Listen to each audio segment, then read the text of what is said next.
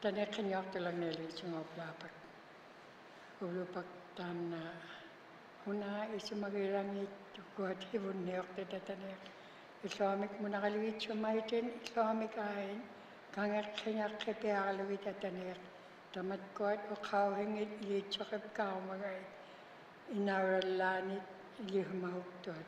Atane kaluit kamanakami kawit. Nalungin niya kawit hibun nakput. Nalungin niya kapko atane kalingon. Kinyak tunga ataramik. Uwanga huy niya ilih mabulunga. Iliwit kamanakana kawit. Unalaka hapingin niya kapko. Ilingan kinyak tunga ataramik. Jesus at kawan. Apiripin. Amen.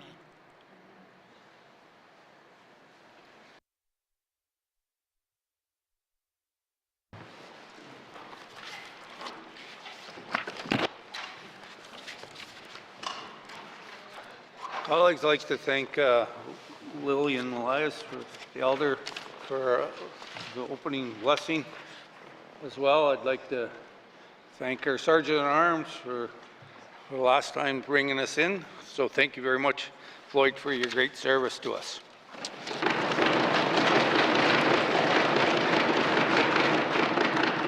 Minister statements. Minister for Municipal and Community Affairs. Mr. Speaker, I had an opportunity to provide opening remarks this week at the 2024 N.W.T. Recreation and Parks Association Conference, and I wanted to recognize the program coordinators, youth representatives, and recreational professionals who have all gathered here in Yellowknife this week. This year's conference theme, Resilience in Recreation, is both timely and relevant. Recreation plays a key role in supporting resilience and equipping participants with valuable life skills in creating a sense of belonging and in nurturing physical and mental well-being. Mr. Speaker, I'd like to thank everyone who has dedicated their time and efforts to promoting recreation and wellness across the Northwest Territories. I would particularly like to recognize the N.W.T. Recreation and Parks Association for their dedication to promotion and delivery of recreation programs in the North. Finally, I want to recognize the How I Survive podcast that officially launched Tuesday through a collaboration between N.W.T. Parks and Recreation Association and the University of Alberta. I look forward to hearing firsthand stories of how recreation gave survivors of residential and day school strength while they were institutionalized. In closing, Mr. Speaker, I hope that all participants have a wonderful conference and bring back valuable insight to their communities. Thank you, Mr. Speaker.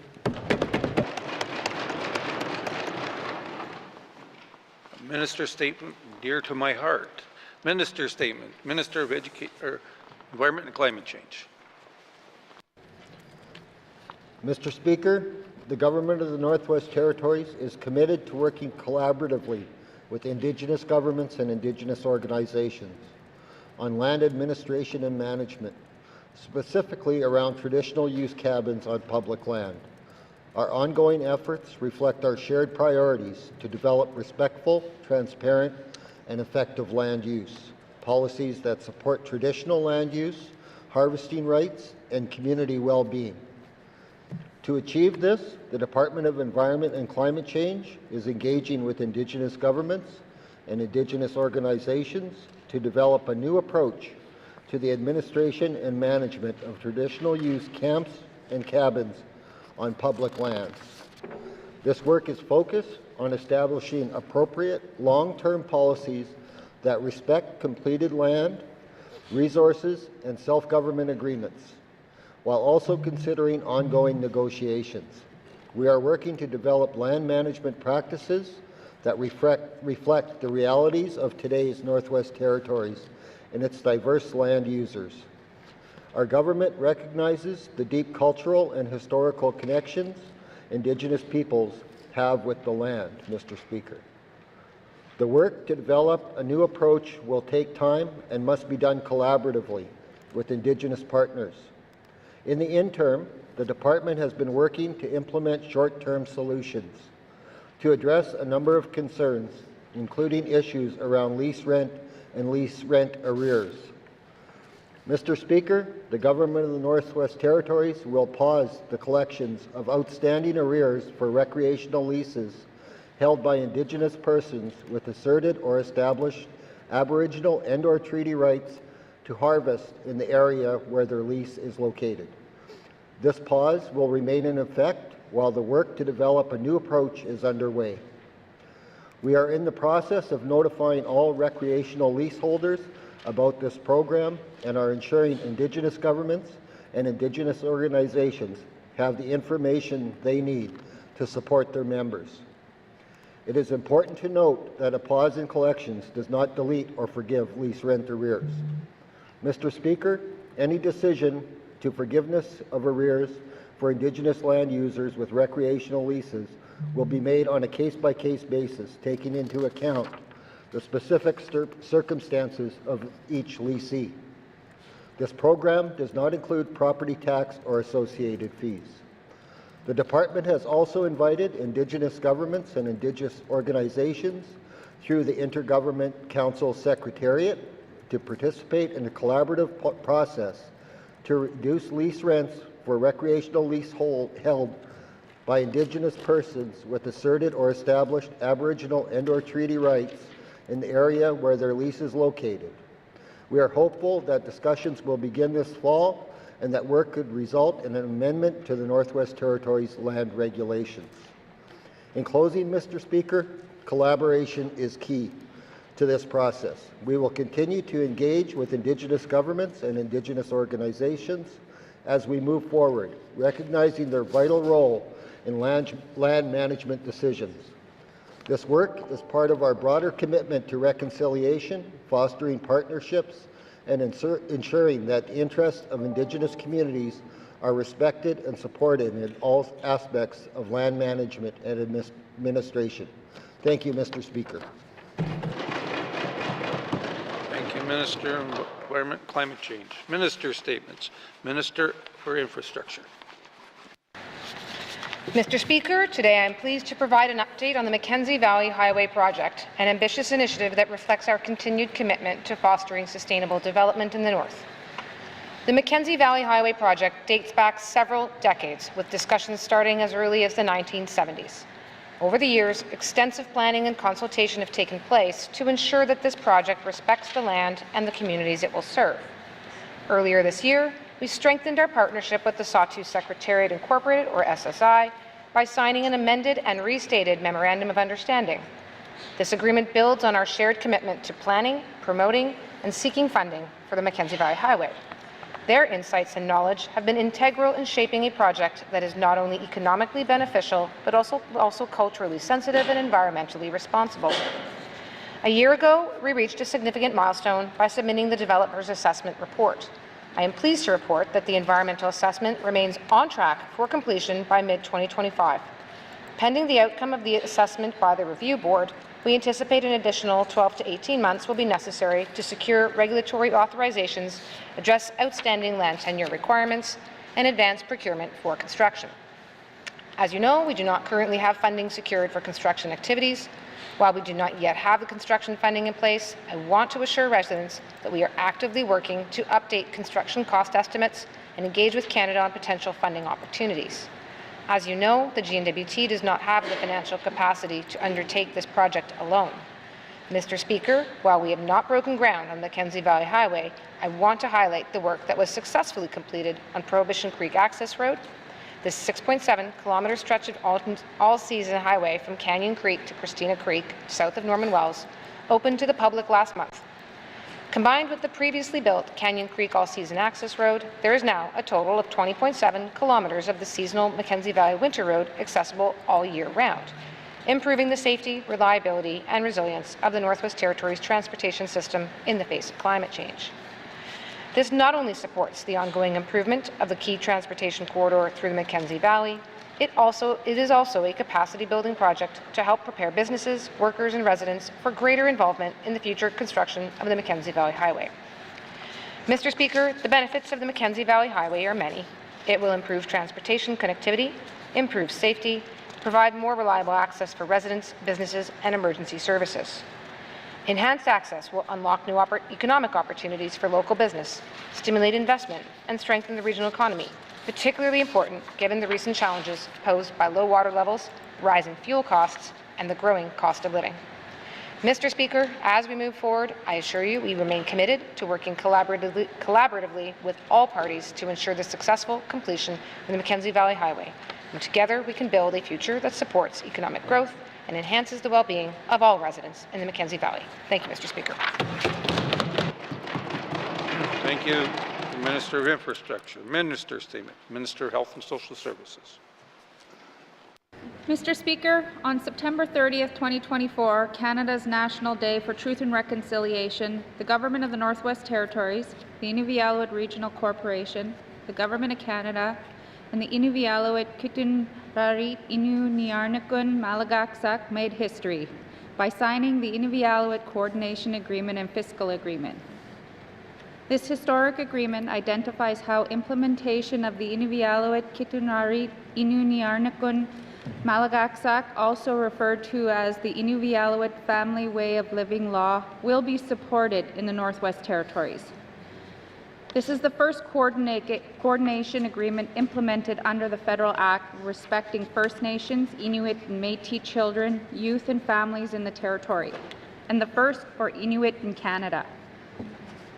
Mr. Speaker, as a part of this agreement, Malagaksak will administer child well-being and advocacy programs for Inuvialuit children, youth and families across the Territory, including voluntary child and family support service agreements. This means the N.W.T's community social service workers will no longer provide voluntary support services and agreements to the Inuvialuit in the Territory. Instead, Malagaksak will provide these services. While the N.W.T maintains responsibility for protection services to Inuvialuit in the Northwest Territories, our government and Malagaksak will collaborate in areas of protection services like investigations, cultural continuing, and housing continuing planning. In the Northwest or in the N.W.T will also maintain responsibility for prevention, including voluntary support and protection services for First Nations, Métis, other Inuit such as Nunavummiut, and non-Indigenous children, youth, and families. Mr. Speaker, we understand the successful implementation of the Inuvialuit Coordination Agreement requires collaboration and a shared vision. To that end, the Government of the Northwest Territories is committed to working with the Inuvialuit Regional Corporation, Malagaksak, Canada, and all frontline staff to ensure a smooth and effective transition. For a long time, Indigenous communities have voiced concerns about the delivery of child and family services, both past and present, often highlighting the overrepresentation of Indigenous children and youth in the system. In response to these concerns, the Department of Health and Social Services continues to work to fundamentally shift child and family services to our culturally safe system. Mr. Speaker, we have a standing offer with all Indigenous governments in the Northwest Territories to meet and discuss N.W.T's implementation of the Federal Act respecting First Nations, Inuit, Métis children, youth and families, and to share information and discuss opportunities for exercising jurisdiction related to the child and family services outside of self-government agreements. I encourage all Indigenous governments to reach out to my office to continue this conversation. Once again, Mr. Speaker, I would like to congratulate the Inuvialuit Regional Corporation on this historic achievement and thank them, the Malagaksak and Canada, for working with us to finalize this agreement. Thank you, Mr. Speaker. Thank you, Minister of Health and Social Services. Minister statements. Minister statements. Before we go any further, colleagues, I'd like to recognize Sheila Bassett-Kellett for being here. She's a former Deputy Minister. She was my boss at one point in time, way back when. And she was a city manager. So welcome to our house. Thank you. Member statements. Member statements. Member from YELLOWKNIFE Centre. Thank you, Mr. Speaker. Mr. Speaker, Northerners really care about their health care. It matters. And a lot of people are saying this, Mr. Speaker, many people. As a matter of fact, they also believe and acknowledge the Minister of Health may mean well, but they really feel deeply down inside that the Minister is out of touch. Many people are telling me this, Mr. Speaker. Good people, such as the workers, the employees, the staff, Mr. Speaker. But they say to themselves, why isn't the Minister in touch with the primary care health doctors' staffing levels and their issues? It should be top of mind. I know it would be top of mind if it was my choice. Why, Mr. Speaker? Because when you're the health minister, you should know what matters to the people, family, and Northerners. That's why I would know the numbers. The minister can't keep hiding between NTHSSA and say, oh no, it's their problem. She either realizes she's in on the problem or not in the problem. I worry that she might have quietly quit and keeps downloading this to the patient experience or the other boards to manage these problems. Mr. Speaker, staffing at the hospital and in our system should be absolutely top of mind. Every day she should be getting reading and results of what's happening over there. I know this because people are telling me, Mr. Speaker, people who know better.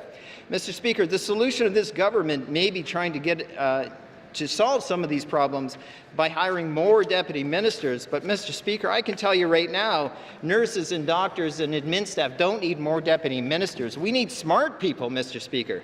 Again, the government solution is getting a Russian nesting doll. Oh. Thank you. Government Leader. Thank you, Mr. Speaker. The member is speaking about individuals who are not on the floor of this House, not here to defend themselves, referencing that the hiring of deputy ministers and said we don't need deputy ministers, we need smart people. I think that's clearly out of line. Thank you, Mr. Speaker. Government Leader, member from Range Lake. Or sorry, Yellowknife Centre. Seems we're always both to blame.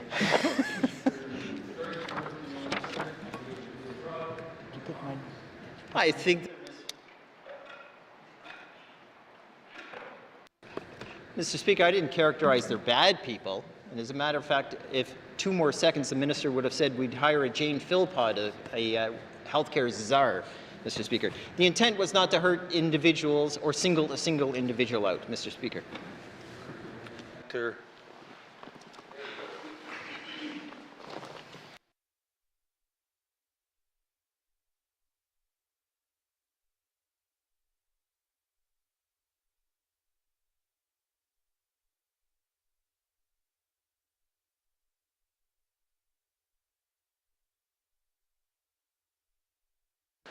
Thank you. Thank you for your time. Member, your comments about the minister is my area of questioning. Do you wish to withdraw those comments about the minister at this time? Mr. Speaker, I can't actually hear, seriously, I'm not wasting time. I can't actually hear what I'm asking to withdraw, to be clear, and to be absolutely clear, Mr. Speaker, I was referring to an entity, not an individual. Thank you.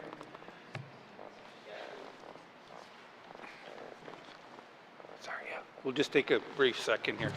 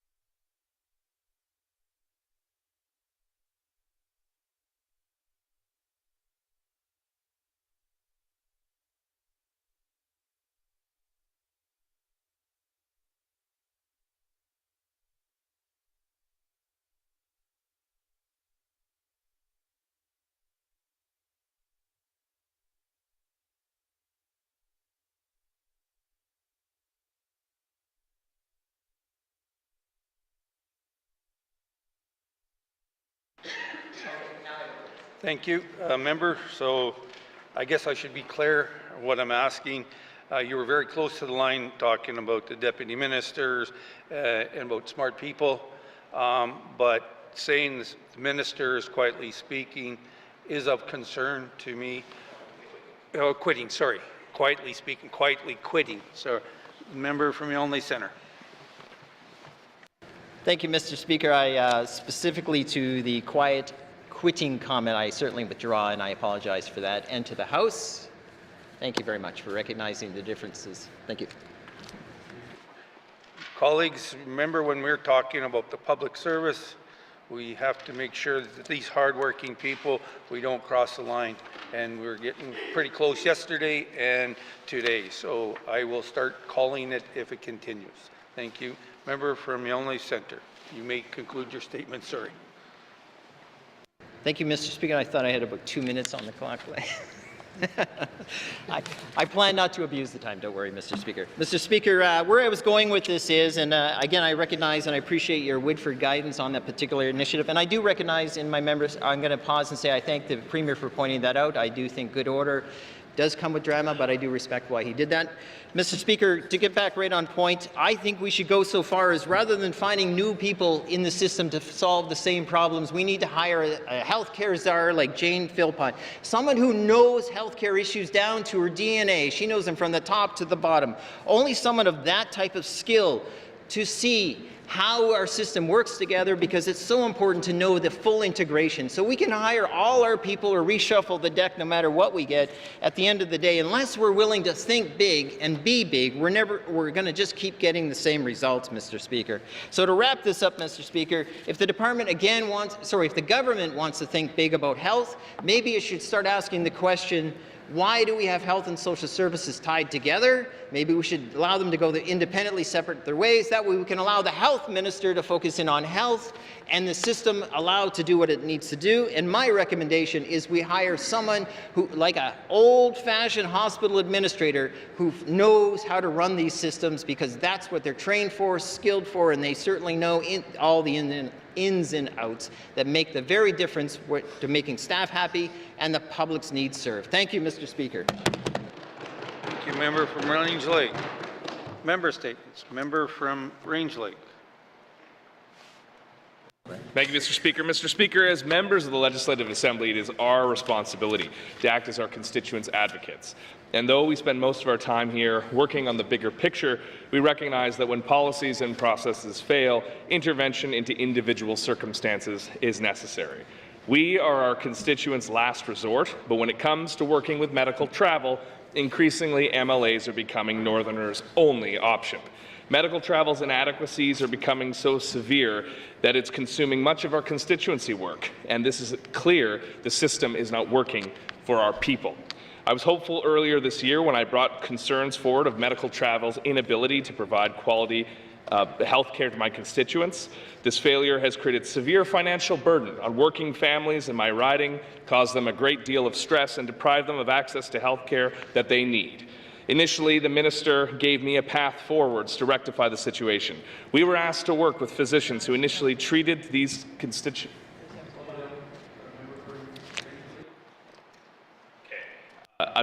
We were asked who initially treated these constituents in Alberta to provide updated paperwork which would supposedly ensure a reimbursement would be forthcoming.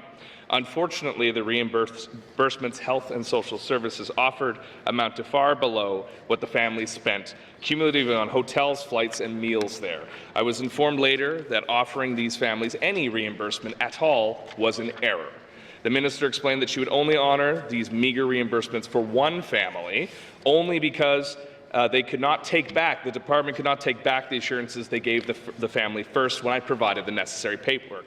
None of the other families I'm working with in my riding will see any reimbursements at all. Shame.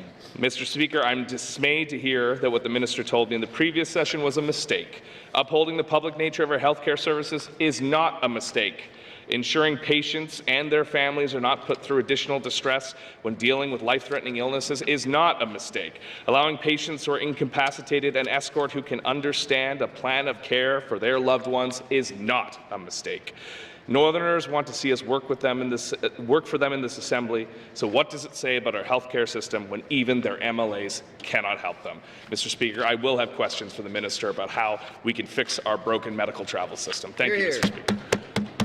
Thank you, member from Range Lake. Member statements. Member from Great Slave. Thank you, Mr. Speaker. I care deeply about the public service. as a past public servant and active local union president. I also recognize that the public service makes up a lot of the working population of this territory, and yes, the numbers of total G&W.T staff have gone up dramatically in recent years. The increase occurs in critical functions that we all rely on, like health care and education supports. But the other thing we don't talk about as much is that through collective bargaining, people in precarious employment, terms or casuals, were made permanent. The increase reflects employees that were given the security and benefits of permanent employment through collective bargaining. Those greater numbers of employees were always there, we just started treating them more fairly. Compensation and benefits can be excellent, but if a work culture is failing to support its workers, they won't want to stay on. We've seen this in healthcare most acutely, but I'm afraid the frustration and malaise has spread to all parts of the public service. This past July, the results of the 2023 Employee Engagement and Satisfaction Survey were released, and employees have said quite clearly throughout all metrics that they are less satisfied with their jobs as compared to 2021. I speak regularly to the president of the UNW, and she tells me that employee morale is at rock bottom. Members are telling the UNW leadership that they are stressed to hear their employer constantly talk about ways to save money. Unfilled positions are being cut, while operational bottlenecks are not being addressed. Usually after a collective agreement is ratified, members feel a bit of positivity, but the UNW is not hearing much of that right now. Unionized employees tell their leadership that they are still stressed about finances, while at the same time feeling like an axe is sitting above their heads. When I was involved with the union, I heard from folks across the G&W.T who said that they felt stuck within a hierarchy that expected unthinking loyalty and did not reward creativity. I have heard my colleague from Frame Lake speak many times about looking to ways that we might flatten those hierarchies and have more program staff feel supported to propose new ideas or more effective ways of providing programs and services without getting shut down or shut out. I think the public service is full of creative people in all parts of this territory who want to feel vital and valued. Mr. Speaker, I've spoken to the Minister of Finance about this very issue for many years, predating my time as an MLA. Seen through the lens of possibility, the 2023 survey reinforces many of my hopes for the public service, that we should be creating opportunities for staff to grow and feel excited to get to do trailblazing work, while being supported through mentorship options that will enable them to get to their and the G&W.T's goals. The best managers I had in the public service treated me as a respected part of a team, where everyone's input had value and was discussed openly. If we want to build a positive G&W.T culture, we need to infuse that culture with cooperation and support within our workforce, as well as for those whom we serve. Mr. Speaker, I will have questions for the Minister of Finance at the appropriate time. Thank you. Thank you. Member from Great Slave. Member statements. Member from Yellowknife North. Thank you, Mr. Speaker. Mr. Speaker, on a heartwarming note to end the week, I'd like to shine a spotlight on the transformative work that the N.W.T Literacy Council has been doing in communities across the territory.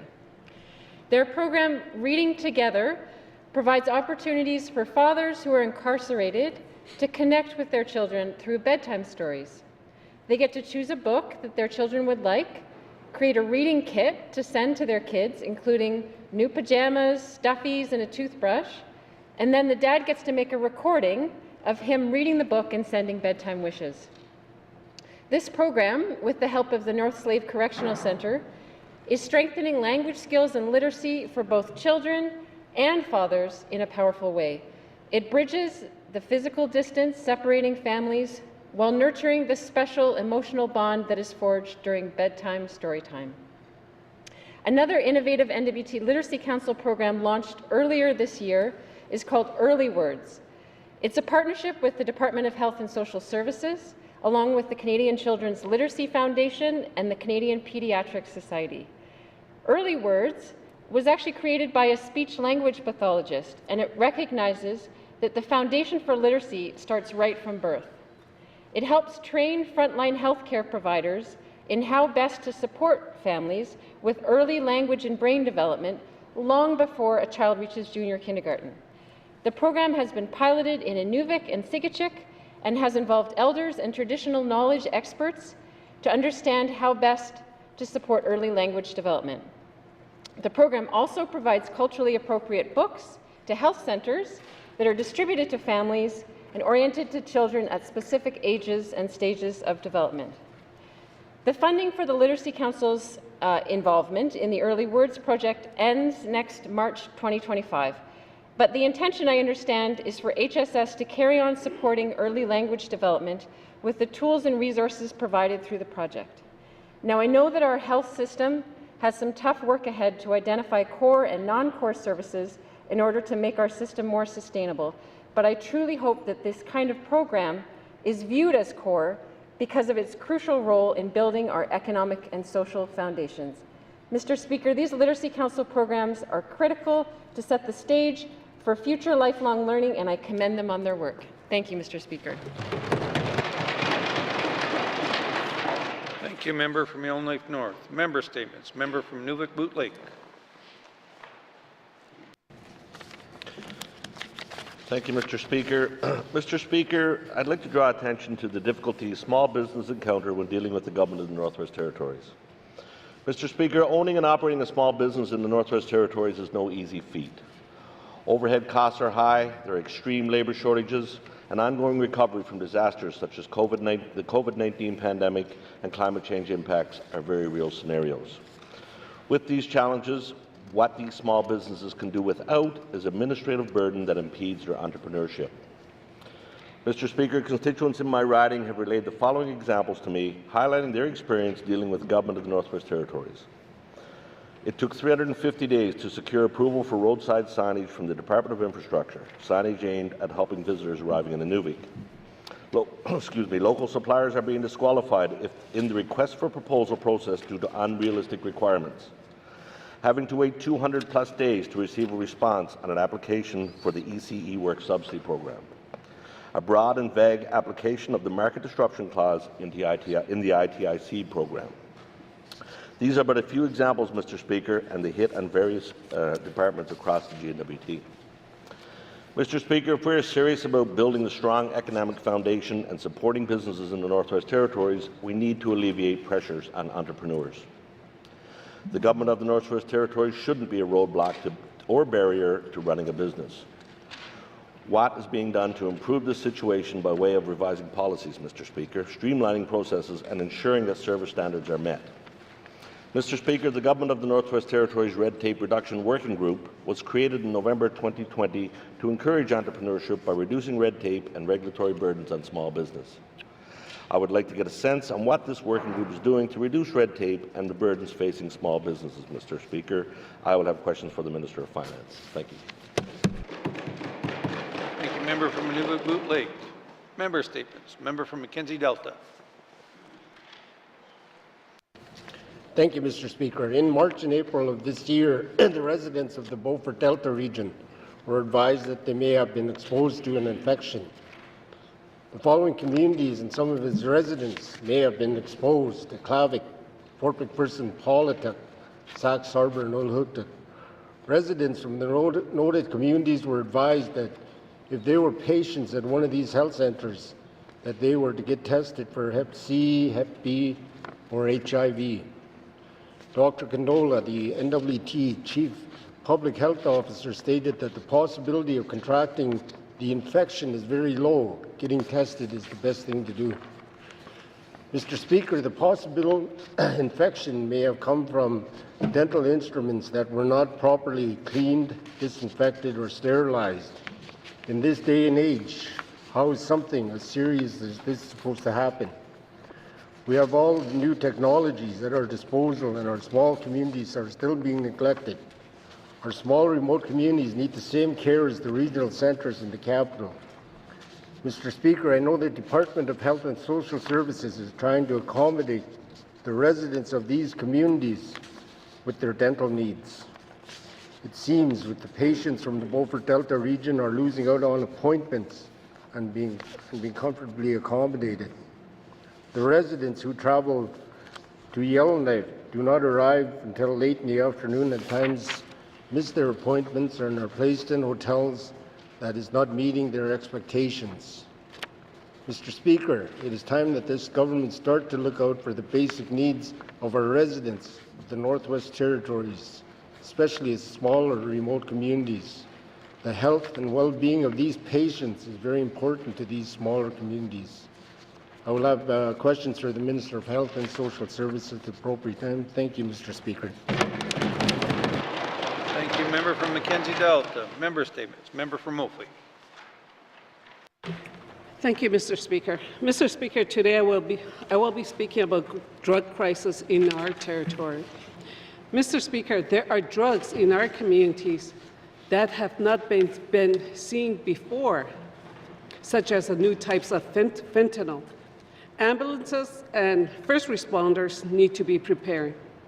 We all know illegal drugs are causing chaos and affecting safe housing. I am worried that in areas where there is a lot of drug use happening, our most vulnerable residents will not get the support they need. Mr. Speaker, we have heard that public advisories have been issued related to the detection of certain drugs.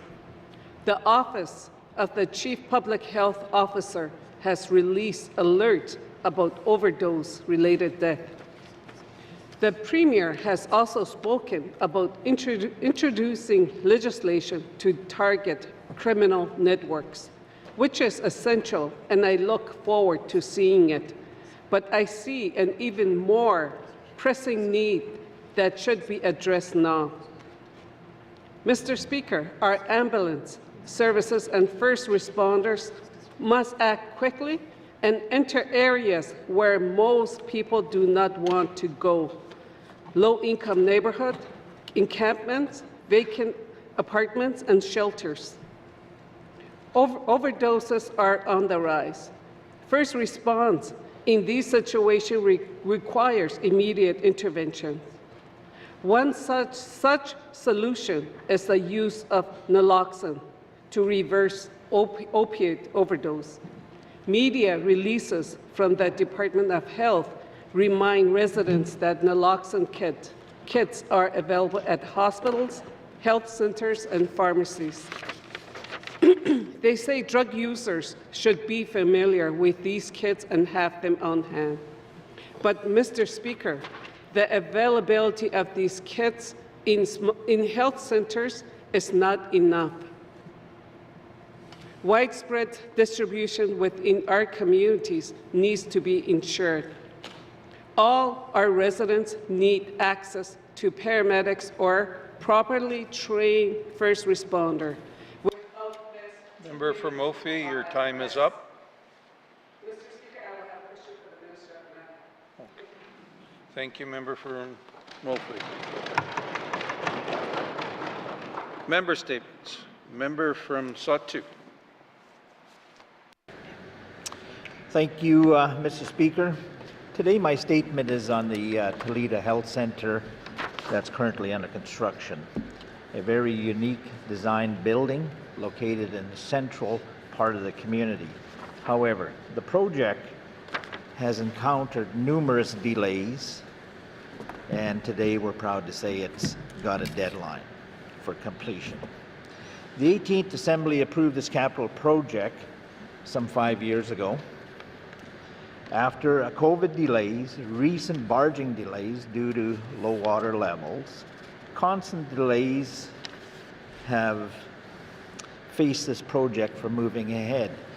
I was proud to escort the Minister of ECC and the Minister of Health and Social Services there during the week of September the 23rd. Another delay happened where we couldn't make the trip into Toledo to see the building and the residents as well because of bad weather. However, with deteriorating materials as we move along, the project is now at the very foot of a schedule that's going to see completion within the next couple of years. Mr. Speaker, this is a very essential building, and as I mentioned, one long overdue. And despite the fact of challenges I'm proud to say underneath this new administration or this new leadership, we're going to see the light of day. Later I will have questions to the appropriate minister. Mussey. Thank you, member from the Statute. Member statements. Member from Frame Lake. Thank you, Mr. Speaker. Mr. Speaker, last night the Premier and Health Minister presented to the Standing Committee on Social Development on their new Health System Sustainability Unit. I want to be clear that I commend the Premier for taking this action and support this initiative. Mr. Speaker, I also wanted to get some comments on the record about this initiative. I heard staff saying they're not just looking at reducing service, but repeatedly referring back to the core services inventory. So it really seemed to me like services are currently the focus, and appreciated the Premier's reassurance in that regard, and just wanted to, again, get my comments on the record that I want us to look a little deeper. Mr. Speaker, in March, the Territorial Medical Association sent a letter to the Minister of Health titled Restoring Balance, with a number of recommendations for improving system sustainability. Those recommendations included reducing unnecessary medical travel, reducing inefficient administrative tasks, workforce planning, and optimizing partnerships for quality improvement. So there are a lot of changes aside from just service reductions that we can look at, Mr. Speaker. Mr. Speaker, the N.W.T. advocated for re-evaluation of the health system's leadership model. This included the following recommendations, which are particularly relevant to assessing the current management structures. They recommended that we analyze the efficiency of the current administrative model, including identifying and reducing any duplication of management positions between Health and Social Services and NTHSSA, and supporting a distributed leadership model that encourages problem-solving close to the source rather than top-down decision-making. Mr. Speaker, when we talk about system sustainability, we need to be talking about the management and staff retention concerns members have been detailing repeatedly in the House this sitting and have pointedly emphasized in our Accountability and Oversight Committee report read into the record yesterday. Mr. Speaker, I stand by that report and support and encourage the Minister to take bold and decisive action to address these issues. As a start, Mr. Speaker, I'd like to see a public acknowledgement by the Minister of the significant systemic issues facing our healthcare system and public communication of a comprehensive plan to address them. Mr. Speaker, the principles of good leadership and management tell us that listening to frontline staff is key to effective decision-making. Let's listen to our doctors and nurses' suggestions and carefully consider them in reviewing healthcare system sustainability. Mr. Speaker, I ask for unanimous consent to conclude my statement. Thank you, member from Frame Lake. Member from Frame Lake is asking unanimous consent to conclude his statement. Seeing no nays, you may conclude your statement. Thank you, Mr. Speaker. Mr. Speaker, the System Sustainability Unit needs to rate options based on potential savings, level of impact, and ease of implementation. And I can't overemphasize enough the need to use change management principles and comprehensive planning when changes are proposed. We have to plan out our changes carefully to ensure effective implementation. Mr. Speaker, we are in this together. I know the Health Minister wants to see change. I know MLAs want to see change, and staff want to see change. Let's get it done. Thank you, Mr. Speaker. Thank you, member from Frame Lake. Member statements. Member from Statute. Thank you, Mr. Speaker. Today I would like to talk about trauma and substance abuse problems, of which trauma is a priority of this government. Here in the Northwest Territories, Mr. Speaker, especially in our small communities, we see intergenerational trauma and its impacts. Broadly, intergenerational trauma can be caused by a variety of different factors, including removal from homelands, genocide, sexual or gender violence, institutionalized and direct racism, incarceration, and exploitation. We are all aware of the legacy of the residential school systems in the N.W.T. The tragic effects of these are still visible today, and we have led to trauma that is passed on through generations. Mr. Speaker, many of those who went to residential schools turned to substance abuse as a way of coping. We know from government data that rates for alcohol abuse are high in the Northwest Territories. According to a 2023 report from the N.W.T Statistics Bureau, 72.3% of current drinkers in the Detroit riding are classified as heavy drinkers. Mr. Speaker, we hear about the youth in Fort Smith this morning on CBC radio. This is also happening in our communities. Addictions destroys families. There is a strong link between trauma and addictions. Intergenerational trauma is alive and well from the government's decades of abuse of our people. I would like to know what our government is doing to address this problem. What opportunities are in place for healing for our people? I will have questions for the Minister of Health and Social Services later. Thank you, Mr. Speaker. Thank you. Member from the Date Show. Member statements. Member from Tune-Day-Willity. Thank you, Mr. Speaker. It should be no surprise that after hundreds of years of colonial governance, Indigenous communities struggle with our health care services, and still do to this day. Our community has a long history of discriminatory practice such as forced sterilization, lack of acceptance for health and healing traditions, and this has fostered much more fear and mistrust. This is compounded by the fact that their communities remain unserved by health and care services, all the while they suffer more than other populations from serious illness such as cancer due to contamination and pollution. It should therefore come as no surprise that they struggle to work with healthcare staff who often come from outside of the north, and they struggle too because they are often just as supported as the communities they are trying to serve. In the last assembly, improving culture safety in our healthcare system and increasing services in our small communities was a big priority, resulting in a report brought forward by the previous minister which focused on providing the North with a culture safety action plan. As a result, Culture Safety Anti-Racism Unit within the Department of Health and Social Services and Indigenous support staff at the Office of the Client Experiences. However, my communities remain frustrated with a lack of community-based long-term care, Northerners-based addiction treatment options, widespread midwifery services, and recreation services for the youth. Now, the Dene Nation has come forward with their own recommendation for this government to improve Indigenous health care. They are seeking the creation of a healthcare task force to ensure the development strategies that are more responsive to the Dene people and their needs. Provisions to provide healthcare workers with cultural training to enable them to understand and respect the values and beliefs and customs of the Dene people, and establishment of healthcare clinics in underserved areas where there is significant geographical barriers of lack of adequate and health infrastructure. The right of healthcare is for the Indigenous nations and is a treaty right, as the treaty included a clause to provide each community with a medicine chest. Today, it feels like they're simply establishing more bureaucracy in the healthcare system and paying more administration to support Indigenous healthcare, instead of honoring and responsibility of provided my communities with staff, resources, and strategies they need to live with happier lives. Mr. Speaker, I would have questions for the Minister at the appropriate time. Thank you. Member from Tune-Day-Willity. Member statements. Colleagues, Julie was born on February 11th, 1966, to Napoleon and Mary Jane Koppelbank from Fort Nelson, BC. She was the sixth child of 10 siblings. Julie grew up in Fort Nelson when the family eventually moved to the town of Fort Nelson in 1973. The family loved to tell the story about when she was 4 years old. She would constantly cry after her older siblings when they would head off to school.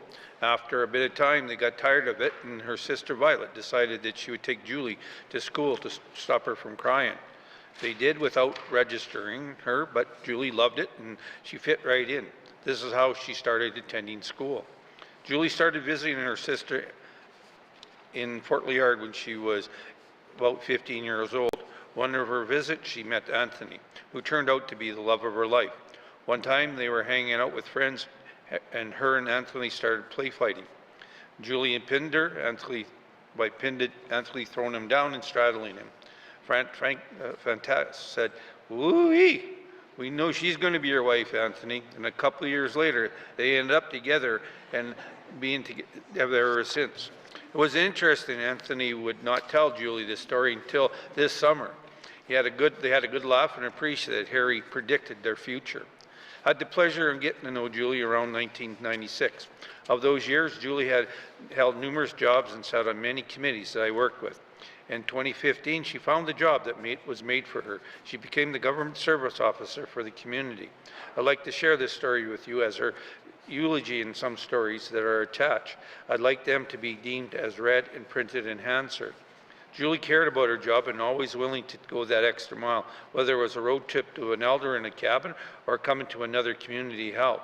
During the summer of 2023, she came to Fort Simpson, and her and my CA helped the evacuees fill out the forms so they could get help from the government. That was a typical Julie. Another of her passions was hand games. She started the Fort Liard Hand Game Society with her nephew, A.J. Coupleblanc, and Margaret Klondike, Tyrone Burrow, and late Robert Lowe, and later Robert Lowe and Rosalind Firth. She loved to follow the hand games team, whether it was in person or multiple phone calls to her nephew to see how they were doing.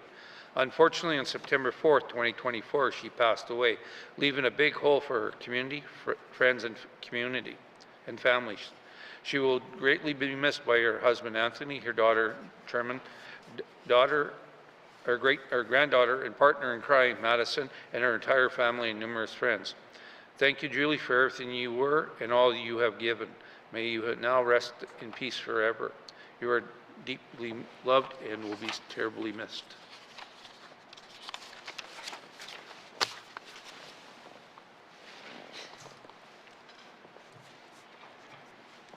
Member statements, member statements. Returns to oral questions, returns to oral questions. Recognition of visitors in the gallery. Member from the Statute. Thank you, Mr. Speaker. It gives me privilege to recognize Maureen McKinnon, the teacher from the Cove Lake School, who is escorting the pages, Briley and his brother Mason. Welcome to the Assembly. Merci. Recognition of visitors in the gallery. Member from Yellowknife North. Thank you, Mr. Speaker.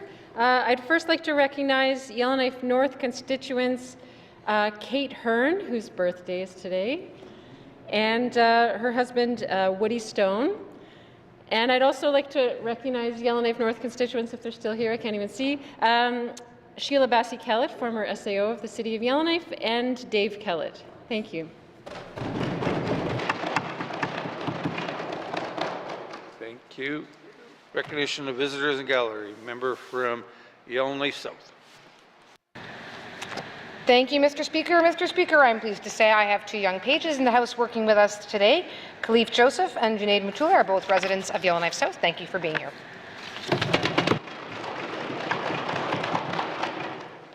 Recognition of visitors in the gallery. Recognition of the visitors in the gallery. Member from Trinity-Willity.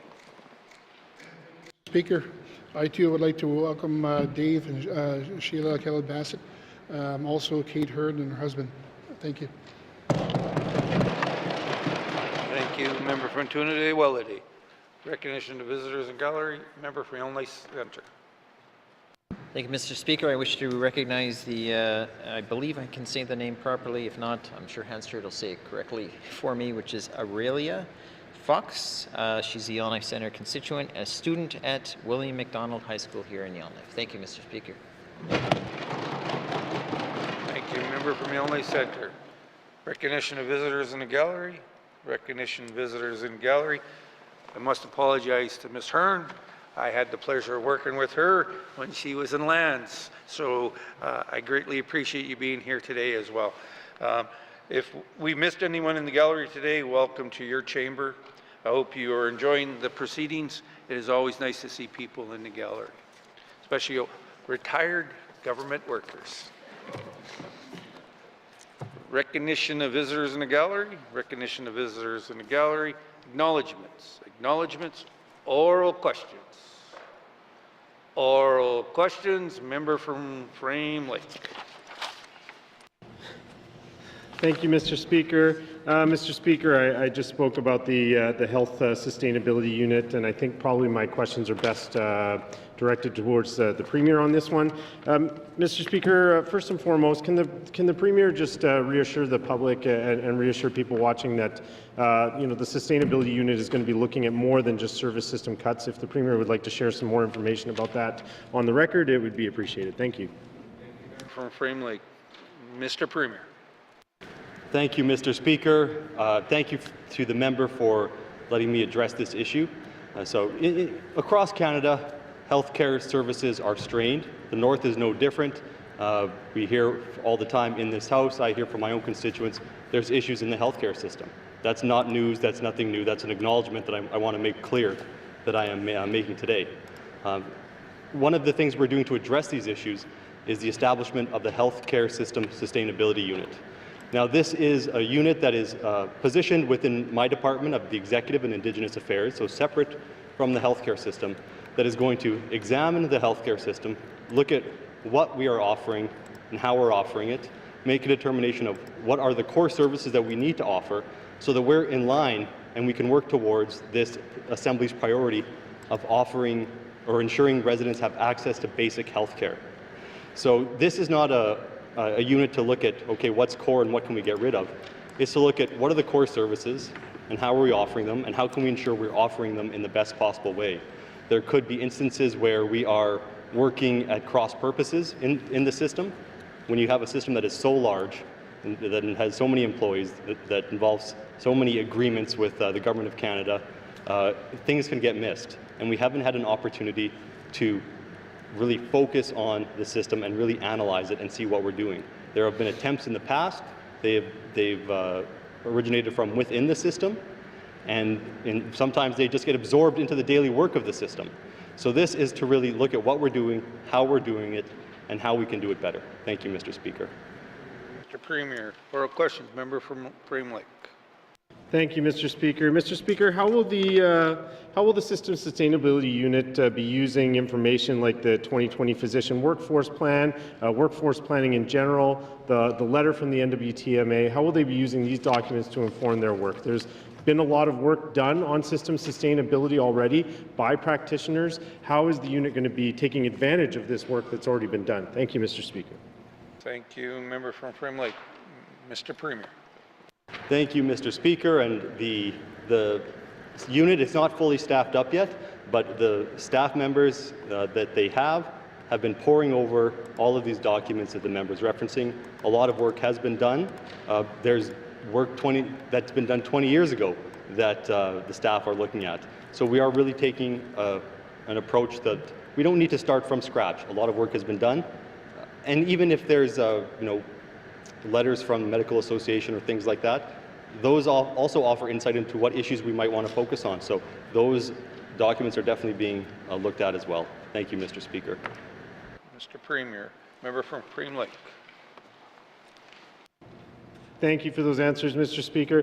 Mr. Speaker, how will the N.W.T. Medical Association, the Nurses Union, other organizations like that be engaged and have input into the decisions being made by the Healthcare Sustainability Unit?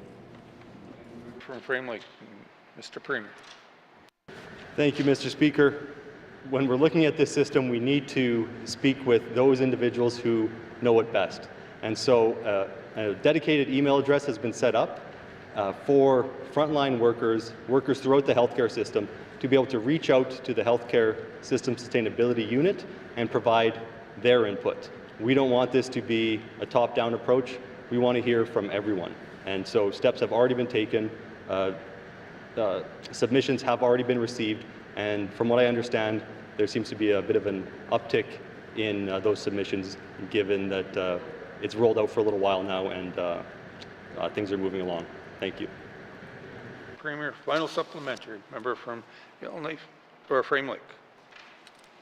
Thank you, Mr. Speaker. Mr. Speaker, I appreciate that they've set up an email address. I think what I'd appreciate is kind of a reassurance that there's going to be fundamental inclusion in the decision-making by practitioners, by frontline staff. I noted the gap in my member statement of this happening in the healthcare system. It's not happening enough, this fundamental inclusion. So how is the Healthcare System Sustainability Unit going to be including practitioner input into their decision-making beyond just an email address, but maybe having physicians, nurses, representatives at the table? Thank you, Mr. Speaker.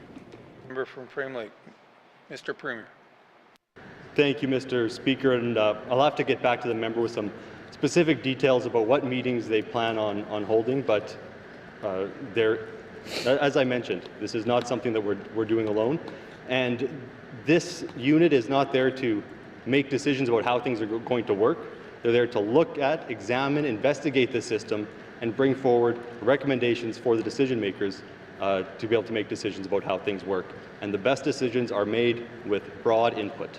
Thank you, Mr. Speaker. Mr. Premier. Oral questions. Member from Yellowknife Centre.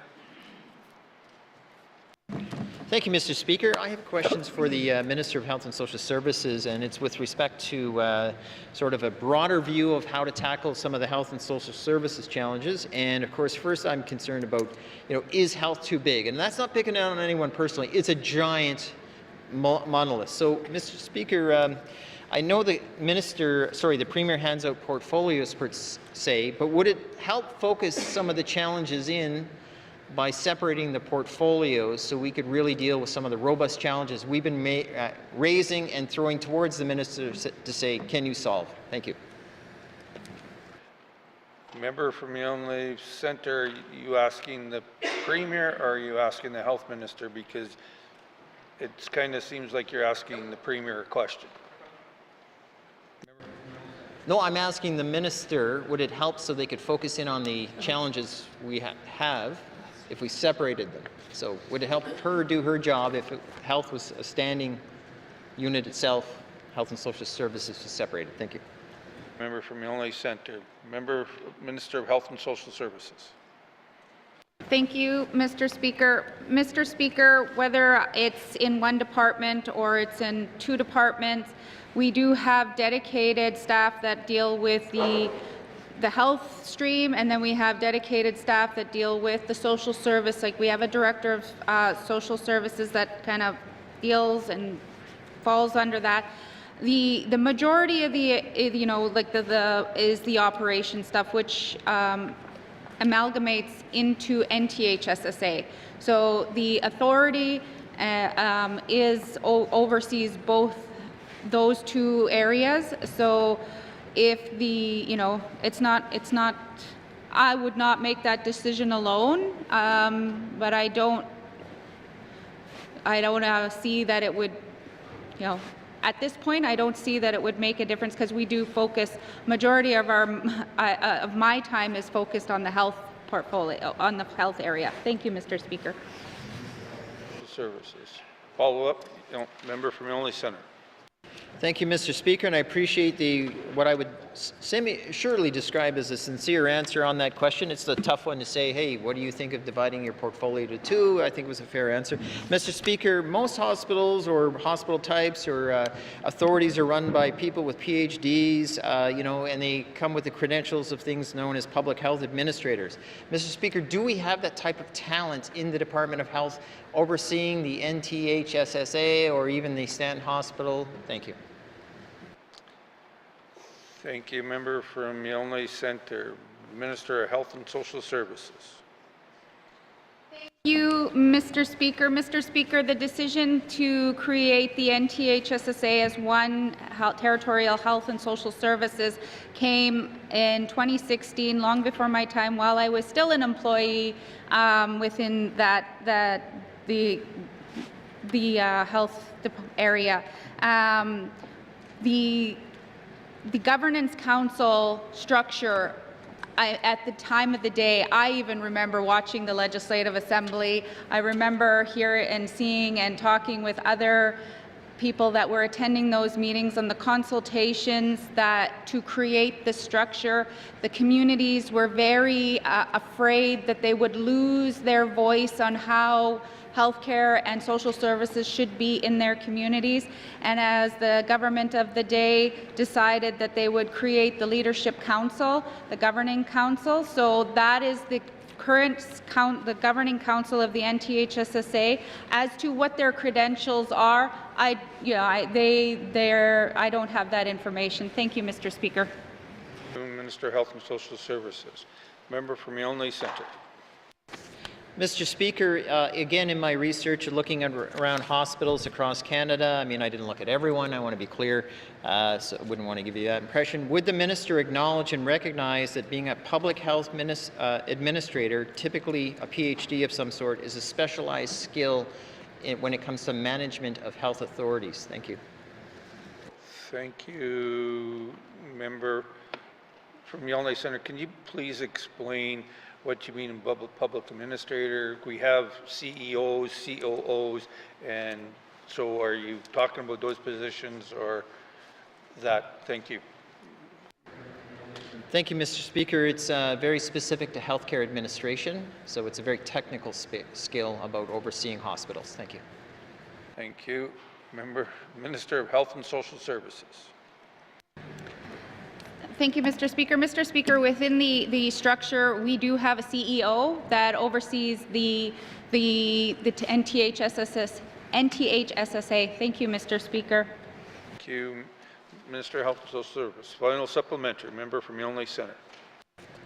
Thank you, Mr. Speaker. Mr. Speaker, my understanding is we do not have someone of that type of caliber in our system. Can the minister confirm we have no one of that credentials of being a public health administrator or a PhD level person running the management of these types of authorities in our system currently today? Thank you.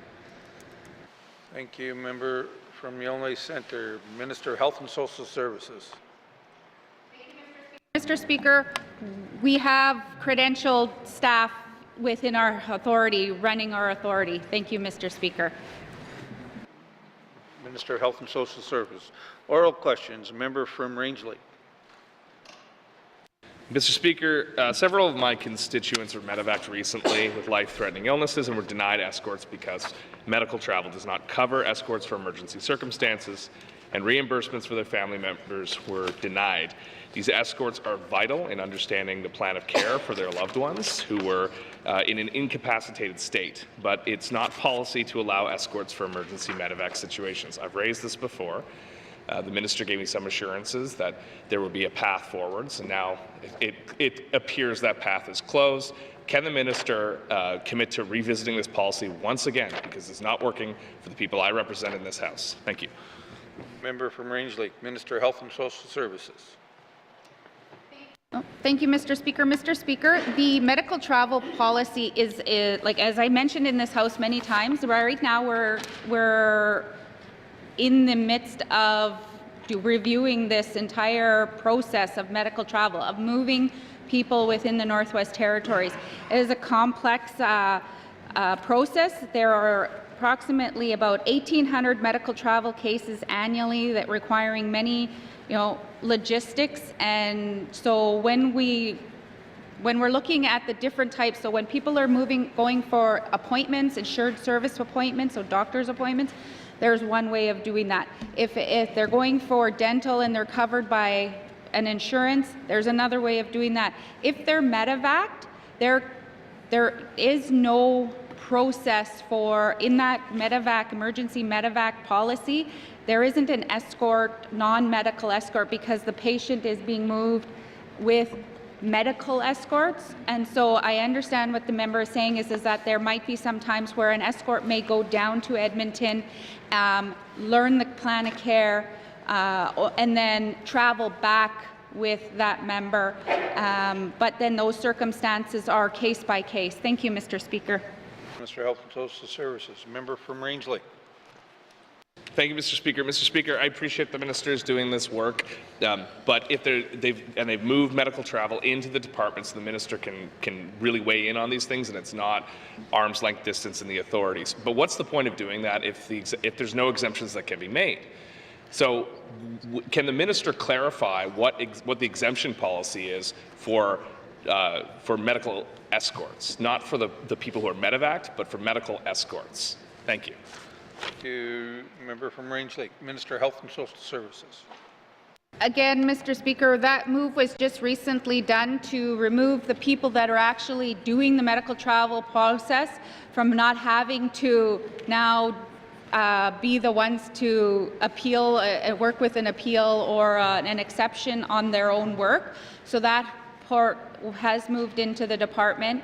The member is asking what good is that? Well, every case is case by case, and then it's looked at. So there's not like a tick list of everything because it's new within the department. So there's not a case, but there's not a line by line item as to what it is. Thank you. Minister of Health and Social Services, member from Range Lake. Thank you, Mr. Speaker. Would the minister agree that being present for a plan of care for a loved one who's incapacitated would meet the criteria for an exemption? Thank you. Range Lake, Minister of Health and Social Services. Thank you, Mr. Speaker. Within the policy, we do have the policy. So if there are decision making, if there are exceptions to some of those policies, I can't speak to the specific case, but like I said, every case is looked at individually because every time we get BFs, there's more information. Everything is so complex for every different person. It's not the same for every single person that's traveling. Thank you, Mr. Speaker. Thank you, Minister of Health and Social Services. Final supplementary, member from Range Lake. Thank you, Mr. Speaker. Mr. Speaker, I can tell you my constituents are frustrated. I can tell you this family is very frustrated. I hope the minister will bring something practical about how to improve the system. But one thing I'll say, the rates are far too low to cover the costs of today. When is the minister going to adjust those rates to reflect the reality of today's costs? Thank you. Minister of Health and Social Services. Mr. Speaker, and I'm really glad that the member has asked that because that has been asked in this House over and over and over again many times. The rates are to make things equitable in the territory, so the rates fall in line with all of our policies, some of our policies that are federally funded, and we try to match what those rates are so that it's equitable across all residents with that. And yes, times have changed, things cost more. That is in the review process. The one thing that I would like to highlight is if we that's a decision that will have to be made once we have all of those in front of all of the recommendations in front of us with medical travel policies. Can we afford all the changes that we want for every person, every elder, all of the rates to be equivalent to what we've heard in this House many times, to government rates that are negotiated through the collective agreement? There's costs after costs. It's going to make the changes, and once we have all those recommendations and it's reviewed and recommendations put in front of us, we will have to make those decisions. Thank you, Mr. Speaker. Thank you, Minister of Health and Social Services. Oral questions. Member from the Statute. Excuse me. Thank you, Mr. Speaker. My follow-up to my statement here are questions to the Minister of Health and Social Services. My first question there, Mr. Speaker, is the Toledo Health Centre. Can the Minister provide an update on the progress of that unit? Thank you. Thank you, Minister, or member from Statute. Minister of Health and Social Services. Thank you, Mr. Speaker. Mr. Speaker, I'm not sure if the member wants me to answer it all in one question, but the project has remobilized to the site and work has resumed this past summer of 2024, with the completion date of 2026. This summer, due to low water and the no barges, that we, in order to not delay this project any further, that materials were expedited through air freight to the community, so the work could continue. Thank you, Mr. Speaker. Minister of Health and Social Services, member from the Statute. Thank you, Mr. Speaker, and thanks to the Minister for that progress update. Now we've got a date or a year. It's I've seen the drawings and the colored designs. It's a very beautiful building with other features that the old facility didn't have. My next question to the Minister is, with this new modern facility, will there be additional staff opportunities? Thank you, Mr. Speaker. Two, Minister of Health and Social Services. Mr. Speaker, what will happen is the current staff will transition into the new building. There hasn't been any planning on new staff, but what I will say is that we are in the process, in the early processes of looking at our health centers and the model of how we provide health services in our communities, in our small communities. And so, that's going to take some time and analysis to look through, because what happens in some small communities is not the same in the others. Some communities are bigger. So at this point, no. Thank you. Minister of Health and Social Services. Member from the Statute. Thank you, Mr. Speaker, and thanks to the Minister for those two replies. It gives a better knowledge on the schedule of the construction. My last question is that will the Minister work with my office for the additional materials that were there and got deteriorated, call it old stock? I've been getting some inquiries that local people are interested in the old material. Thank you, Mr. Speaker. Thank you, Member from the Statute. Minister of Health and Social Services. Thank you, Mr. Speaker. Mr. Speaker, I will talk to my department and I will talk to the Minister of Infrastructure. I'm not sure how that process and what materials are there and if they're no longer usable, but I can follow up on that material and what's the plan for it. Thank you, and get back to the member and thank you, Mr. Speaker. Or Minister of Health and Social Services. Oral questions. Member from Nuvik-Boot Lake. Thank you, Mr. Speaker. Mr. Speaker, in my member statement, I spoke about the issues entrepreneurs are having in Inuvik in processing applications and so on and so forth online. I referenced the 2020 red tape reduction group. My questions for the Minister of Finance. Is this red tape reduction group proactively addressing these issues to address and streamline the application processes, and if so, how? Thank you. From Nuvik-Boot Lake, Minister of Finance. Thank you, Mr. Speaker. Mr. Speaker, the Red Tape Reduction Working Group was always set up to be an opportunity and a repository where anyone can direct them to an issue of red tape. So there's an email set up, there's an opportunity, redtape@gov.nt.ca. It's quite simple. They receive information about people who are running into, frankly, exactly the types of situations the member mentioned earlier, and then they will action them and they will investigate them and can coordinate across departments to find solutions. And I can say it actually hasn't been as fruitful as I would think it should be for the number of times I hear people say there's red tape out there. So, I appreciate being able to sneak that email address in. I really do hope people can use it. And I can certainly say I intend to follow up on the items I heard earlier in the member statement. Thank you. Minister of Finance. Member from Nuvik-Boot Lake. Thank you, Mr. Speaker. Thanks to the Minister. And yes, oftentimes people have complaints and they'll bring them to their MLA or they'll bring them to their community leadership, but have an opportunity to bring them to a website or an email like the Minister said, and unfortunately don't do that, so we need to find a way to be a little more proactive. Having said that, Mr. Speaker, does the Minister know how many files or how many policies have been reviewed based on the information that has been collected by the Red Tape Review? Thank you. From Nuvik-Boot Lake, Minister of Finance. Thank you, Mr. Speaker. So since November of 2023, when I believe that's when the email went live, there have been 3 matters formally submitted, all regarding different N.W.T processes. Mr. Speaker, I appreciate the comment about being more proactive. We did also go through the process earlier this year in seeking suggestions about more efficiency and specifically directing that to the public service. And in that regard, received over 1,800 suggestions about finding efficiency from about 900 individuals, with different ones raised by different people. So there certainly are different ways to bring this out there and to get people involved, and don't want to lose track of finding a better way that we can get the ideas that are out there and the issues that people are running into in front of this group. Thank you. Minister of Finance. Member from Nuvik-Boot Lake.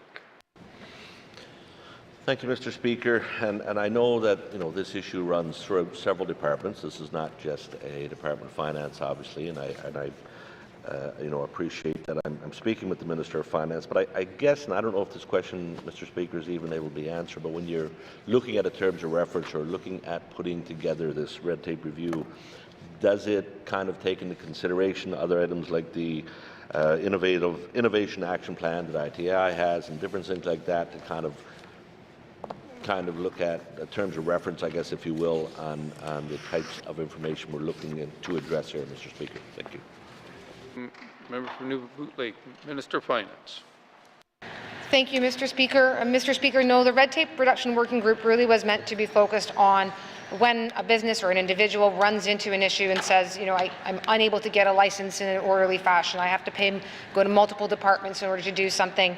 I've sought permissions or an opportunity. I can't get it done, being sent around. This was an opportunity to say, okay, look, take that to the working group. They will cross those different departmental lines. Sometimes it's divisions within a department, and they'll action that. But other elements of the Innovation Action Plan and such is a different element of what's going on. To the extent that there's barriers or blocks between different silos, again, that certainly could come to the working group. They could potentially get involved, but it really was meant to be something looking at how we are servicing the residents and businesses in the Northwest Territories. Thank you. Minister of Finance. Oral questions. Member from Great Slave. Thank you, Mr. Speaker. Mr. Speaker, my questions are also for the Minister of Finance. I am eagerly awaiting the 2023-24 Public Service Annual Report, which is a really nerdy thing to say. Can the Minister sneak peek a preview and tell us if the exits by reason shows an increase or decrease in resignations? Thank you, Mr. Speaker. Thank you, member from Great Slave. Minister of Finance.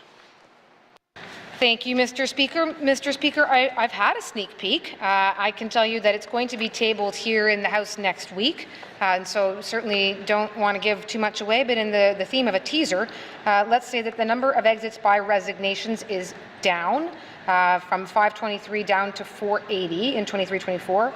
The number of exits down and generally down overall from 951 in 22-23 to 810 overall in 23-24. Thank you, Mr. Speaker. Minister of Finance, member from Great Slave. Thank you, Mr. Speaker. That's some tentatively possibly good news. When it was last mentioned in the 22-23 annual report, the Leadership Development Program was on a hiatus since July of 2020, and an expected new option was to launch this year, Mr. Speaker. So can the Minister tell me the status of this program? Thank you. Thank you, member from Great Slave. Minister of Finance. Thank you, Mr. Speaker. There were some delays in getting this program back up and running to the caliber quality that we were hoping for. I am pleased to say that we partnered with Aurora College and that there is now the Leadership Development Program. It started just this month. Again, pleased to also say it is fully subscribed for Level 1, which is currently running. Level 2 starts in January of 2025, and that will continue till August 2025. I don't know where that is at in terms of its interest level, but again, very happy to see that the first round is fully subscribed. Thank you. Minister of Finance, member from Great Slave. Thank you, Mr. Speaker. Again, a little bit of tentative good news there.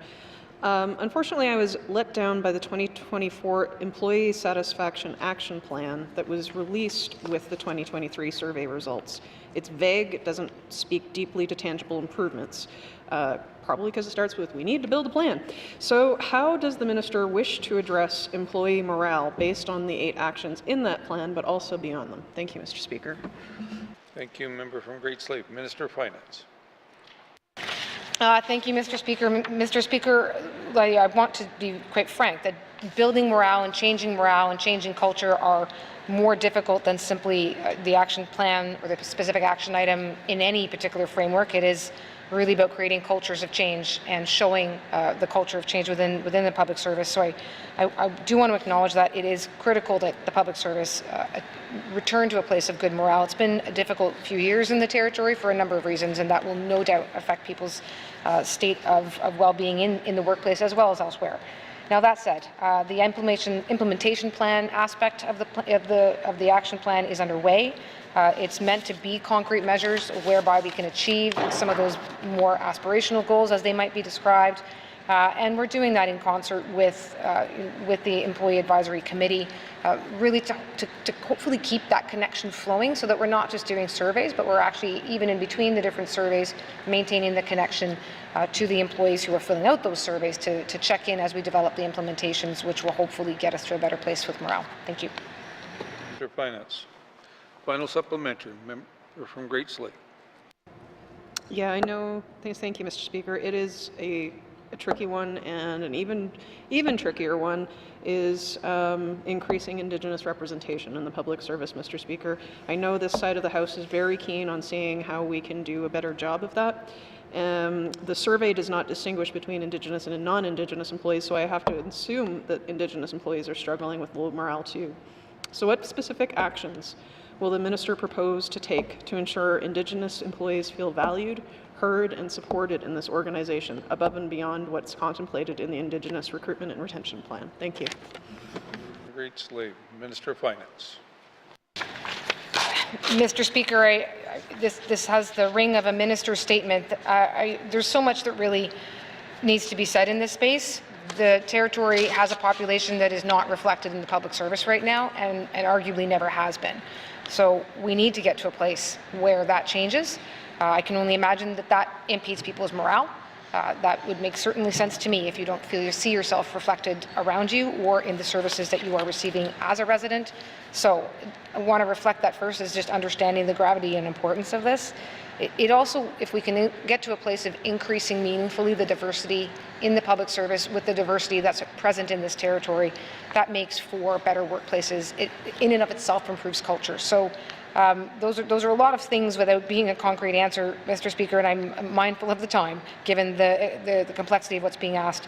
We do now have online, published the reporting back in on the targets in the Indigenous Recruitment Retention Framework, which is really a very targeted document that's meant to change where we're at, to change who's employed, to really focus very specifically by department, by division, and by level who's employed. So I would ask folks to take a look at them. It's going to take some time to turn those numbers around, but we aren't going to do it if we aren't being held to account. So I want folks to go look at those numbers and to see where we're at and to raise those questions, because that will hopefully show that we're trying to be responsive and trying to be honest with the problem that we have in front of us. Thank you. Mr. Finance. Oral questions. Member from Mackenzie Delta. Thank you, Mr. Speaker. Although the Chief Public Health Officer stated that the possibility of contracting Hep C, Hep B, and HIV is very low, to date, have there been any confirmed cases within the Beaufort Delta? Thank you, Mr. Speaker. Mackenzie Delta, Minister of Health and Social Services.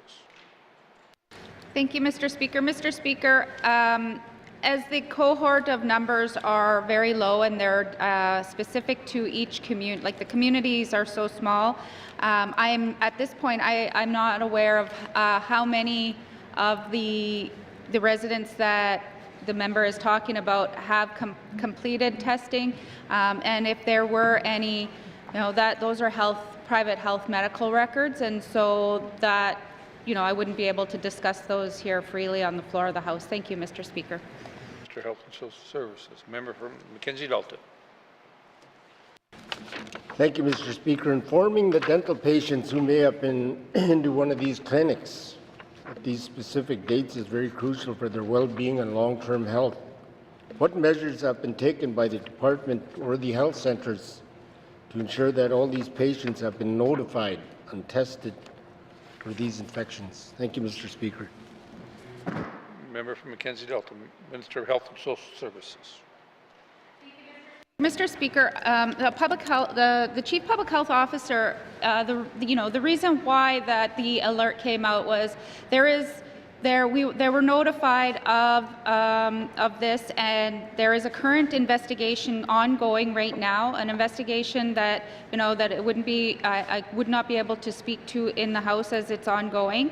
But the reason why the Chief Public Health Officer did go out and do an announcement publicly right away was to be able to put the information out there so people could. They didn't, they wanted to ensure that not everybody is on social media, not everybody, and because dental clinics are private businesses, and NIHB does provide dollars for them to the N.W.T. It's kind of flow through to pay for the travel for them to go into the communities. They do all their own billing and scheduling, and so to be getting the list doesn't belong to the Health and Social Services or the Department of Health or NTHS or the clinic. It belongs to the provider themselves. Thank you, Mr. Speaker. Minister of Health and Social Services. Member from Mackenzie Delta. Thank you, Mr. Speaker. This will be my final question. Will the department be looking at alternative locations to send dental patients in order to take the stress off the Yellowknife dentists and to better accommodate patients when they're traveling? Thank you, Mr. Speaker. Member from Mackenzie Delta, Minister of Health and Social Services. Thank you, Mr. Speaker. Mr. Speaker, yes, I did ask the NTHSSA to early when we, with the pressures that we were hearing of hotel rooms being full all the time, that is impacting insured service patients that are flying down for doctor's appointments because dental and everybody is flying into the capital. I did ask them to look at other options. That is currently being looked in right now, but clients who are NIHB can also work with NIHB directly if they can find appointments closer to home that's not here. And like I mentioned in the Beaufort Delta, a lot of our families travel to and from the Yukon, and those questions would be best directed to NIHB to see what they would be eligible if they were to drive and see a dentist and drive back. So those are out of the hands. Like those are things that we don't pay for. So, but I have asked the department to see if there's a way that we could help and assist some workaround. Thank you, Mr. Speaker. Thank you. Member from Mackenzie Delta. Member from Yellowknife North. Thank you, Mr. Speaker. My questions are for the Minister of Education, Culture and Employment. So while the government's strategies around early learning have focused in recent years on the establishment of junior kindergarten and childcare programs, what has the department been doing to support literacy and language skills for children 0 to 5 through supports to parents and families? Thank you, Mr. Speaker. Yellowknife North, Minister of Education, Culture and Employment. Thank you very much, Mr. Speaker, and thank you to the member for their statement on the good work of the N.W.T. Literacy Council. The Department of Education, Culture and Employment really works closely and relies on the good work of NGOs and community organizations to do a lot of this work, and so approximately $900,000 in funding is provided to the N.W.T. Literacy Council to support adult, youth, and family literacy initiatives. And a lot of these programs include capacity building and developing family-centered, community-based programs. In addition to that, Mr. Speaker, there's also the Community Learning Development Fund, which is approximately $770,000, and this funding is directed at community organizations to promote and increase literacy skills as well. So those are two of our key components there. Thank you. Minister of Education, Culture and Employment. Member from Yellowknife North. Thank you, Mr. Speaker, and thanks to the Minister for that. Does the government have any programs to help support parents on their own literacy skills so that they can feel more comfortable reading to their kids, supporting their kids' language development, and engaging with teachers in schools? Thank you, Mr. Speaker. Minister of Education, Culture and Employment. Thank you very much, Mr. Speaker. Mr. Speaker, there's the programs that I've mentioned that are funded through the Literacy Council. There's also work that's done through Aurora College on the adult literacy and basic education skills program, and ECE also funds the college to make sure that they're maintaining that curriculum.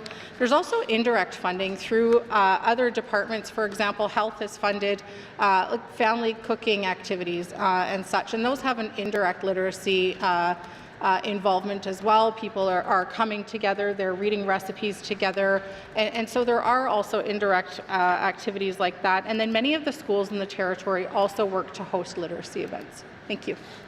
Minister of Education, Culture and Employment. The member from Yellowknife North. Thank you, Mr. Speaker. How does the department support early childcare workers to ensure that they develop the skills necessary not just to look after kids, but to support early brain development and language development? Thank you, Mr. Speaker. The member from Yellowknife North, Minister of Education, Culture and Employment. Thank you, Mr. Speaker. Mr. Speaker, this is certainly a cornerstone of the new federal agreement that is really focusing on ensuring that we are offering in the Northwest Territories quality child care that involves best practices and also includes professional development for the people providing those programs, so that they have that toolbox behind them. So right now, ECE has developed the fundamentals of early learning and child care workshops. These will be available online starting in 2025. And they include early brain development and language learning, as well as the best practices for early childhood development. Thank you. For Education and Employment. Final supplementary, member from Yellowknife North. Thank you, Mr. Speaker. And finally, does the department see further opportunities to involve traditional knowledge experts and Indigenous language experts in developing and delivering these early language programs? Thank you, Mr. Speaker. Member from Yellowknife North, Minister of Education, Culture and Employment. Thank you, Mr. Speaker. Mr. Speaker, absolutely. So first of all, I think this is a good place to remind the House that the bulk of the dollars received from the federal government for Indigenous languages flow through the Department of Education right to Indigenous governments for language programming. ECE is also actively partnering with 4 education bodies across the territory to pilot the Indigenous Languages Instructor Employment Program. And the aim of this program is to recruit and develop Indigenous language instructors for the JK to 12 age group. And this is both for Indigenous second language, but also Indigenous immersion programs. And there's also flexible funding that is afforded to all education bodies to be able to hire elders, traditional knowledge experts, as well as Indigenous language experts from communities, and to support early learning and childcare programs. And then there's as well, Mr. Speaker, literacy funding from the Literacy Council that does support an increase in information sharing within Indigenous language communities as well. Thank you, Mr. Speaker. For Education, Culture and Employment. Oral questions. Member from Toonaday-Willity. Thank you, Mr. Speaker. Mr. Speaker, on July 25, 1900, the Treaty 8 was signed, and one of the things they mentioned in there was the spirit of intent of the treaty. As long as the sun shines, river flows, and grass grows. Treaty 8 talks about the medicine chest. It's also recognized in Section 35 of the Canadian Constitution. Mr. Speaker, the Dene Nation is calling for the healthcare task force that could be established to review the current healthcare administration system and develop strategies to ensure that there's more responses to the Dene people and the needs. My question to the Minister of Health is, will the Minister agree to striking a task force comprised of leading healthcare practitioners and community members and elders, and can they be accomplished within the next year? Thank you, Mr. Speaker. Member from Toonaday-Willity, Minister of Health and Social Services. Thank you, Mr. Speaker. Mr. Speaker, we have an amazing team called the Cultural Safety and Anti-Racism Unit. That unit is staffed with all Indigenous, highly intelligent group of individuals that are all Indigenous from the Northwest Territories, and they are guided by the Indigenous advisory body that are appointed to that by the Indigenous governments from the Northwest Territories, and they are the ones that tackle a lot of the work in our healthcare system on making sure that all of our policies, our programs, they do the cultural safety and anti-racism training with all healthcare practitioners. So, I would hate to take away any of that work, but I would look to work with the member to see what that this department is not in doing. Maybe they can do a presentation to the Dene Nation on all of the work that they're doing and hear from them themselves to see if there's anything that they may add to the work that they're doing. Thank you, Mr. Speaker. Minister of Health and Social Services. Oral questions. Member from Trinity-Willity. Thank you, Mr. Speaker. Thank you, Minister. That was, really appreciate that. And it'd be great if you as a minister could work with this working group, and also with the Dene Nation, so that we all come on side, and because it's an issue that has been brought up, and I've been hearing about it. So I just want to see if there's a way we can work together on this. Thank you, Mr. Speaker. Thank you, member from Trinity-Willity. Minister of Health and Social Services.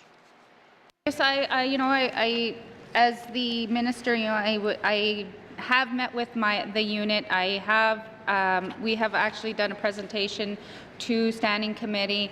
If the member wants me to meet with him, and if he wants to invite me to meet with him and the Dene Nation together to hear from them on what their thoughts are, I would be more than glad to. Thank you. Health and Social Services. Member from Trinity-Willity. Thank you, Mr. Speaker. Thank you, Minister. Also, you had mentioned earlier that cultural-based workshops and training for staff. Is it possible that we could also use local members from our communities that know best about their culture and their environment? Thank you, Mr. Speaker. Member from Trinity-Willity. Minister of Health and Social Services. Mr. Speaker, when this team does training, they do use the Indigenous people from wherever they are doing the training. The MLAs were able to take this training, the senior management took this training within the government, and so they do, as the MLAs may be remember at the beginning of our first assembly, that there are Indigenous. It is led by Northerners, that training, Indigenous Northerners, and they do have people coming in and doing presentation and adding to the work that they do. Thank you. Health and Social Services. Final supplementary. Member from Trinity-Willity. Thank you, Mr. Speaker. Thank you, Minister. One thing I keep thinking about is our young people in our communities, that we have drugs and alcohol that is hitting home to our young people, but there's limited in terms of addiction services they could go to other than going south. Is there a program, or is there part of your plan going forward to look at how we're going to address this issue for our young people here in the Northwest Territories? Thank you, Mr. Speaker. Member from Trinity-Willity. Minister of Health and Social Services. Thank you, Mr. Speaker. Mr. Speaker, with the Community Wellness and Addiction Recovery Fund, there is still funds available in there for communities to apply on. So I would say to have to reach back out to the communities that you represent to see if they've applied on this fund. I can send you the information. They could create an on the land or a community program for the youth or any community member in their community. For youth addiction programs, we currently piloted a couple of programs. I can get more details to the member for youth treatment, on the land treatment within the territory. For adults, we still continue to be able to send those who need facility-based treatment out.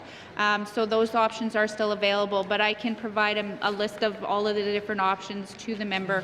Thank you, Mr. Speaker. Minister of Health and Social Services. Oral questions. Member from Decho. Thank you, Mr. Speaker. Mr. Speaker, my questions are for the Minister of Health. What mental health supports does the health system make available to trauma survivors in small communities? Thank you. From Decho, Minister of Health and Social Services. Thank you, Mr. Speaker. Mr. Speaker, the community counseling program provides mental health supports to all residents in the Northwest Territories, including children and youth. They also help facilitate referrals to more specialized service, including access to facility-based treatment.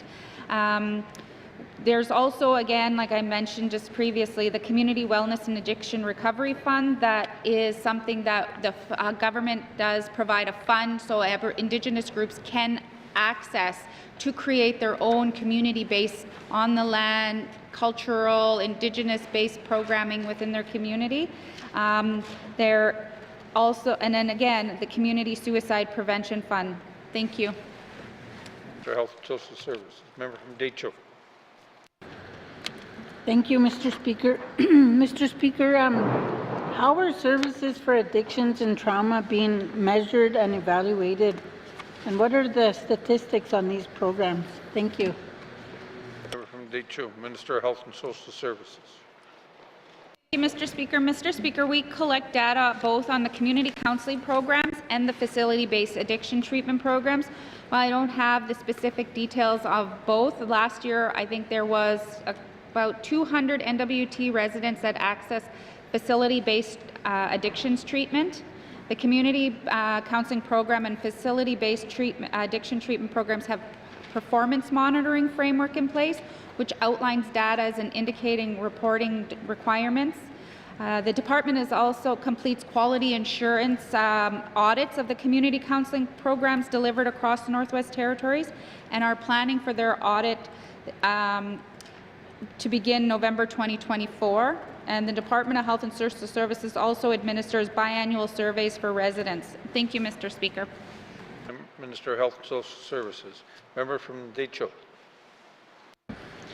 Thank you, Mr. Speaker. The Minister mentioned funding earlier. How much of this funding has been distributed to the communities in the Decho riding? Thank you.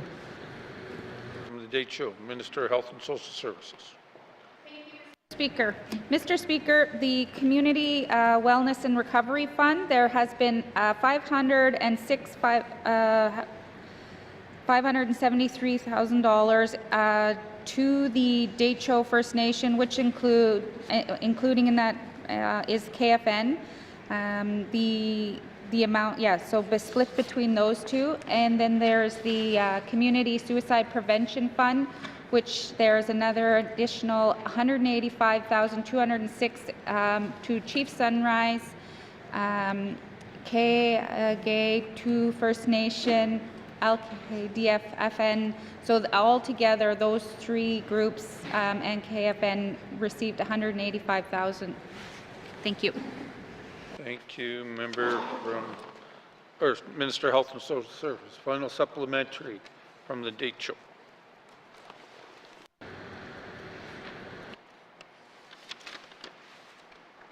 No, sorry. Oral questions. Member from Mophie. Thank you. Thank you, Mr. Speaker. I hope he will answer my questions for Minister of MACA. So can the minister explain what money MACA provides for training first responders in small communities? Thank you. From Mophie, Minister of Municipal and Community Affairs. Thank you, Mr. Speaker. I don't know the actual amount, and I can get that for the member, but we do have a fund available for first responder training that is eligible for communities that apply for it. Thank you, Mr. Speaker. Thank you. Minister of Municipal and Community Affairs. Sorry, member from Mophie. Thank you, Mr. Speaker. So how do communities go about applying for these fundings, especially those without first responders? I have three communities. There's N.W.T, N.W.T, Wikwiti, and I heard of other small communities that don't have first responder. Thank you. Mophie, Minister of Municipal and Community Affairs. Thank you, Mr. Speaker. I would suggest that the community checks with their local fire department to see if it's required or if they want it, and then that their community government reaches out to the regional superintendent in order to get the process going to see if we can get the training or the funds to them. Thank you, Mr. Speaker. Thank you, Minister of Municipal Community Affairs. Member from Mophie. Thank you. Well, one of the questions that was that what is the criteria for some of these? I'm sure there is a criteria for for community governments to apply. But I would like to ask another question, because maybe I will do a written questions to some of the stuff that I have lots here, but I can't. Some of them will go on written questions. Yeah. So I only have 4, and then I have second set of questions. So okay. So maybe he can answer this too as well. Paramedics, because they provide money. They provide money to train. So paramedics in the N.W.T. So are paramedics in the territory supplied with naloxone kit to administer on site during an emergency? Minister of Municipal and Community Affairs. Thank you, Mr. Speaker. That there would be a lot of detail behind how a community operates their emergency services if they had one. Depending on the type of service they would have in their community, you know, basically even as a first aider, even as a lay responder, you would be eligible or eligible to be trained to use naloxone kits. So depending on the services, depending on accessibility, but just the old quick search of the interweb here, I was able to find out that in the Clecho region, there are 4 spots where you could get naloxone kits through using our wonderful N.W.T websites. In Betchico, you can go to the health center, N.W.T, the health center, Wequity, you can go to the health cabin, and Y.E.L.L.K.N.I.F.E, you can go to the health center to access the naloxone kits for first responders. Thank you, Mr. Speaker. Minister of Municipal Community Affairs. Final supplementary, member from Mophie. I'm happy with the response, because he's, but I'm kind of worried about other communities that don't have, you know, paramedics or first responders. So this is 911 is MACA responsibility. So I'm going to ask this. So what is the average ambulance response time in Yellowknife currently? Thank you. Member from Mophie, that is not the line of questioning that you were going through, so therefore it's out of order. I will go to the next person on that, because it's a different set of questions. It's not the same one. Do you have another question in regards to what you were starting your questioning with? Thank you. Okay. Well, I thought 911 was part of MACA, so I wanted to know what's the app. Member from Mophie, the ruling was, did you ask questions on a topic? This is another topic. It's not the department. This is very much specifically to, you could say MACA, it could be water if it was on this question. So therefore, the question was about the ambulance response. That's where your questions need to be focused on. Thank you. Mr. Speaker, I disagree with you on this. Thank you, member from Mophie. Oral questions. Member from Yellowknife Centre. Thank you, Mr. Speaker. Your long pause on Yellowknife made me worry for a moment. Thank you. Mr. Speaker, during this morning, many of my colleagues had a really, I'd certainly say, an enormously incredible presentation provided to the committee from the N.W.T Climate Youth Advisory Group. And I want to use just a moment of my time saying they were a fantastic bunch of young people. They were extremely well represented by the Hay River reps, and they spoke well and clear, and they had wonderful focus. I think they are truly the promise of tomorrow. But Mr. Speaker, when I asked them, do they have funding for their advisory group and their recommendations on how they present things to the government, etc., they said they don't get funded. Now, they get a per diem when they meet, which is a few dollars a day, but that said, all their work goes unfunded. So my question specifically to the Minister of ECC is, does the Minister recognize and respect the hard work that that little coalition is doing? Thank you very much. Member from Yellowknife Centre, Minister of Environment and Climate Change. Thank you, Mr. Speaker, and thank you very much for the question. Certainly do welcome the input and respect the input from that group and all of the other groups that participate in the climate file. I think this is certainly a very challenging space right now in that we look at our rapid rate of climate change in the Northwest Territories, and certainly having their input, especially of the youth, in that forum is very important. Thank you, Mr. Speaker. Thank you, Minister of Environment and Climate Change. Member from Yellowknife Centre. Mr. Speaker, I'm glad he and I share the same point of view of welcoming and respecting their points of view. It's critical. Mr. Speaker, if he does so, as he just said, would he find ways to work with his department to help fund this group and a territorial advisory group? Thank you. Member from Yellowknife Centre, Minister of Environment and Climate Change. I don't know. Thank you, Mr. Speaker, and thank you to the member for the question. I'm certainly always supportive of youth participation in all of government across the whole Northwest Territories, and I would definitely go back and have a discussion with the department to see what opportunities we could look at in the future. Thank you, Mr. Speaker. Thank you, Member, Minister of Environment and Climate Change. Oral questions, member from Yellowknife Centre. Thank you, Mr. Speaker. Mr. Speaker, if I understand it correctly, the Arctic Council is holding its first Arctic Youth Conference in Tromsø, Norway, January 2025. If I understand further, not only it's the first, but in the sense of this type of initiative, but they've also sought funding from the federal government, although not guaranteed, and certainly, and as such, that brings me to the question to the minister, which is, if their application with the federal government fails to send an N.W.T. delegation to the Arctic Council's Youth Conference portion in Tromsø, Norway, would the minister find ways to see if he could help support their initiative, whether fully or in part? Thank you. From Yellowknife Centre, Minister of Environment and Climate Change.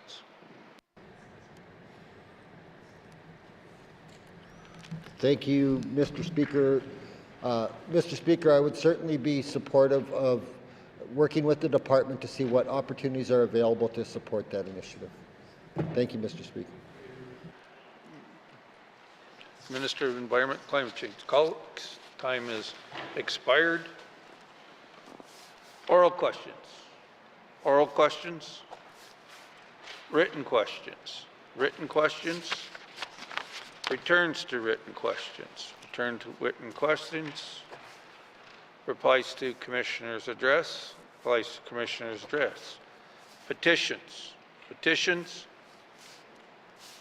Reports on Committee on the Review of Bills. Reports on Committee of Review of Bills. Reports on standing and special committees. Reports on standing and special committees.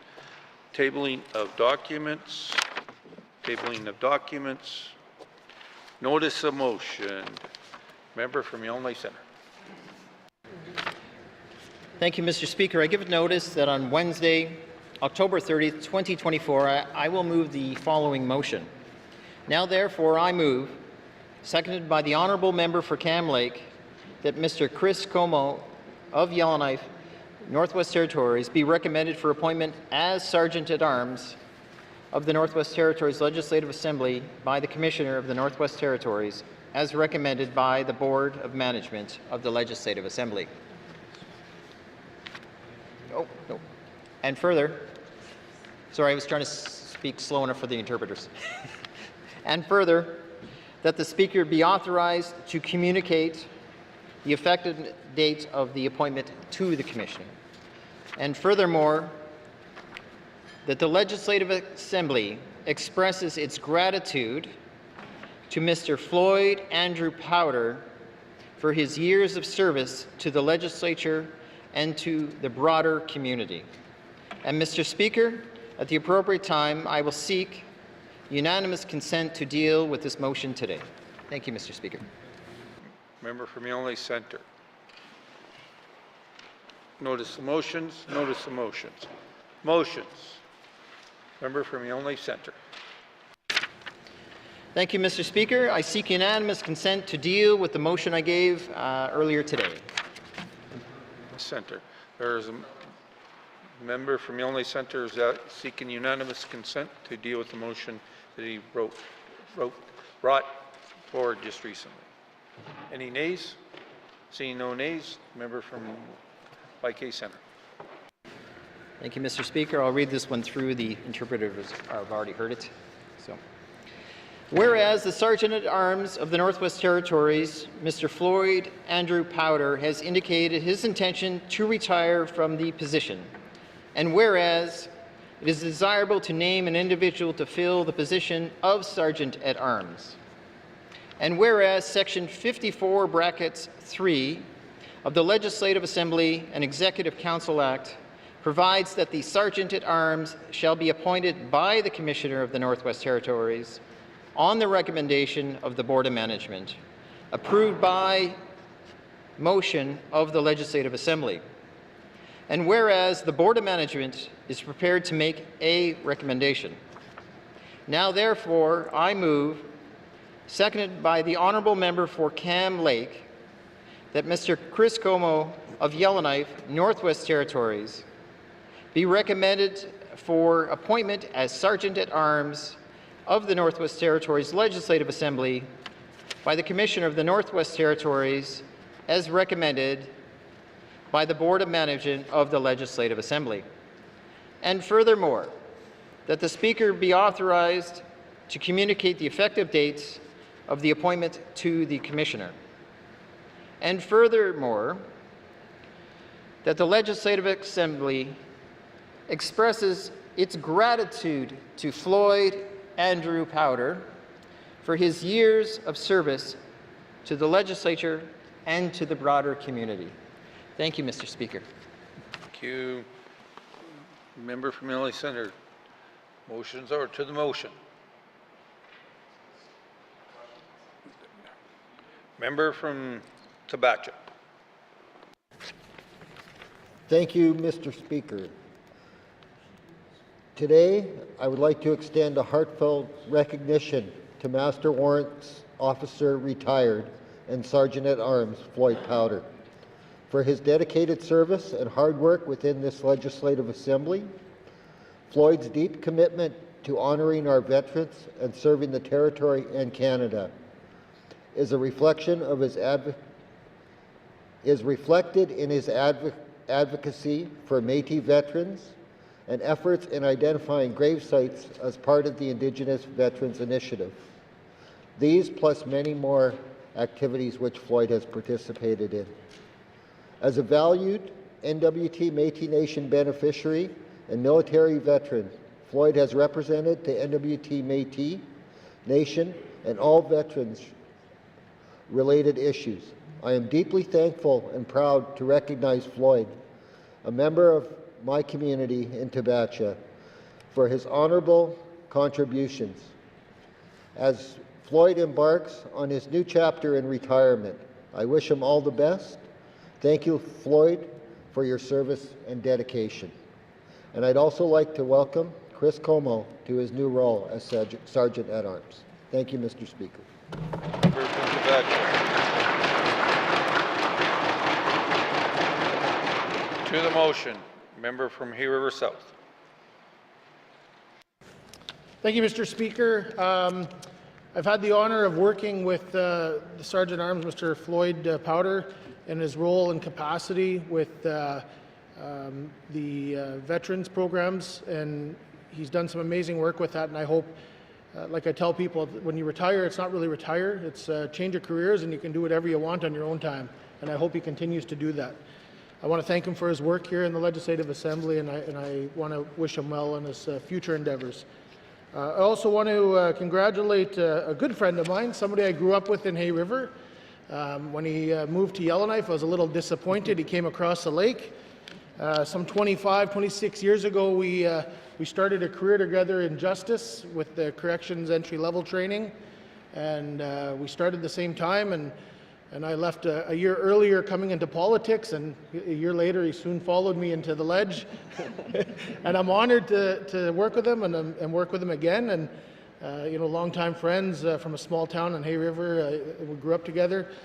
When I saw the email that he was being accepted for the position, I was a little shocked that he was leaving justice, but hey, we all change our careers at some point. But again, I'm excited for both of them, and happy to be working with Mr. Como again. Thank you, Mr. Speaker.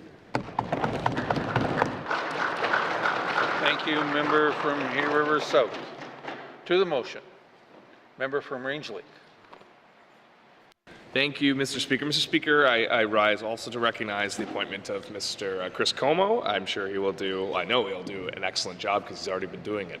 And this is, being Sergeant at Arms is, I think, an understated role in the parliaments of the Commonwealth, but it is an important one. And in some cases a life-saving one. So I do salute the work of our sergeants at arms. And to Mr. Powder, who is a constituent of the Range Lake riding, thank you for your years of service.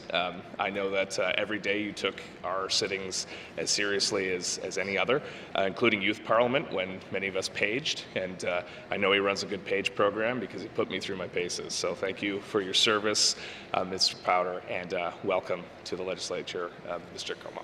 Thank you. To the motion, member from Yonge Centre. Thank you, Mr. Speaker. I've already read the motion in to acknowledge Mr. Como will be coming in, and to him I wish him the greatest success as he follows Mr. Floyd Powder. I asked Mr. Powder the other day, who I've only casually known but gotten a little bit known a little better since I've come back to the Assembly in this last year. I asked him the other day, what are you going to do? And he has a long list of what, they often say retirement is not for the faint at heart. In other words, you end up doing so much. And he had started in the most passionate way describing how he wanted to do this work for Indigenous veterans, headstones, and the list was going on. I mean, I almost needed someone to help scribe and write them all down. That man has plans, but most importantly, that man follows through on them. And I want to finish by saying that his commitment to duty through his service as a Canadian member of our military, or his service here at the legislature certainly hasn't gone unnoticed. He's definitely cut from a different cloth, extremely respectful, and certainly extremely respected by all of us. So I want to thank him, wish him well in his journey, and I would ask him not to be a stranger of this House, as he will always be known as a friend of this House. And I thank him for his service. Thank you very much, sir. Thank you, member from Yonge Centre. To the motion. Question has been called. All those in favor? Opposed? Abstentions? Motion is carried.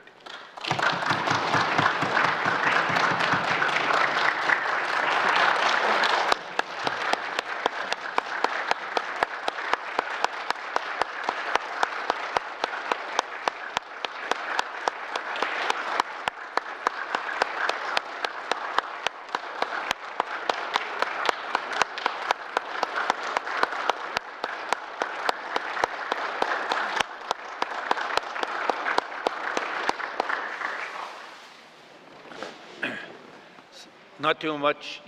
Speaker gets to speak about a motion, but I had the pleasure of working with Floyd in the 19th Assembly and got to work with him as a speaker. Amazing man. We talk about recognition of veterans out there, and he knows everybody. He seems to be connected with people. And the interesting part, as you travel across Canada, people know Mr. Powders. They talk about his commitment to the work that he does here in this Legislative Assembly, but as they call it, his volunteer service to the residents of the Northwest Territories. So I thank him very much for everything he's done for us. I'm excited to work with Mr. Como. We've already had some conversations on how things he would like to improve, which is very difficult because Floyd had a really good ship run here, and so, but he has some really good, unique ways of looking forward to how we're doing things. And I'm excited that we have Northerners here representing and protecting our legislative assembly. So thank you very much for everything you guys have done and what you're going to do. Notice of motions. Motions. Notice of motions. First reading of bills. Notice of motions, first reading bills. First reading of bills. Minister of Finance. Mr. Speaker, I wish to present to the House Bill 13, Supplementary Appropriation Act, Infrastructure Expenditures, number 2, 2024-2025, to be read for the first time. Thank you, Mr. Speaker. Reading the first reading of the bills, Minister of Finance. Mr. Speaker, I wish to present to the House Bill 14, Supplementary Appropriation Act, Operations Expenditures, number 1, 2024-2025, to be read for the first time. Thank you, Mr. Speaker. Thank you. First, thank you, Ministers. Pursuant to Rule 8.23 for Bill 13, I should have done this before, and 14 is deemed to have been read for the first time and is ready for a second reading.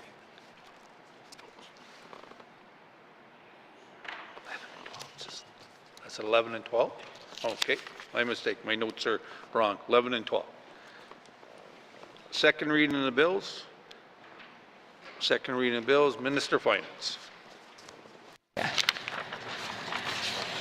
Mr. Speaker, I move, seconded by the Honourable Member for N.W.T, that Bill 13, Supplementary Appropriations Act Infrastructure Expenditures number 2, 2024-2025 be read for the second time. This bill makes supplementary appropriations for infrastructure expenditures of the Government of the Northwest Territories for the 2024-2025 fiscal year. Thank you, Mr. Speaker. Minister, the motion is in order to the principle of the bill. Do you want to speak? Sorry. Question? Question has been called. All those in favor, please raise their hands. Opposed? Abstentions? Motion passed. Second reading of the bills, Minister of Finance. Mr. Speaker, I move, seconded by the Honourable Member for N.W.T, that Bill 14, Supplementary Appropriation Act, Operations Expenditures number 1, 2024-2025 be read for the second time. This bill makes supplementary appropriations for operations expenditures of the Government of the Northwest Territories for the 2024-2025 fiscal year. Thank you, Mr. Speaker. Thank you, Minister. To the motion. Question has been called. All those in favor? Aye. Opposed? Abstention? Motion passed. Second reading of bills. Second reading of bills. Consideration in committee of the whole and other matters. Table document 193-20 brackets 1, the 2025-2026 capital estimates. By the authority given to me as Speaker under Rule 2.24, I hereby authorize the House to sit beyond the daily hours of adjournment to consider the business of the House. I will now turn the floor over to the member from Tuna-Day-Willie.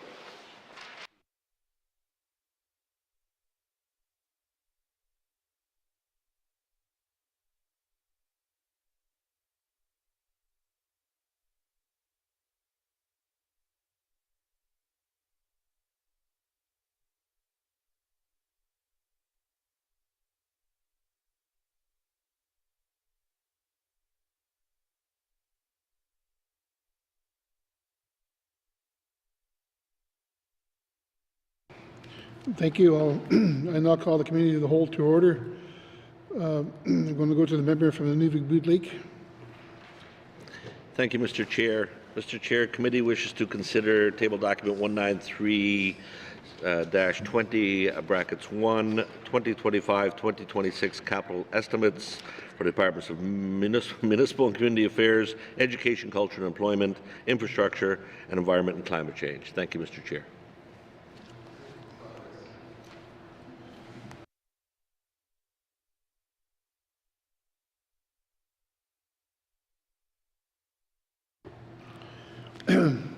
Thank you, member from Nunavut Lake. Does the committee agree? Thank you. Thank you, committee. We'll take a short recess and resume in the first item. Thank you.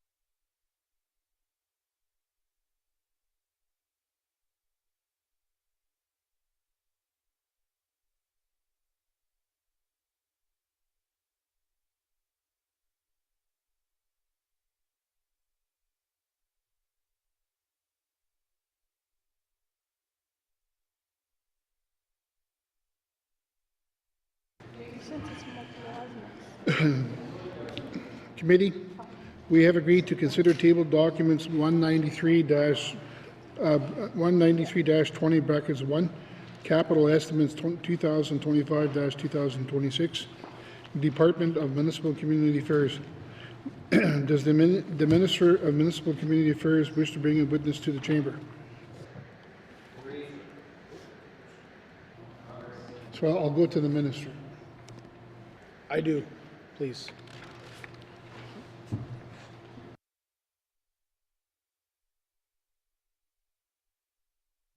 Okay.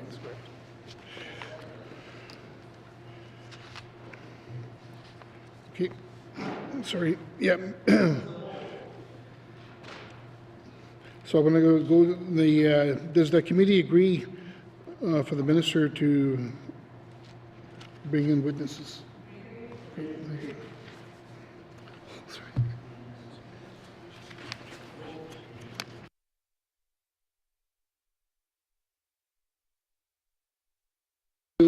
Sergeant at Arms, please escort the witnesses into the chambers.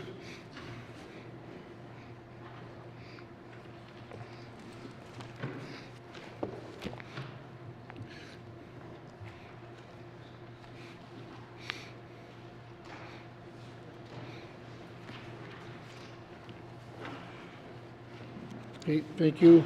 Would the minister please introduce the witnesses? Mr. Chair, to my left is Gary Brennan, Deputy Minister, and to my right is Grace Lawa, Director of Community Operations. Thank you. The committee has agreed to forego general comments. Is the committee agreed to proceed to the detail contained in tabled documents? Thank you. Committee, the Department of Municipal Community Affairs begins on page 67. We will defer the department totals and review the estimates by activity summary, beginning on page 68 with committee operation with information items on page 69. Are there any questions? Seeing none. Department on Municipal Community Affairs, Community Operation Infrastructure Investments, $7,075,000. Does the committee agree? Next we have is regional operation on page 70 with information item on page 71. Are there any questions? Seeing no questions from members. Department of Municipal Community Affairs Regional Operation Infrastructure Investments, $32,848,000. Does the committee agree? Thank you, members. Please return now to the Department of Municipal Community Affairs summary found on page 67. Department of Municipal and Community Affairs 2025-2026 capital investment, $39,923,000. Does the committee agree? I'm going to go to the member from Nunavut Lake. Thank you, Mr. Chair. Mr. Chair, I move that this committee defer further consideration of the capital estimates for the Department of Municipal Community Affairs at this time. Thank you, Mr. Chair. Thank you. To the motion is in order. To the motion. Question has been called. All those in favor? All those opposed? The motion is carried. Consideration of the Department of Municipal and Community Affairs 2025-2026 capital estimates for total department is deferred. Thank you, committee, and thank you, Minister. Sergeant at Arms, please escort the witness into the chambers.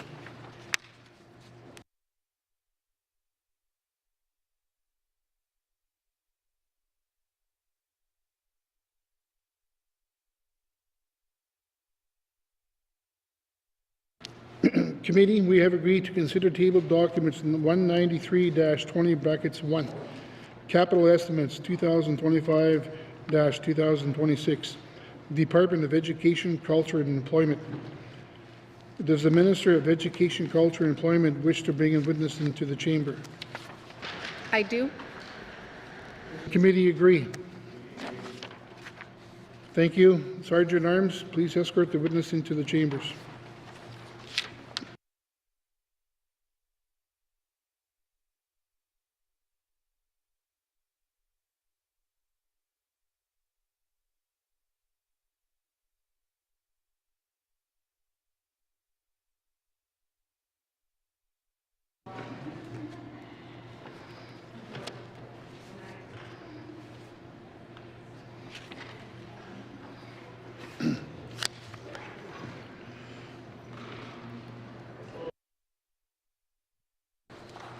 Thank you.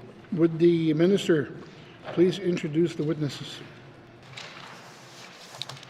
Thank you very much, Mr. Chair. Mr. Chair, to my left, I have James Fulford, who is the Deputy Minister of Education, Culture and Employment, and to my left, I have Terry Lynn Locksetter, who is the Assistant Deputy Minister of Education, Culture and Employment.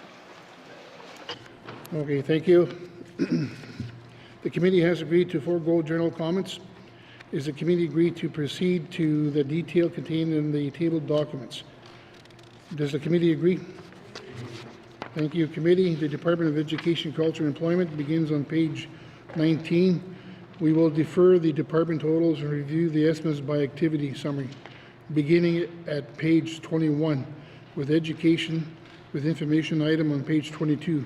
Are there any questions? Thank you. I'm going to go to the member from Frame Lake. Thank you, Mr. Chair. Mr. Chair, I have some question or a question about the Aurora College Student Housing Unit in Fort Smith. There's renovation of a couple units there. So my question is not so much about that project, but you know, the capital plan indicates repairs for those, but there's no funds for other Aurora College capital needs proposed this year. So what are the timelines, priority levels, and expected funding for other critical areas of need across the Aurora College campuses? Thank you, Mr. Chair. Thank you. I'm going to go to the minister.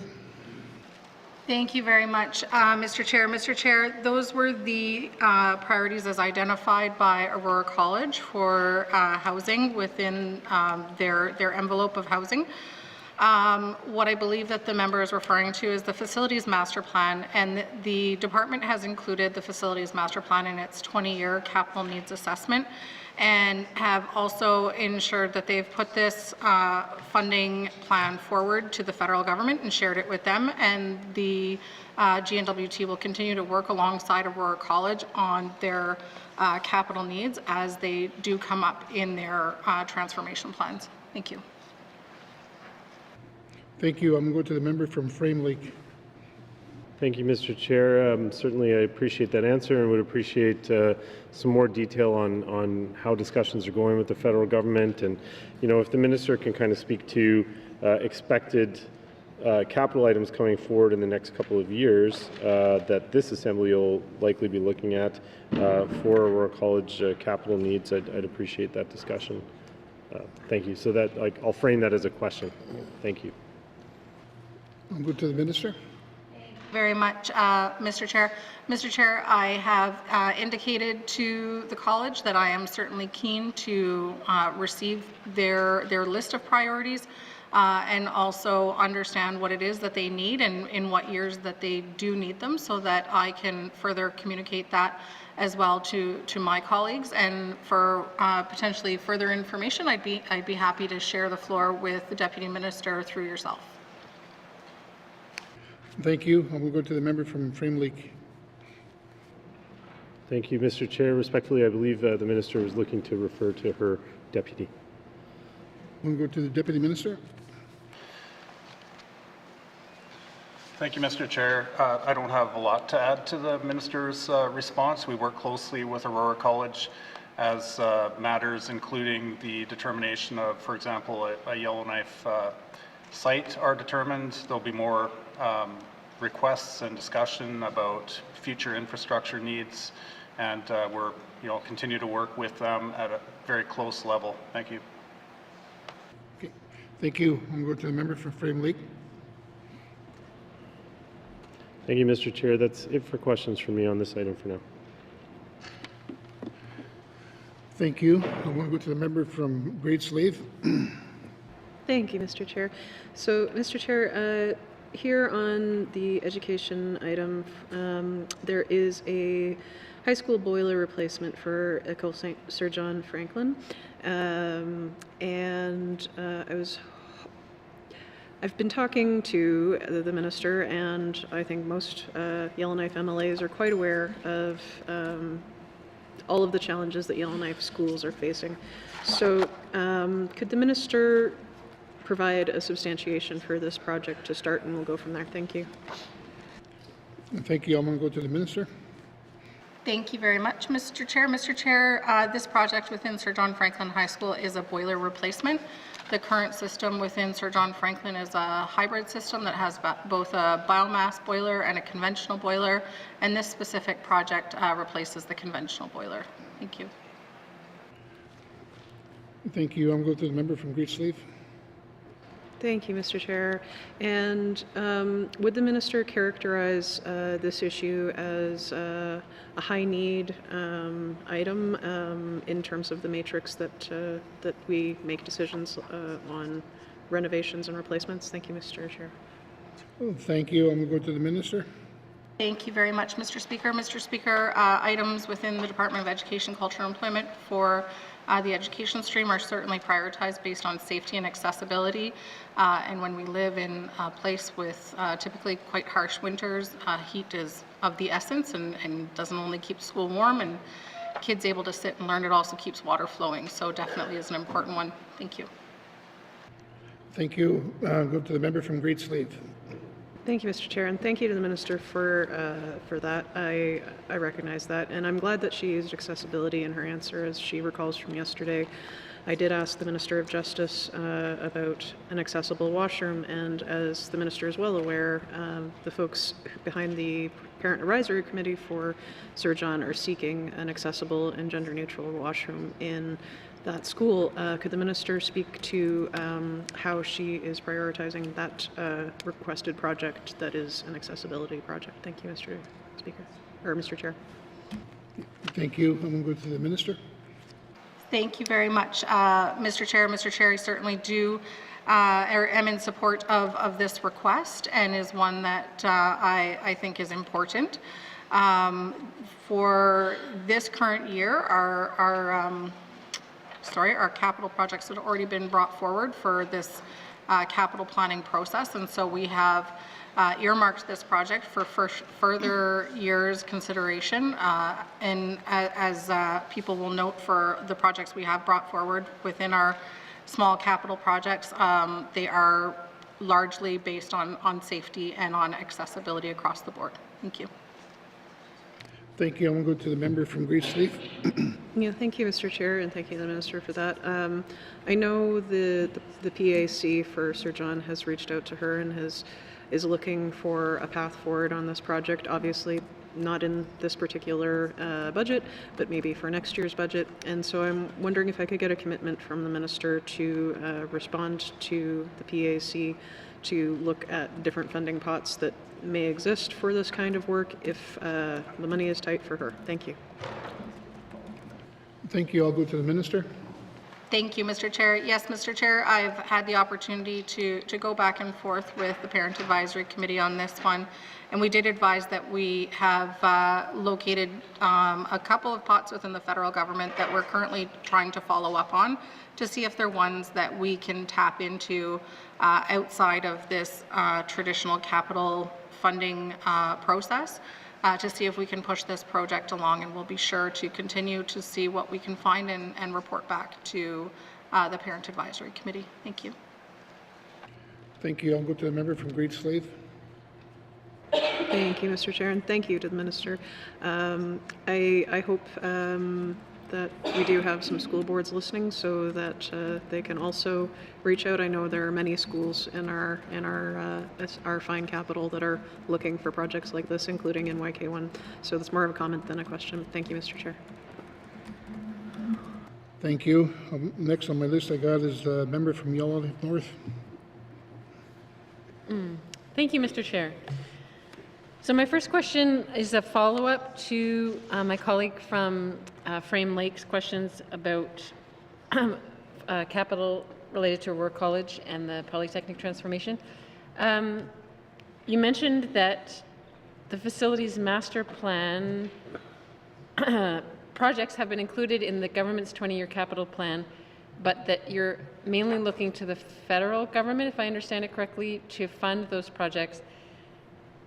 So how is it decided which projects identified in the facilities master plan will come to the N.W.T for funding, such as the student housing unit, and which must be funded by the federal government? Thank you, Mr. Chair. Thank you. I'm going to go to the Minister. Thank you very much, Mr. Chair. Mr. Chair, we have, I don't think it's a secret to anybody in this room that we have quite a huge need when it comes to infrastructure across the Northwest Territories and across every single department. A lot of our infrastructure in the Territory was built around the same time frame, and so a lot of it ends up coming due around the same time frame. And so the demands on our dollars for infrastructure are quite large. And traditionally, education facilities, be it our JK to 12 education facilities, are the responsibility of the provincial or territorial government. That said, there are pots that that provinces and territories can dip into for post-secondary institutions. And so in order to maximize the amount of dollars that we have to spend on our education facilities, it makes the most sense for us to do our best and due diligence to try to invest our dollars in our JK to 12 and see what other dollars we can attract to the territory from the federal government. Is there anything you want to add to that one? Sure. Mr. Chair, may I pass to the Deputy Minister? Thank you.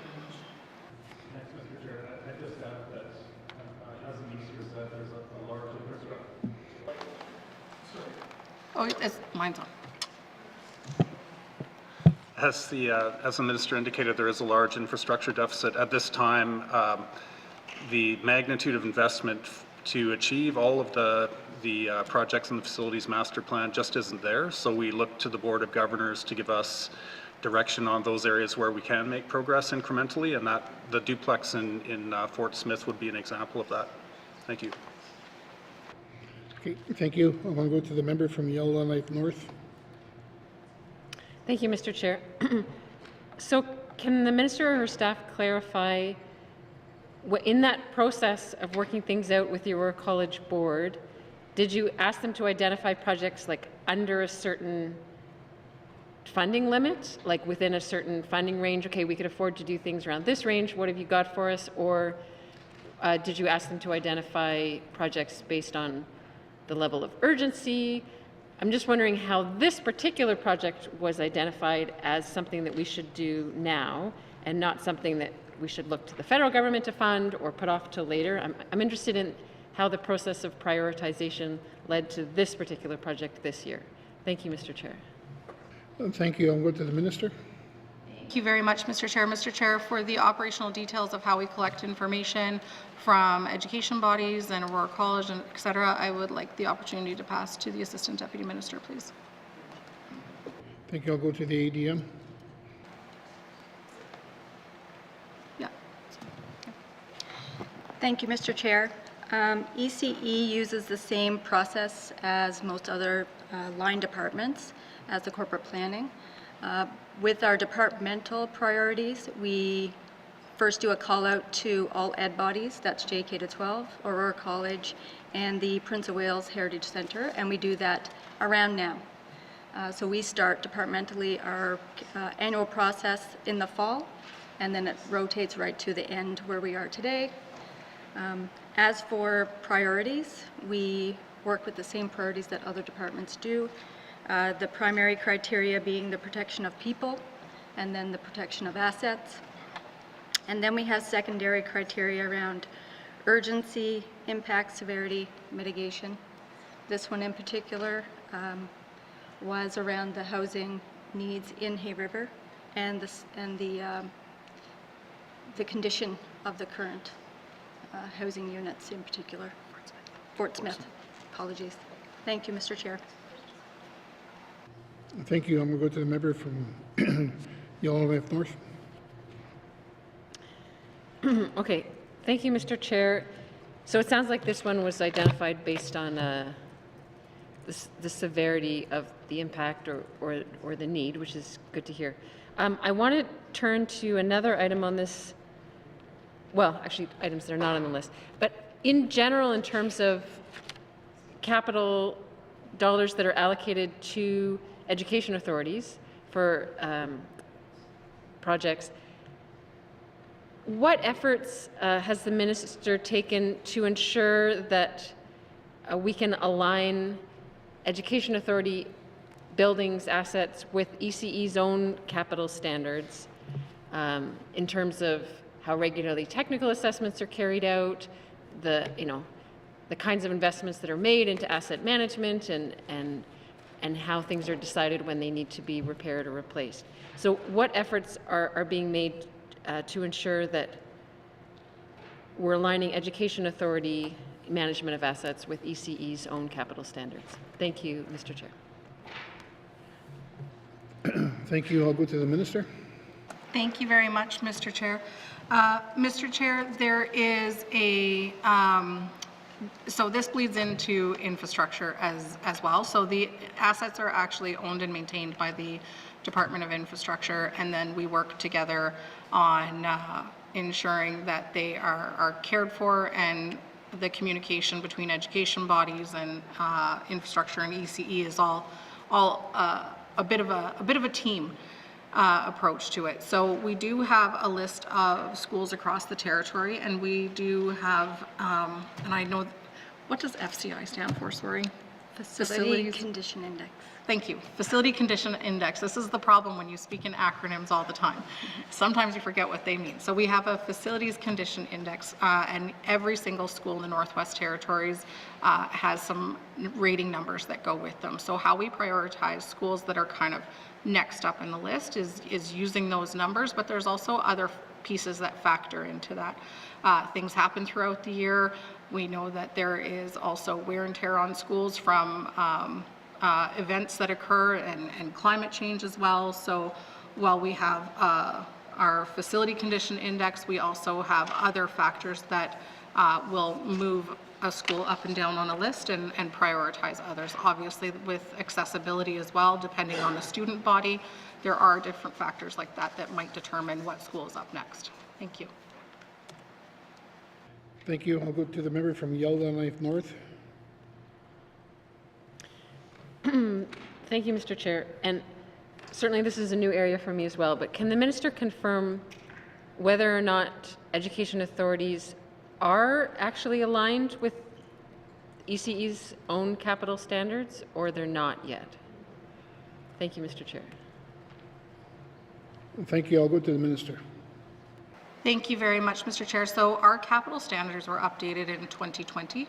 A lot of our school buildings predate 2020, and our capital standards apply to new builds in the territory that will follow that standard. But it doesn't mean that all of a sudden we would never be able to, for example, tear down every school in the territory and start over. So we have to start from somewhere. So the schools that have been built post 2020 would follow those capital standards. Thank you. Thank you. I'll go to the member from Yellowknife North. Okay, thank you for that clarification. I appreciate it. That's all the questions. Thank you. Thank you. Next on my list I got is the member from Monfrey. Thank you, Mr. Chair. Okay, I know that we've been talking about this for quite some time, and the local leaders and the inclusive government have been talking about it too as well. So Bichiko School planning, just planning for Bichiko School and estimated completion date or time that within completion is 2025 and 2026. So I just wanted to ask the minister where it's at with the planning at the moment. Thank you. Thank you. I'll go to the Minister. Thank you very much, Mr. Chair. So the estimated completion is for that portion that is being funded, which is the planning, the preliminary planning portion, and so not the entire school build. So I just want to make sure that we're all on the same page there. So when we recently went to Ottawa, I had the opportunity to join the Clecho government with a meeting with federal representatives and federal minister in order to sit down and discuss what it is that the Clecho government are asking for. You know, as the N.W.T, we are certainly in support of the efforts of the Clecho government to relocate Chief Jimmy Bruno School to Bichiko, and want to ensure that we are working closely with Clecho government and supporting their time frame, and also supporting their desire for what they'd like to see in this new structure. Thank you. Thank you. I'll go to the member from Monfrey. Thank you, Mr. Speaker. Yes, I know that we need a new school, and we've said it many times, and so I am glad that looks like minister is working well with the Klucha government, so which is,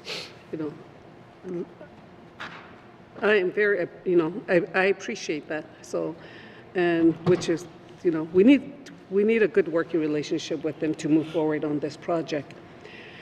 And so I'll leave it at that, but there is another one here too, because we're still planning, in the planning stage, and we still have quite a ways to go, and we know what to do in the communities, and I think the community government knows what to do to move forward on this too, by doing the subdivision in Bichiko. So N.W.T school, it's a beautiful school, it's a beautiful facility in a beautiful little community, So it says here, school perimeter fence.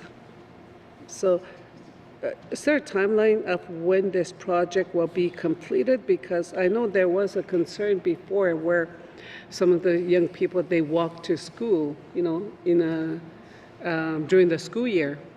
So they were concerned about a lot of other issues too as well, for the safety of the kids. So when will that project be completed? Thank you. Thank you. I'll go to the minister. Thank you very much, Mr. Chair. Mr. Chair, that project is projected to be completed within the 2026-2027 school year. Thank you. I'll go to the member from Monfrey. Thank you. Minzy Community School was on the book the last time, and it's not listed as a project listing now. What happened to it? Why it's not on this? Because it was on it the last time, but it's not on there anymore, so I just want to know what happened for the same thing. Thank you. Thank you. I'm going to go to the minister. Thank you very much, Mr. Chair. Mr. Chair, I don't have the historical information on that project, but I'd be very happy to get that for the member and bring it back. Thank you. I'll go to the member from Monfrey. That's it. Next on my list I got is a member from Deicho. Thank you, Mr. Chair. A question about the Degas School perimeter and playground fencing. When is that to be completed? Thank you. Thank you. I'll go to the minister. Thank you very much, Mr. Chair. Mr. Chair, we've learned as the Assistant Deputy Minister informed the House, this process starts well in advance of us sitting here today, and so there is quite a bit of lead time, and the school in Fort Providence has informed us that in fact they do not need the fencing that was previously identified, and so those dollars have actually, and the member as well as yourself, Mr. Chair, will probably go back to your computers this evening and find an email from myself that was sent earlier today, but those dollars are looking to be reallocated to another school in the territory, as those dollars have been identified as no longer being needed by the school. Thank you. Okay, thank you. I'm going to go to the member from Deicho.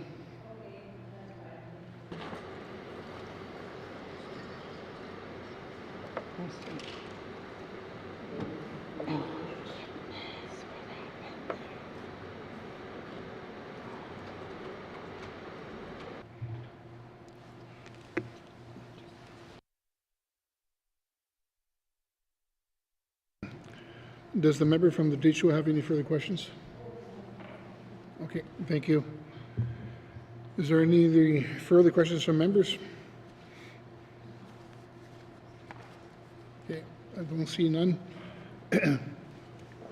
The Department of Education, Culture and Employment, Education, Infrastructure and Investments, $2,330,000. Does the committee agree? Thank you, members. Please return now to the Department of Education, Culture and Employment summary found on page 19. Department of Education, Culture and Employment 2025-2026 capital investments, capital estimates, $2,330,000. Does the committee agree? Thank you. I'm going to go to the member from Nunavut Lake. Thank you, Mr. Chair. Mr. Chair, I move that this committee defer further consideration of the capital estimates for the Department of Education, Culture and Employment at this time. Thank you, Mr. Chair. Thank you. The motion's in order. To the motion. Question has been called. All those in favor? All those opposed? The motion is carried. Consideration of the Department of Education, Culture and Employment 2025-2026. Capital estimates total department is deferred. Thank you, committee, and thank you, Minister. Sergeant at Arms, please escort the witnesses from the chambers.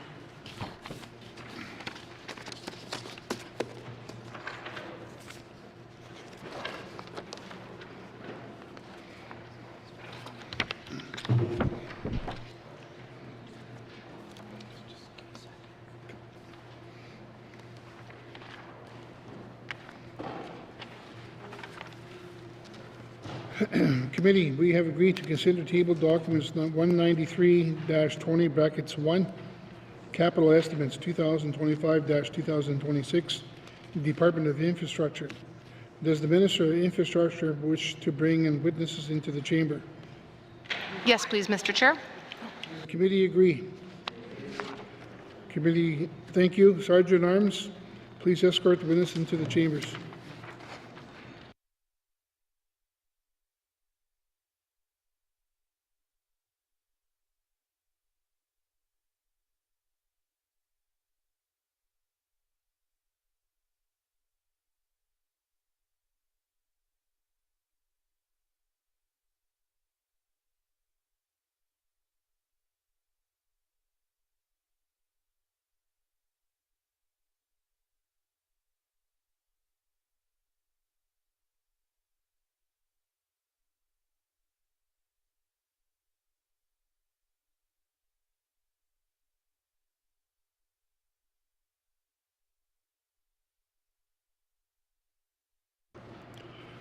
Would the Minister please introduce the witnesses?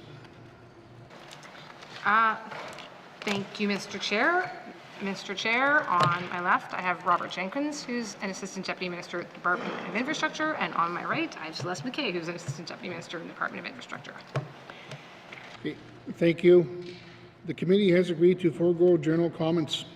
Does the committee agree to proceed to the detail contained in the table documents? Agreed. Thank you. Committee, the Department of Infrastructure begins on page 53.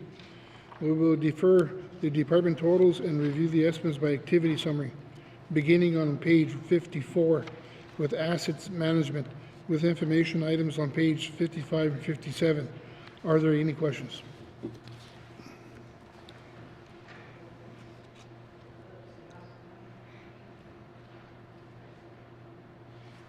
I'm going to go to the member from Yellowknife North. Thank you, Mr. Speaker. Can the minister explain which kinds of highway repairs would fall under capital versus which might fall under operations and maintenance? We see a number of different highway projects listed here under asset management. Thank you, Mr. Chair. Thank you. I'll go to the minister. Thank you, Mr. Chair. If I could direct that to Assistant Deputy Minister McKay, please. Thank you. I'm going to go to the deputy minister. When my light comes on, you're good to go. Okay. Thank you, Mr. Chair. It's really by the scale and complexity of the repairs. So small, regular repairs are done under maintenance. Larger, more complex repairs are done under capital. Thank you. Thank you. I'm going to go to the member from Yellowknife North. Thank you, Mr. Chair. And so for the public to understand better for each of our highways, how much money it actually takes to keep up these highways each year, you know, and some of those repairs might be small and some might be big. Do we have any document or something that we could see that would show us for each highway how much we're spending on that highway each year to basically for asset management, small or large repairs or reconstruction, just to keep that highway passable. Does that information exist, or could it be produced for committee? Thank you, Mr. Chair. Thank you. I will go to the minister. Thank you, Mr. Chair. We certainly can produce that. The information that's presented in this format wouldn't necessarily show it the way that I think the member's looking at. So we'll produce that, and I think just better than that is I propose to probably table it in the House, since that does seem like information that would be valuable. Thank you. Thank you. I'm going to go to the member from Yellowknife North. I definitely appreciate that. So when the department is considering new highways, new capital highway projects, is the data about how much it takes to maintain and repair a highway each year, is that taken into account in terms of predicting future O&M and capital costs for a highway? Is that taken into account before embarking on a new highway capital project? Thank you, Mr. Chair. Thank you, Minister. Thank you, Mr. Chair. Mr. Chair, I mean, that response is probably not dissimilar for highway roadways as well as any other project that goes through the capital planning process. And so, for instance, obviously there's a ranking system that we would go through in terms of understanding what kind of issue is at heart, for instance, whether it's protection of people or protection of assets. Then there's a secondary criteria that you go through. The projects all go through also whether or not there should be any macroeconomic considerations, where you would get into understanding the different values of different projects. Land management discussions are there. Are there planning needs? Is it going to run into difficulties in terms of not having the right establishment in the background of having access to roadways, having access to the area that is required for a road? Climate change considerations. I mean, all of these things are considerations that take place within any decision, including a highway. And as for the operations of it, again, certainly that is a factor, and there's a best estimate that is given. I would note that until an asset, including a highway, has been in operation, any estimate is just that. It's an estimate. And it's only through the period of operation of the asset that you would then know with more certainty what forced growth there might be, or if there needs to be forced growth. But if it makes it through as a necessity, as a project, then it gets put into the operations bucket as well for the business planning process. Thank you. Thank you. I'll go to the member from Yellowknife North. Thanks to the minister for that. And I do look forward to us, when we are discussing new highway projects in the future, hopefully having some data at our fingertips about the full cost of repairing and maintaining our existing highways. We'll be able to take that into account fully when we consider new capital projects. My only other question on this section has to do with the deferred maintenance part. I definitely support us allocating money to maintenance of assets to protect life safety. I guess I'm wondering why such projects that often seem so urgent and so important to protect life safety don't otherwise rise to the top of our list of projects that we need to consider and have to be slotted and sort of compete with other funds under the category of deferred maintenance. Can the minister explain why the types of projects that end up in deferred maintenance wouldn't appear otherwise at the top of the list of things that we need to fund in our capital budget? Thank you, Mr. Chair. Thank you. I'll go to the minister. Thank you, Mr. Chair. Mr. Chair, again, let me direct that one over to Assistant Deputy Minister McKay, please. Thank you. I want to go to the Assistant Deputy Minister. Thank you, Mr. Chair. The deferred maintenance projects, this fund is intended for repairs that were delayed and backlogged due to budget limitations. It's used to address maintenance issues like structural repairs, building code upgrades, exterior envelope failures, those types of things that maybe have been put off for other priorities over the years, but as they become more of a priority, they enter our work plan. Okay, thank you. I'll go to the member from Yellowknife North. Thank you, Mr. Chair. So I guess my area of confusion, and maybe the minister can clear this up, is that on the one hand, it seems to be the place where projects that keep getting deferred end up, that aren't necessarily at the top of the priority list. But on the other hand, we see that some of these projects are there because it's a life safety issue. And so I don't know how both of those can be true. Can the minister explain? Thank you. Thank you. I'm going to go to the minister. Thank you, Mr. Chair. So, I mean, I'll perhaps try one more time to direct it to the Assistant Deputy Minister, but just to start out, I mean, there are projects that are coming in under the small cap fund, or that are under the definition of being small capital projects, so things that are under the threshold of $600,000. Those items would tend to be within each department, which holds their own individual small capital projects. And then beyond that, at some time they do make their way in to deferred maintenance, which puts them under the rubric of being an infrastructure managed projects. As there's not enough space to do everything in small cap, there's obviously not enough space to do everything in deferred maintenance. I mean, determining when it's a deferred maintenance and not, as it becomes more and more serious, it certainly ratchets up the scale.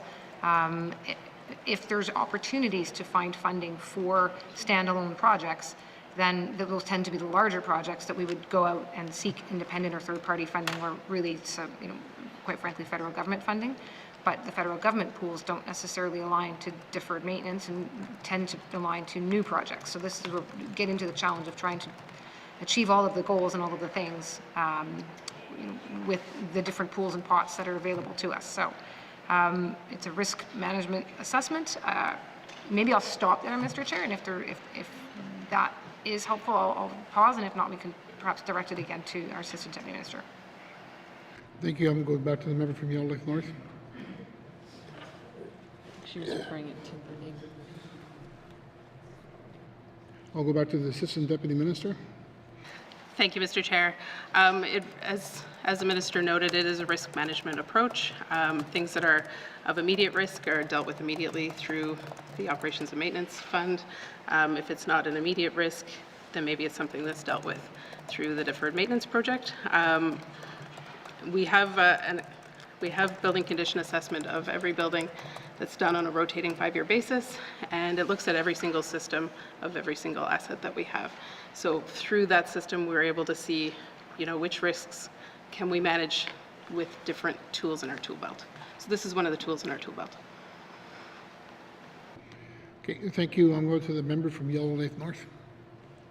Thank you, Mr. Chair. I mean, I know that I'll just be continuing to learn about the capital planning process, and certainly my concern is that we ensure that we are able to address all of the most severe, most urgent life safety issues, and we don't have projects competing with each other that are all at that level, and that we also have enough money to ensure that we're taking care of our assets and preventing sort of disasters or breakdowns or life safety issues down the road. So I'll just continue to have this on my mind, but keep learning about the process. Thank you. Thank you. I'm going to go to the member from the Statute.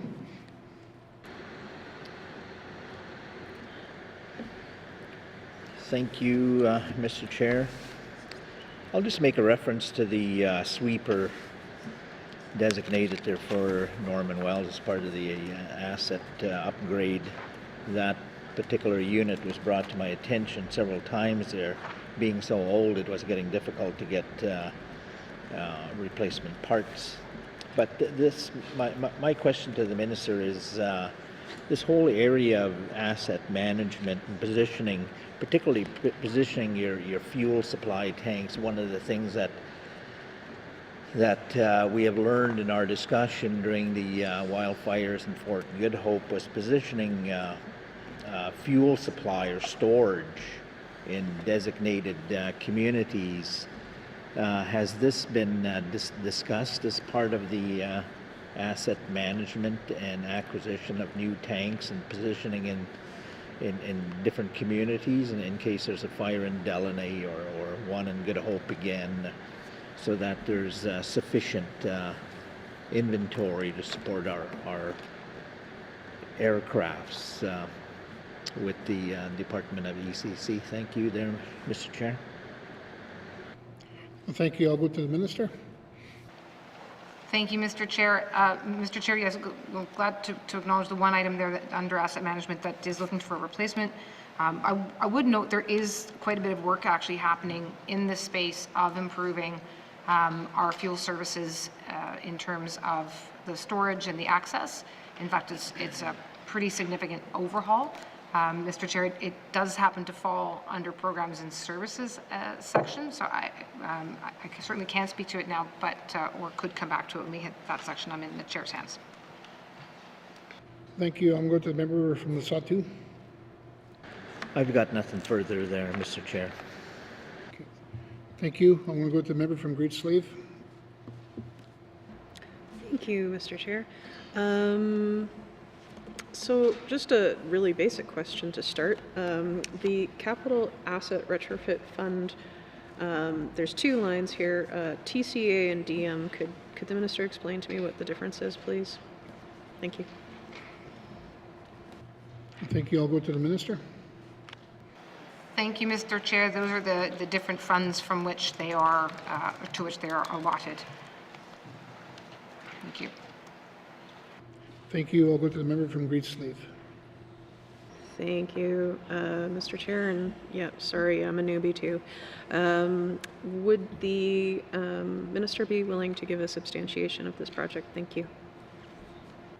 And thank you. I'll go to the Minister. Thank you, Mr. Chair. Mr. Chair, let me see if, oh, you know what? Somebody has it in front of them. May I turn it to Assistant Deputy Minister McKay? Oh, there it is. Thank you. I'll go to the ADM. Thank you, Mr. Chair. The aim of the Capital Asset Retrofit Fund is to deliver energy efficiency projects for N.W.T facilities in order to reduce our greenhouse gas emissions, reduce our energy use, and reduce our operating costs. Thank you. Thank you. I'll go back to the member from Great Slave. Thank you. I assume this is across the whole of the N.W.T. But could the Minister please tell me what communities, what facilities this will apply to in this go around for this this Capital Asset Retrofit Fund? Thank you, Mr. Chair. Thank you. I'll go to the Minister. Thank you, Mr. Chair. Mr. Chair, let me see if I can find a list for this year. I think everyone is. For the work plan for 25-26, Mr. Chair, we have there are some items that are in N.W.T, the school. Then N.W.T has some upgrading. Yellowknife is upgrading to the Statute building, a district heating system. Fort McPherson, Chief Julius School, heat recovery optimization. Sax Harbor School is getting heating upgrades. There's some funding allotted for LED lighting upgrades in both the Statute and South Slade that's yet to be completely finalized. Detcho, Fort Simpson, again, lighting upgrades. Wrigley, Chief Julian Yendo School, lighting upgrades. And then some O&M money set aside to support the LED projects that I've just been describing. Thank you. Okay, thank you. I'll go to the member from Great Slave. Thank you, Mr. Chair. And can the Minister speak more to why some of the projects in some of the communities or facilities have not yet been defined? Why are we asking for money for projects that aren't yet defined? Thank you, Mr. Chair. Thank you. I'll go to the Minister.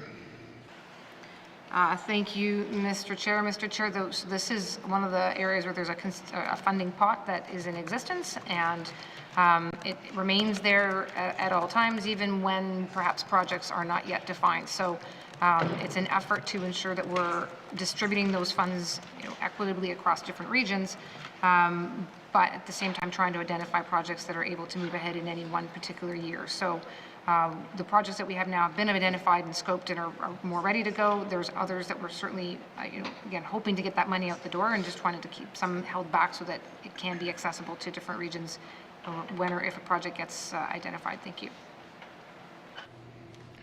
Thank you. I'm going to go to the member from Greensleeve. Thanks, Mr. Chair. So I can appreciate that answer, but if we haven't decided by the time that we're in this house, I don't understand why we would have assigned money to a hope. Wouldn't we want to come back the next year? Thank you, Mr. Chair. Thank you. I'll go to the minister. Thank you, Mr. Chair. Mr. Chair, these are fairly small scale projects. For example, some of the projects I was describing are under $100,000 or sitting at around $250,000. And for lighting, it's not. Those aren't necessarily projects that are, significant. Heating upgrades, similarly, $100,000. So my point with that simply being that while we don't necessarily have everything lined up at this point early on, this is for the 25-26 season, which does provide a fair bit of time and a fair bit of room to still maneuver. So there will be some money that could lapse, certainly, but at the same time not, wanting to have a little bit of flexibility. Again, the projects themselves, we're talking about LED bulbs and biomass boilers, but particularly the LED bulbs, it is expected that the money can be spent. I can certainly look back and confirm to what extent this set pot does get spent every year versus not happy to do that. Thank you. I'll go to the member from Greensleeve. Thank you, Mr. Chair. Yeah, if the minister could provide some information to committee on that, that would be greatly appreciated. And I don't know if I agree with her characterization that these are small amounts of money, especially when we're looking for every little bit of money we can. So I'll just leave that as a comment. Thank you. Thank you. I'm going to go to the member from Montfrey. Thank you. Thank you. For Frank Channel Bridge, it's estimated completion date 27/28. So when is the actual construction going to start for the Frank Channel Bridge? I know the last time they said it was going to be last fiscal year. It didn't happen. So now, when is the actual? Is there a time frame for the when the construction is going to begin for this project? Thank you. Thank you. I'll go to the minister. Thank you, Mr. Chair. Mr. Chair, this project certainly was was delayed over the last short while. I can say that at this point there's been some positive developments that at this point we are working with the Clecho Kiewit partnership, and it is expected that there's going to be a startup project. Startups discussions have already begun. For this year, this current year, there's a production of aggregate underway. And the next stages would have an estimated completion date. I believe that the construction itself would start in 2026, so in the next fiscal, with a completion date, again, tentatively at this point, but in the fiscal of 27-28. Thank you. I'll go to the member from Montfrey. Well, that's a long time because we know that Frank Channel Bridge, there's a lot of people that are concerned about the Frank Channel Bridge, even to travel on it. And even like this, our school bus go on it every day. And I know I talked to some of the residents, they were really concerned. They said they don't feel comfortable traveling on the Frank Channel Bridge. And I thought, the last time when the other minister was here, she did say that it was going to start last fiscal year, 24-25, and to date it's 27-28. So it's a long time to wait, especially for the condition of the Frank Channel Bridge. It's a concern for a lot of community members, and it's being used every day. People travel on it, and the big trucks travel on it to Yellowknife. So it's just a little disappointing because I know a lot of people have been asking in Bichicon too that, even in Clecho region, when are they going to start the constructions? Because they did hear that too, because it was said by the previous minister as well too. So, it's good that, plow dump truck in Bichicon. And so that's going to be that's for 25-26 fiscal year. So when is it? When are they going to get this? Like how many dump truck they're going to get for to maintain the Highway 3? Is it just only for the Highway 3 or within the community access?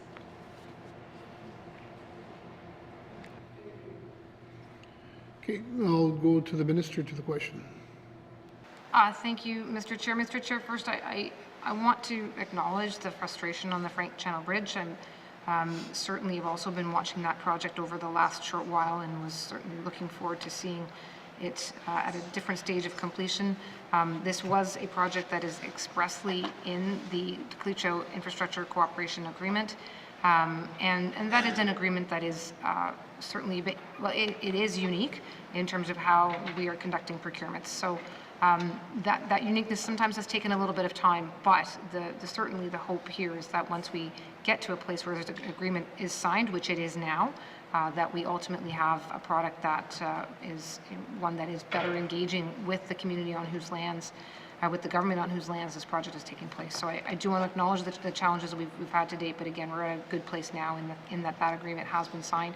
And similarly, the comments from the community members, Mr. Chair, just wanting to again say we do monitor the bridge carefully. It's old bridge and wasn't designed for the weights of trucks that are now available, but heavy loads can reconfigure themselves so that they are not placing inappropriate strain on the bridge. As for the plow dump truck, that is meant to service not only Highway 3 but also the Clecho Highway. Thank you. Thank you. I'm going to go to the member from Monfrey. No, that's good. Okay, the school is going to be completed with the new school in Bichicon. It's planned to be completed, I think within 10 years. So that's why it's really crucial that Frank Channel Bridge, because I think a lot of parents are concerned, so I'm glad that she addressed that. So yeah, we have to think about the young people that's going to be, traveling on it from Bichicon to Edzo to attend high school, junior high and high school. So it's a serious issue for us, especially for the community members.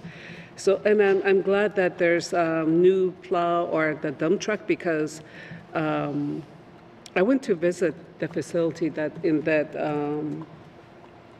the infrastructure, the highway departments in Bichicon, and I saw a lot of these. They had like 2 or 3 dump truck, and the plow truck too. And I told them, I said, are these new? And they said, no, these are hand-me-down from Yellowknife, and we painted it. So it looked new. So I'm glad that they're going to get a new equipment. So which is it's good. So that's all I have is that. Yeah, thank you. Thank you. Is there any further questions from members? I'm going to go to the member from Mackenzie Delta. Thank you, Mr. Chair. My question is in regards to the James Creek maintenance camp. It's stated here that they're going to be fixing up the existing camp. Is there works underway for a new location? I've been told in the past that there was we're looking at a new location for a new camp. Thank you. Thank you. I'm going to go to the minister. Thank you, Mr. Chair. Mr. Chair, this project is a retrofit of the existing location. Remember, yes, quite correctly, there was originally way back 2016, looking at replacing the camp, and there was funding back at that time to do so. There was some challenges in that the first site that they landed upon was determined to actually not be suitable for this kind of camp based on the geotechnical and the investigation of the area. And unfortunately, no new sites could be identified in the area that were both compatible with the technical needs, compatible with what was required for the spaces, and also appropriate for the local community. And as time rolled on, the new proposal simply started to look like the budgets were becoming quite a bit different as, of course, time moved past what that budget was. So with the budget that was available from now quite dated, it's been decided that rather than losing that funding, rather than being further in a situation with a camp that's increasingly out of date, that's where the decision has come to use the money that is available and rescope to retrofit the existing facility. Thank you. Well, thank you. I'll go to the member from Mackenzie Delta. Thank you, Mr. Chair. Thank you for the answer. The other question I have is in regards to the capital assets retrofit fund for the Acknowledgements. They were working on the septic tank in Acknowledgements, and they came into some problems. Can you give me some update on what's been done so far? Like, is it safe? I was talking about safety of human lives, and is this project safe for the students and the staff within the school? Thank you, Mr. Chair. And thank you. I'll go to the minister. Thank you, Mr. Chair. I'll direct this to the Assistant Deputy Minister, please. McKay, please. Thank you. I'll go to the ADM. Mr. Chair, an environmental consultant has come in and removed the piece of material that was knocked off during the renovation and has taken it back for testing and stabilized the space where the piece of material fell off. And also they've reviewed the ventilation system to confirm that the ventilation does not run through that crawl space, so it's safe for occupants to use. Thank you. I'll go to the member from Mackenzie Delta. Thank you, Mr. Chair. It's more of a comment. I've seen people work with asbestos in the Mackenzie Delta, and when they work in those areas, they seal the whole area right off before they even work on it, and they use special equipment and ventilation and all that precautions before they even start work or in that area. So it's pretty well contained, and so hopefully there's no contaminants that will place the students and the staff in danger because they're still using the facility at this time. Thank you, Mr. Chair. Okay, thank you. Is there any questions of members? Seeing none, I'm going to go to the Department of Infrastructure Asset Management, Infrastructure Investments, $93,935,000. Does the committee agree? Thank you, members. Please turn to page 58, Energy and Strategic Initiatives, with information items on page 59. Are there any questions? I'm going to go to the member from Great Slave. Thank you, Mr. Chair. With the regards to the Slave Geological Province Corridor Planning and Environmental Assessment, could the minister please give us a stanchiation for that? Thank you. Thank you. I'll go to the minister. Thank you, Mr. Chair. I'm certainly happy to do that. This project obviously represents a pretty significant potential infrastructure investment. At this stage, the project is focused on planning as far as Lockhart All-Season Road. That would take from the end, what is now the end of the Ingram Trail, commonly known thereof as the Ingram Trail or Highway 4, all the way up to Lockhart Lake. And the funding that is here right now would get as far as having a regulatory application in 25-26 in order to begin an environmental assessment. This certainly has been around, as I said, for some time. This was initially advanced back in 2019, and certainly interest has continued in getting to a point where a decision on whether or not to proceed could actually be made. So that's, really a big part of the investment here is for that purpose. This is 75-25% funded with the federal government, and the costs to date have been around planning and regulatory review studies, and the work, again, because of the nature of it, it continues to reflect priorities around economic growth and economic foundations, as well as, in this case, collaboration with Indigenous governments. Mr. Chair, I continue to receive correspondence from both YKDFN and Cleacho governments in particular around their interest in seeing this advance and seeing what stage it's at. Mr. Chair, mindful of time, I'll pause there and see what other questions the member may have. Thank you. Thank you.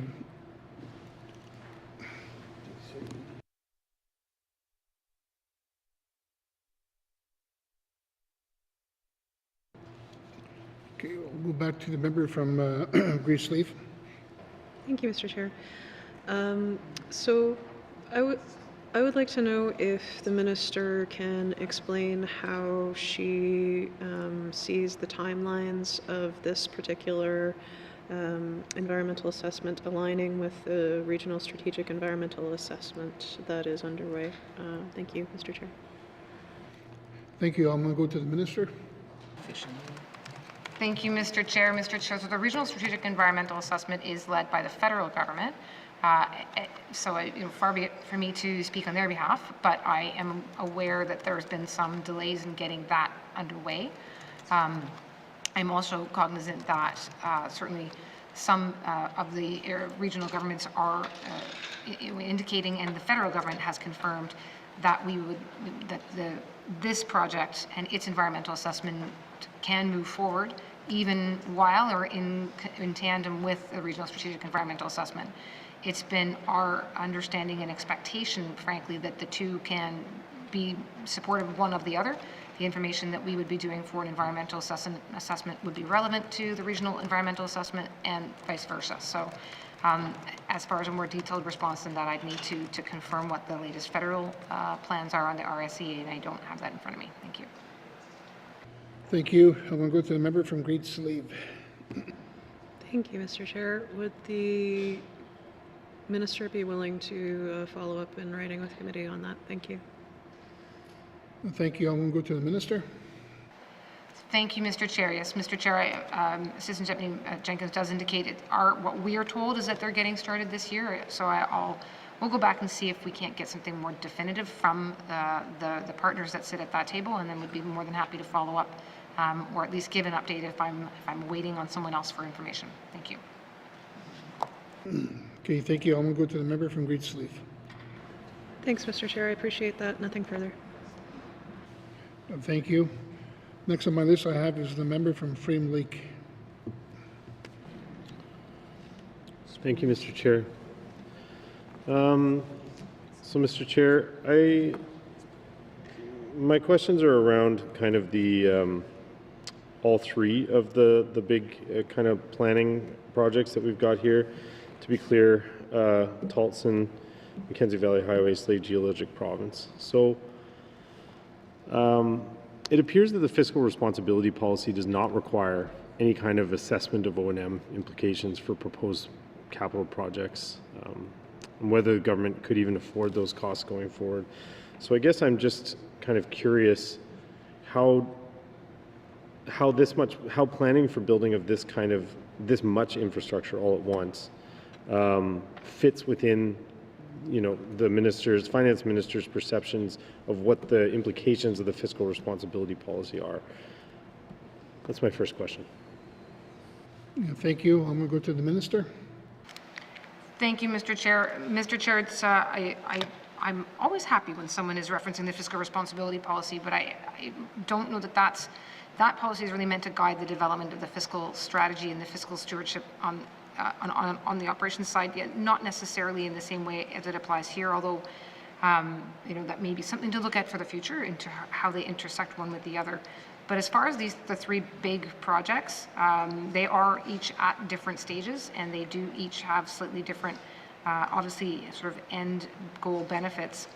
Fundamentally, all three are opportunities to see a catch-up in the scale of infrastructure that exists in the Northwest Territories, particularly in terms of transportation infrastructure. The Mackenzie Valley Highway at this point, as is spoken of quite frequently, is a critical corridor up up part of Canada that is right now thoroughly underserviced in terms of the transportation network. It's already in the EA. We are working very hard to make sure that there is no delay, that certainly from our end on that EA process, and expect it out next year with then the ability to proceed according to what the board may dictate, and move forward with a design and a procurement process, or rather regulatory process and then design procurement. So that's where that one's at. It's at a very different point. With that in hand, we can go and get final dollars, hopefully from the federal government, to support its building. Tolson project's a little different in that we are but one member. That is being led by all of the Indigenous governments who are in the watershed region. The N.W.T is one member of that group. That project will advance as a group. It's not expected to advance with the N.W.T alone, and it certainly wouldn't advance without support from the federal government financially. But it is different again in that it's advancing step by step with that entire group, so multiple MOU partners sitting together. And it is on the side of the energy infrastructure needs. And then last but not least, of course, Slave Geologic Province, Mr. Chair. Again, noting again the complete lack of any roadways in this country connecting the south to the Arctic. And this is an opportunity to do so. The Nunavut government has reinvigorated their work on Grays Bay Port and hoping to see it connect down into our territory. But that is the furthest one off out of the three. But without continuing to make some progress to advance, we wind up in the situation we've been in for 30 years, which is people talk about it, but nothing's actually studied and nothing's ready to go. So the funds we have here are really for Tolson or for Slave Geologic gets to a point where we can make an actual decision, where we know what the project would look like, where it would be, who would be interested, and who might contribute. But right now, without that, we just keep talking about the lack of infrastructure. Thank you. Thank you. I'm going to go to the member from Frame Lake. Thank you, Mr. Chair. So, yeah, I'm kind of curious, in particular on, to get a bit deeper into kind of O&M costs. So any of the projects will do really, I mean, any of them have implications for that. So how do we propose affording to operate additional infrastructure like this? I mean, looking at our fiscal outlook, looking at the infrastructure we've got, it seems like we're having a very difficult time kind of affording what we've already got. So who are we envisioning is going to pay for the operations? Are we anticipating developing cost-sharing agreements with other governments? How are we proposing that this is going to be something that we can even afford? Because getting capital money is one thing, but operations and maintenance, of course, is going to be enormous for any of these large projects. So what's our planning around that? Like, how are we ensuring that what we're doing is realistic and within the bounds of what the territory can afford to do? Thank you. I'm going to go to the minister. Thank you, Mr. Chair. Mr. Chair, the N.W.T is having significant challenges maintaining its operations. We are struggling in the healthcare system, obviously, with the health authorities running a fairly significant deficit that continues to grow, and struggling in the energy sector right now because of the lack of interconnectivity between our systems and the tremendous costs that continue to build up because of the reliance on diesel and the volatility of fuel. Our fiscal challenges aren't necessarily being driven by operations and maintenance on the highways. Those costs are going up. I mean, I certainly am seeing it on in the Cleat with the winter roads going up. The Statute is likely to see increases, but that is not what keeps the finance minister up at night. The situation facing us in terms of the health authority budgets is of a bigger concern. Of the energy sector is a bigger concern, but operations on highways and roads, again, quite frankly, Mr. Chair, their costs are not insignificant. The building costs are not insignificant. But the costs of not having transportation and being in a situation where I can't resupply communities and fuel services division, where we can't get supplies in when there's an evacuation in Yellowknife, for instance, those costs are also significant. So I do want to, again, emphasize, estimates are made before a construction decision is made as to what the total might be. And I'll use an example of the Taser, where they've entered into a P3 project. That Taser project has a set amount that we can plan for every year. There's an amount in a sinking fund that we use to pay for the operations and maintenance of that highway that goes to the Cleacho government, who are the third party. That kind of work is certainly being contemplated for these other projects. Again, Tulsa in particular, it's going to be a cooperation project. The next stage is to get an entity that these Indigenous governments can be part of. That may well be where the business case for Mackenzie Valley Highway or Slade Geologic end up, but I don't have that information yet. That's the next step for Mackenzie Valley Highway, quite frankly, is to have that conversation. Thank you. Thank you. Go to the member from Frame Lake. Thank you very much, Mr. Chair. And so, I appreciate that answer from the minister. I'm very glad that they are considering, the O&M for these. That does bring me some comfort. So I want to speak a little bit. I mean, we heard from the ECE minister just today detail the magnitude of cost for infrastructure for the college, for example. And of course, there's only so much federal money we can seek. The same can be said for housing, which MLAs have been clear as a priority. And so one of the problems we have is we can only seek so much federal funding. We can only receive so much federal funding. So how are we able to effectively action our priorities when we're simultaneously trying to advance multiple projects that are outside the possibility of affordability for the territory to build, and also trying to advance what I might describe as competing priorities? So help me understand how it all makes sense. How are we going to effectively, because I mean, this has been one of the conversations we've been having over and over again in the House, during this budget session is, how do we effectively action our priorities? And if all of our planning and staff time and federal funding is going towards other projects, of course, the opportunity cost is that we're losing out on things that we also have prioritized. So I'm trying to understand how to make sense of all this and make sense of the minister's gotten up and with a very somber expression spoken about dire financial outlook, but we seem to be planning as if our fiscal outlook is positively incredible. So if Mr. Chair, if the minister could kind of comment on that statement, I'd appreciate it. Thank you. Go to the minister. Thank you, Mr. Chair. I hope I don't just have 40 seconds. That's a big one. Mr. Chair, at this point, these three projects do have federal funding to get them to that point where there's an understanding that the environmental assessment work wouldn't necessarily become stale if it doesn't happen to move forward with funding in the immediate year after. It goes through still a permitting process, and even with the permits in hand, I can think of a mining project here in the territory that's been sitting fully permitted, ready to go, trying to get funding sorted. It doesn't go stale, it doesn't go bad. Obviously, at some point, it becomes not a tangible priority, but having those permits in hand doesn't mean that we're under the clock or under the gun to have it funded the next year. It certainly gives the opportunity to go and have a conversation. It's not possible to go to Ottawa and say, will you fund a project that I haven't got put through an EA, that I haven't got a regulatory permit for, that I'm not really sure where I'm going to put it, but can you fund it? So these three are all at different phases of that kind of planning and preparation so that we can go with a meaningful business case with permits in hand to say we're ready, it's shovel ready, let's move forward. In terms of balancing different priorities, Mr. Chair, this is certainly a bigger question and probably one better placed to the Premier in the sense that it applies, we would be looking to the federal engagement strategy that is a whole of government strategy and a whole of cabinet strategy that does look to be founded upon the priorities of the 20th Assembly and the mandate that's developed to deliver upon that. To date, Mr. Chair, obviously the housing funding that we have is outside the wheelhouse of what I have in front of me to speak to today, but they come from different sources in the federal system as well. So we want to be able to be in a position to maximize what is coming to the territory from every single federal funding source.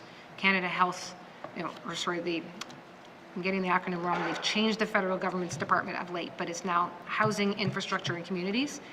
There's a very specific pot of money and it's very large and we want a lot of it to come here. But there's a point that we might need to make too about also making sure that we have other things that are moving forward. So We've been fortunate to date. There is a lot of money that's come into the Housing Corporation. A lot of money has come into Indigenous governments for housing, and we've still been able to advance these projects. So with all of that said, Mr. Chair, that's the goal, is to continue to achieve that kind of success where things can each continue to move at slightly different stages, which allows that money to flow in. Thank you.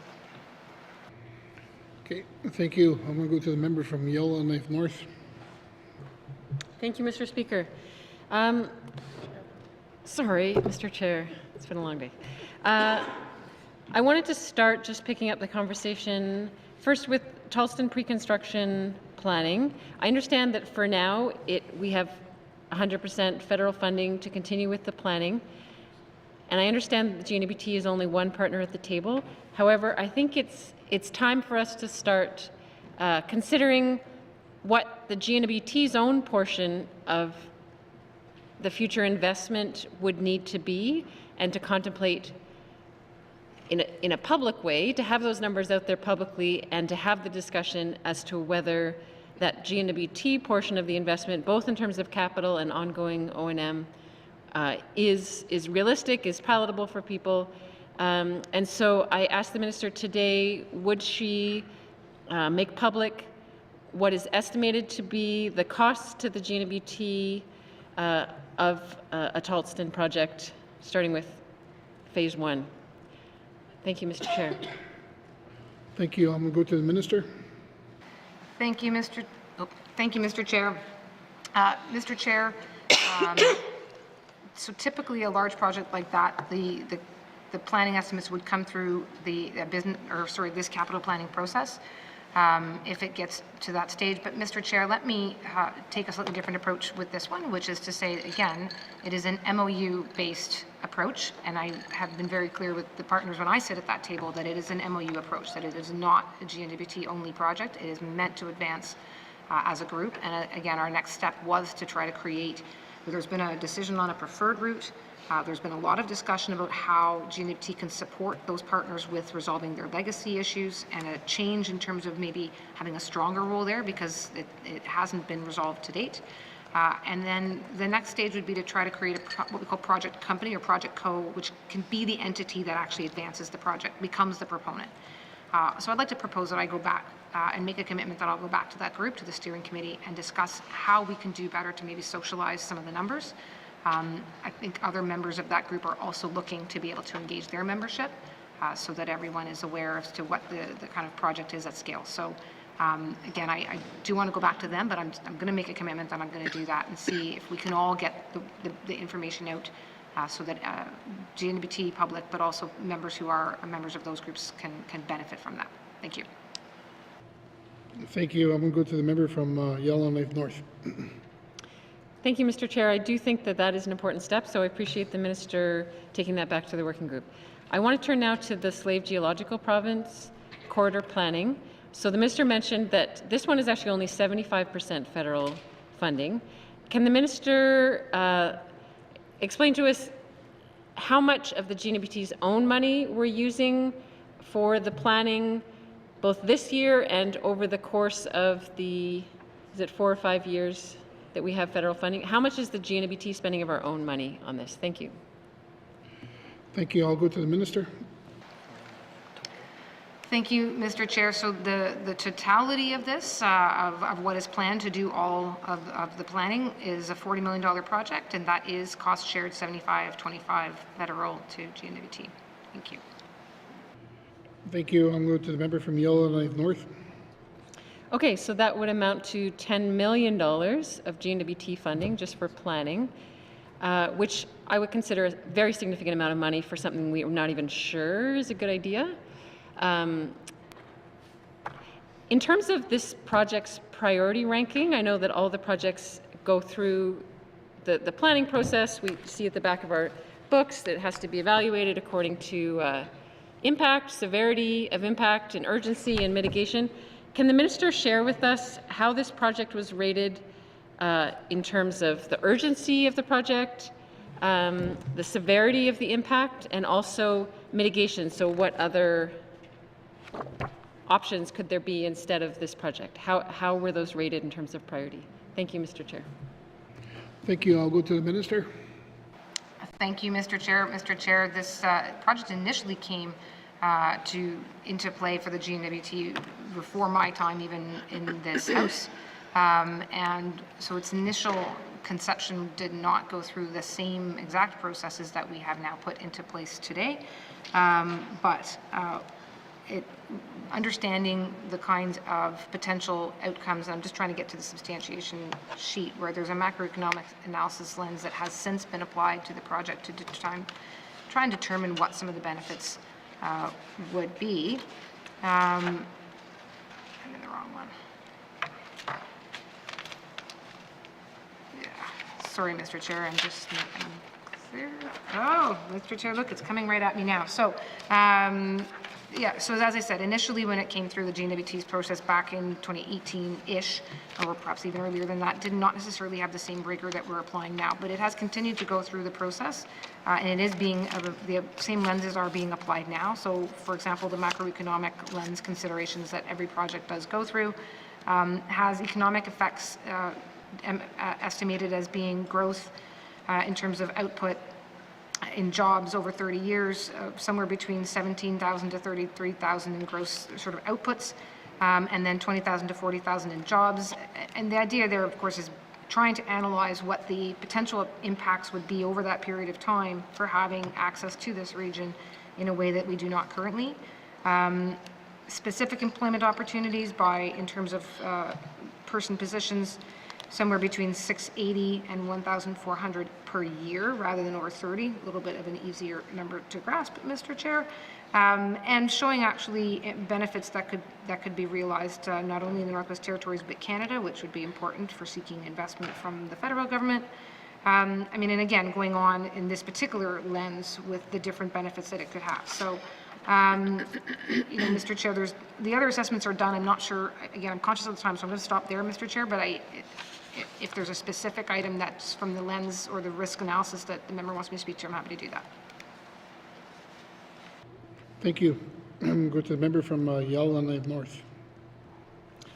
Thank you, Mr. Chair. So my understanding was that it already had been rated in terms of priorities under those categories that I mentioned, but if it has not, then I would strongly urge this government to do those ratings and then to be able to compare to other projects that we're considering, and in terms of, you know, by the same apples to apples, what is the severity of how this would impact people if we don't do it?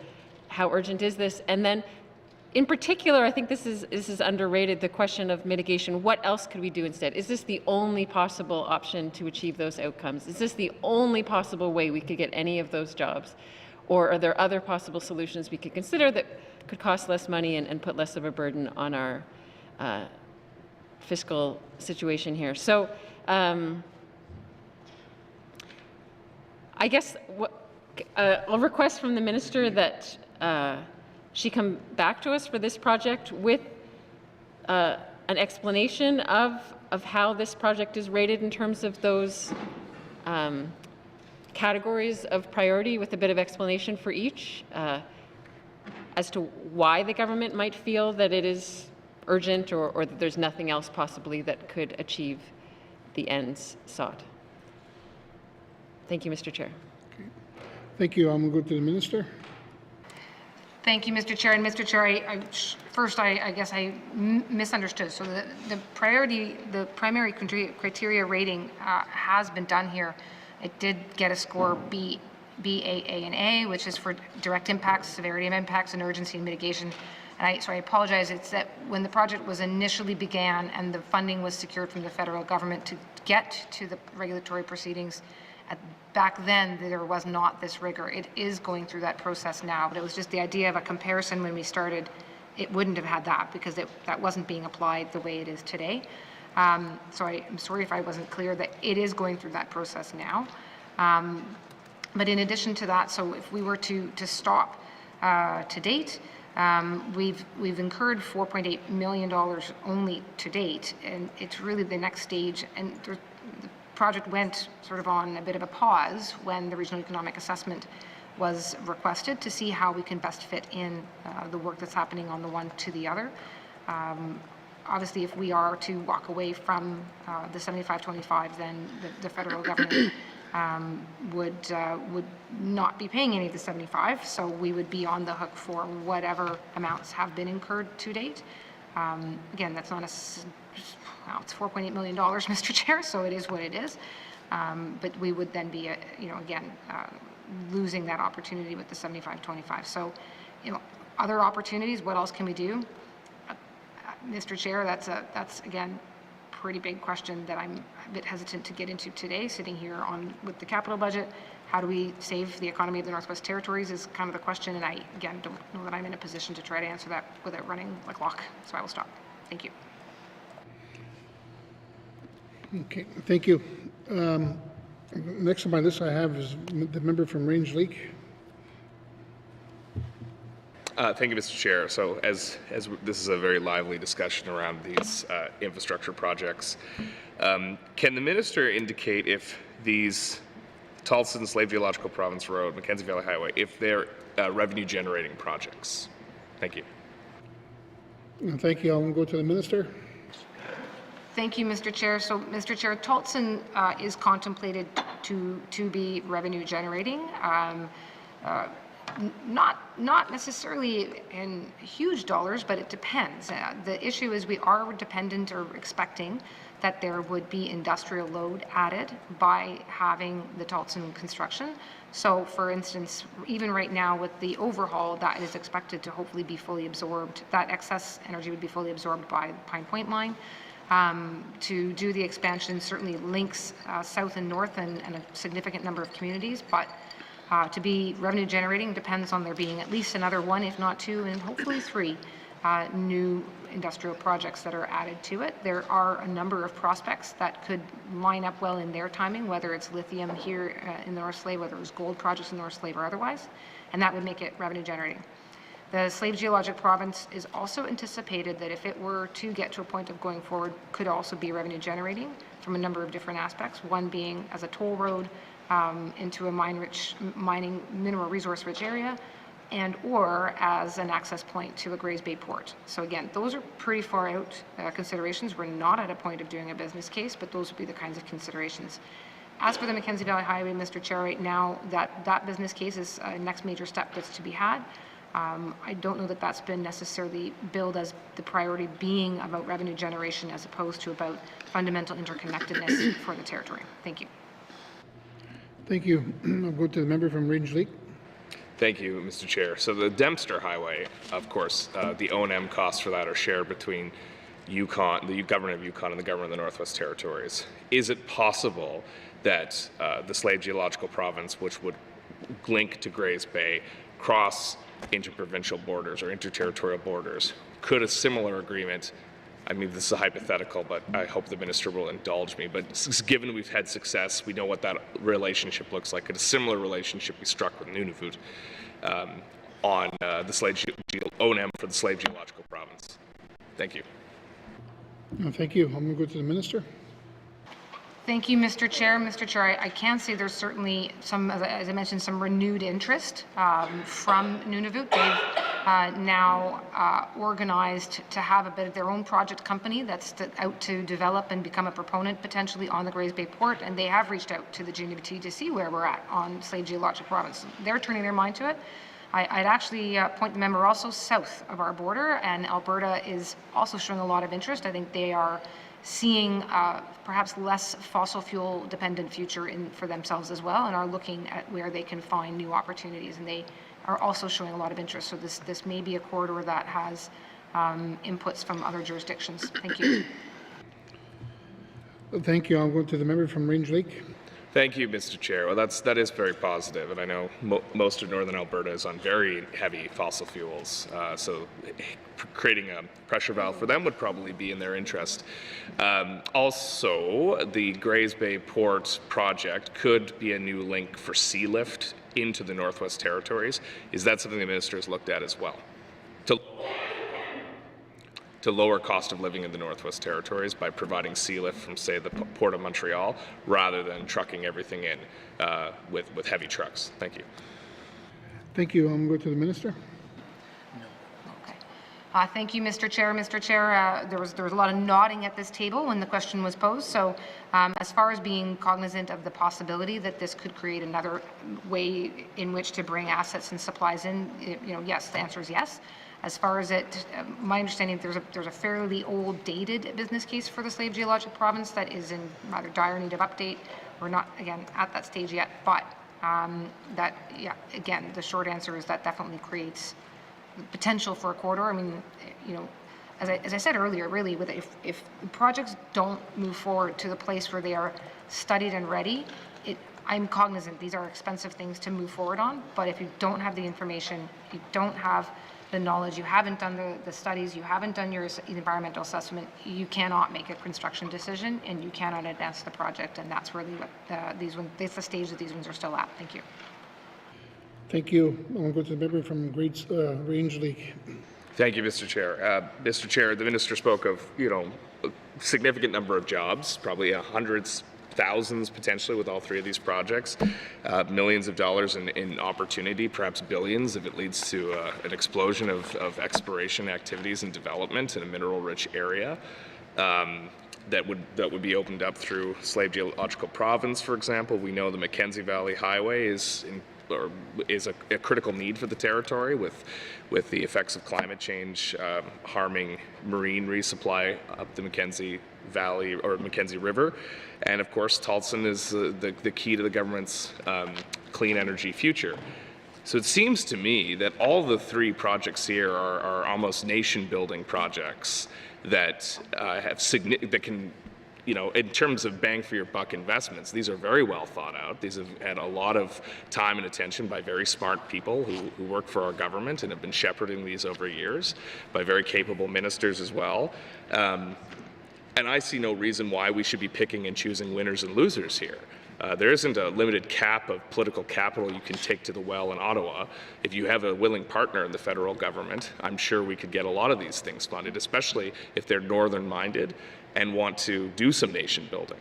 I can only think if the Mackenzie Valley Pipeline had gone a different way, the kind of economic activity that could have been opened up in the Northwest Territories, the kind of major infrastructure that would have come in as well, have been transformative. We might not be in a have-not region of the country with something that opened up the region and resource development as well, and enriched everyone down that transportation corridor. And when I think of something like the Slave Geological Province, that's what I think it could be. I think of the benefits that could go to the Akecho, to the Tlicho, to Nunavut groups, to people in the Northwest Territories generally. And if there's opportunities for sea lift, if there's opportunities for marine supply, that could be a game changer too. These are creative solutions to the infrastructure deficit we have.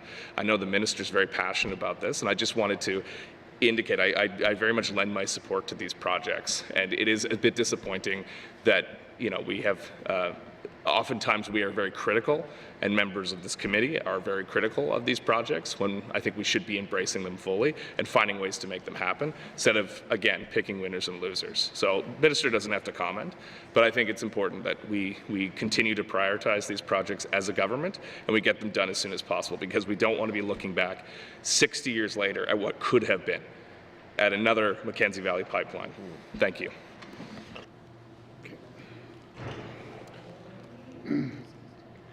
Okay, thank you, the member from Rangeley.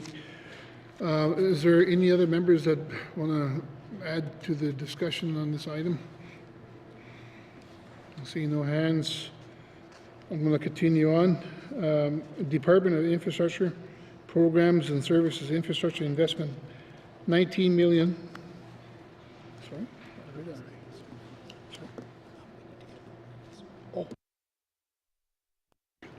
Sorry, colleagues. Department of Infrastructure, Energy and Strategic Initiatives Infrastructure Investment, $71,500,000. Does the committee agree?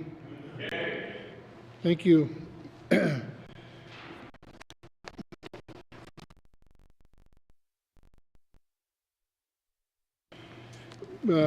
Members, because we got translation here, we'll take a short recess.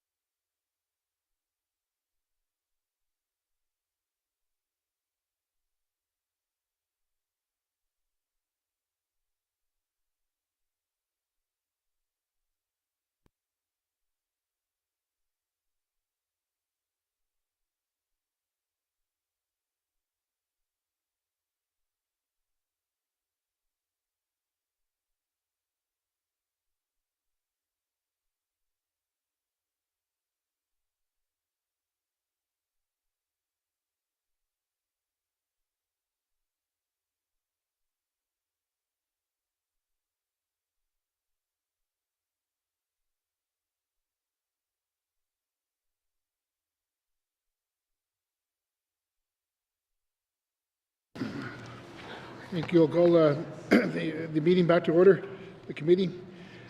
Thank you, members. We're going to continue on. Please turn on to page 60, Programs and Services with information items on page 61. Are there any questions?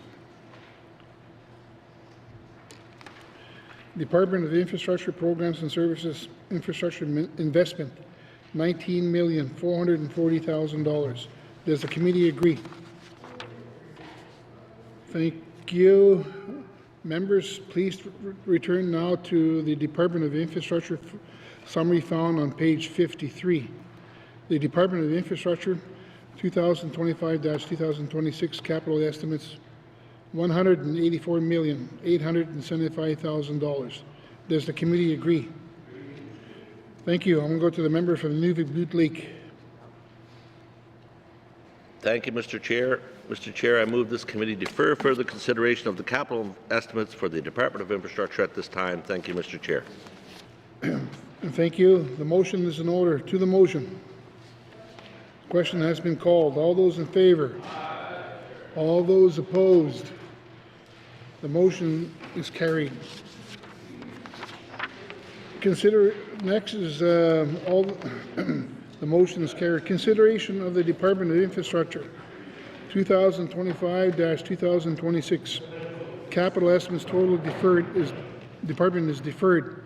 Thank you, committee, and thank you, Minister. Sergeant Arms, please escort the witness from the chambers.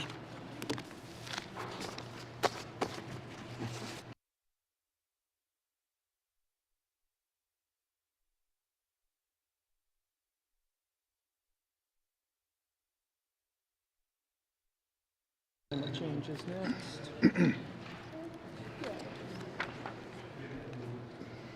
Committee, we have agreed to consider table documents 193-20 brackets 1.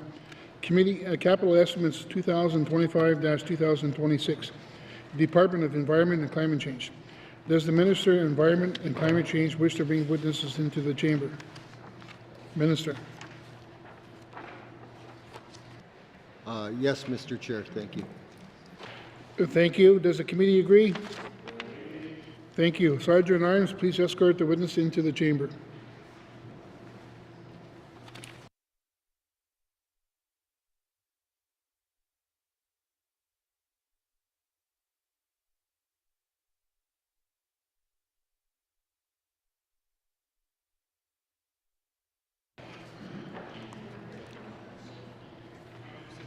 Would the minister please introduce the witnesses? Thank you, Mr. Chair. On my right, I have Dr. Aaron Kelly, Deputy Minister, and on my left, I have Jessica St. Armand, Director of Finance. Thank you.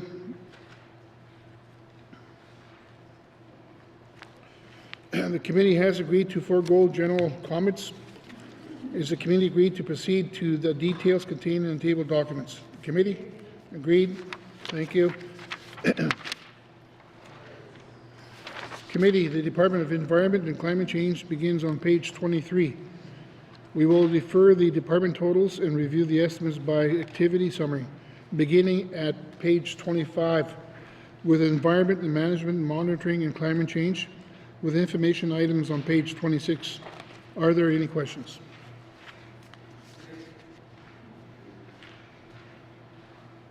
Seeing no questions, I'll move it on. Department of Environment and Climate Change, Environmental Management, Monitoring and Climate Change.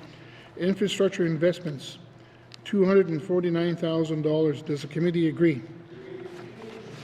Next we have is regional operation on page 27, information item on page 28. Are there any questions? I'm going to go to the member from Great Slave. Thank you, Mr. Chair. So I'm going to ask a question about a random one of these assets and kind of dive deeper than just one singular asset, but let's just talk about the boat, the replacement boat for field work in Nunavut. Can I please get a substantiation for that item? Thank you, Mr. Chair. Thank you. Thank you. Order. Thank you. I'm going to go to the minister. Thank you, Mr. Chair. This specific item is part of a fleet of equipment that the department uses to deliver the programs for the department across the Beaufort Delta region. Thank you, Mr. Chair. Thank you. I'm going to the member from Great Slave. Yeah, thank you very much, Mr. Chair. So, in some of my comments to the Minister of Finance yesterday, I know in our substantiations we talk about different ways that we make decision making around the various metrics and choices that we make for selecting these items and considerations that we make about these items. There has been great conversation in previous assemblies around the climate change considerations of these items. And so, not to pick on the boat, not to make my colleague from N.W.T Boot Lake angry, it was just picked at random. I'm just curious as to why in climate change considerations for boats and trucks and other assets that run on fossil fuels, the climate change considerations are none. Thank you, Mr. Chair. Thank you. I'm going to go to the minister. Thank you, Mr. Chair. And thank you for the question. I think that some of the challenges, especially in the Northwest Territories, and certainly based on location, is having adequate infrastructure based on the resources that are available within that area. So in the Beaufort Delta, for example, the boats that are used to deliver the programming there need to be of a certain size and ability to deliver the programs to ensure that our staff are safe as they're doing that work, and there's not really anything currently on the market that would be able to enhance the goals in the way of not using fossil fuel. So currently a majority of our large patrol boats are all 4 cycles, which is certainly a move forward in the way of more environmentally friendly than perhaps in the previous years when it used to be a 2-cycle engine. These are far more fuel efficient, much more economical, and certainly do provide some benefits to the climate. Thank you, Mr. Chair. Thank you. I'm going to go to the member from Great Slave. Thank you, Mr. Chair. And arguably, when we talk about all of our assets that put out greenhouse gases, be they vehicles or buildings or whatever the case may be, I guess how one boat in the N.W.T is not going to break the GHG bank, so to speak, but to see that there's no impact of just any asset. I don't know if I agree with that. Maybe the minister can speak to that. Thank you. Thank you. I'll go to the minister. Thank you, Mr. Chair. No, I mean, there is certainly an impact and a contribution to the greenhouse gas total from all of this infrastructure that's on our landscape. However, I mean, like I said earlier, you know, the options to go to other technologies are somewhat limited.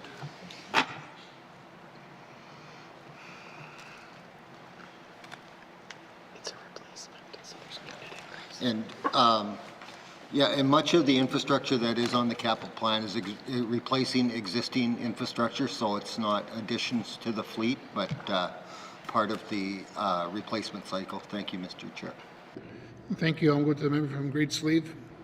Thank you. So I can respect that answer. I guess I'd like to hear from the Minister of Environment and Climate Change that in fact, yes, even though there aren't any other options, vehicles, all of our infrastructure that emits greenhouse gases does impact climate change. Thank you, Mr. Chair. Thank you. I'll go to the minister. Thank you, Mr. Chair. Yes, I do agree with that statement. Certainly does have an impact. Thank you, Mr. Chair. Thank you. I'll go back to the member from Great Slave. Thank you, Mr. Chair. Well, I will take away some further comments to the minister. Nothing further at this time. Thank you. I'm going to go to the member Range League. I'm curious now, Mr. Chair. So I'm going to ask, as the minister, is the minister responsible for climate change and the government's climate change plan, and he's got officials there. Is it possible to calculate the carbon emissions or carbon impact of one truck in the N.W.T fleet? Thank you. Thank you. I'm going to go to the minister. Thank you, Mr. Chair. I'll pass that to Dr. Kelly. Thank you. I'm going to go to the deputy minister. Thank you, Mr. Chair. We don't normally look at that level of granularity. I'd have to take that back. Thank you, Mr. Chair. Well, thank you. I'm going to go to the member from Range Lake. Would that information, thank you, Mr. Chair. Would that information be useful to our climate change planning to and implementation of our strategy and our goals to reduce emissions? Thank you. Thank you. I'm going to go to the minister. Thank you, Mr. Chair. That level of detail would be really hard to calculate. We take a much broader approach to how we do the calculations on the greenhouse gas emissions. Thank you, Mr. Chair. Thank you. I'm going to go to the member from Range Lake. Thank you, Mr. Chair. So the N.W.T does calculate its fleet, like its combined fleet in terms of emissions. Is that correct? Thank you. To the minister.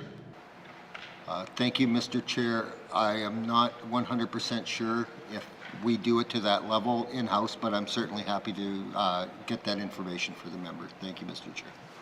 Thank you. I'm going to the member from Range Lake.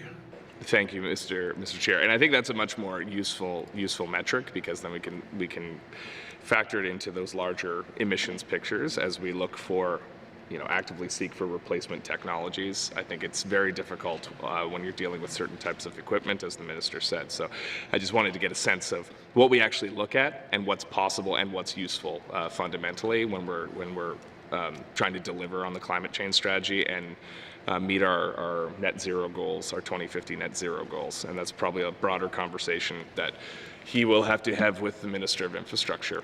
Nothing further. Thank you. Thank you. Any further general comments from members? Okay, thank you. Seeing none, continue on.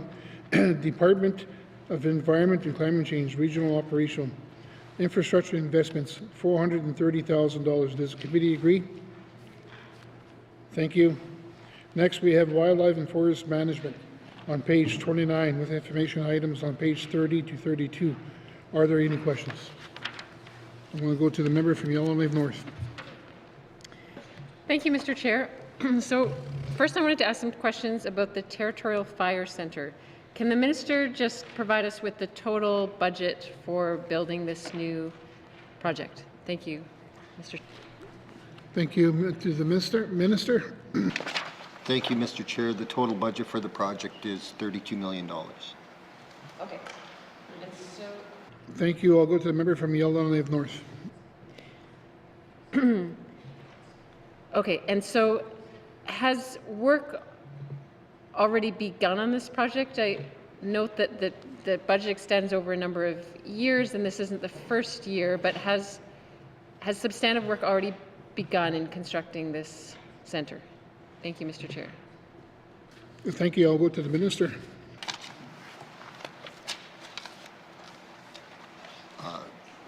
Thank you, Mr. Chair. Mr. Chair, the project is well underway. It has not reached the construction phase. However, $16 million has been spent to date. Thank you, Mr. Chair. Thank you. I'm going to go to the member from Yellowknife North.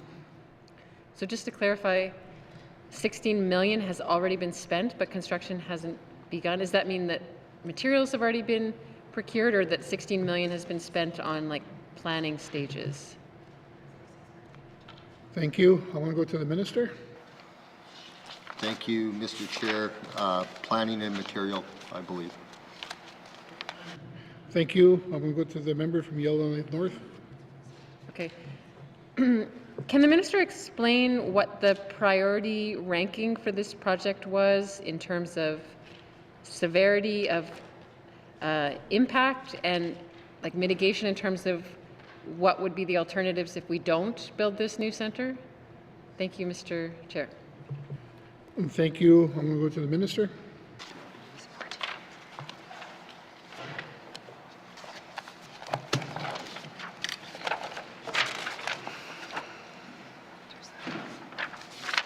Thank you, Mr. Chair. Peter, where the rank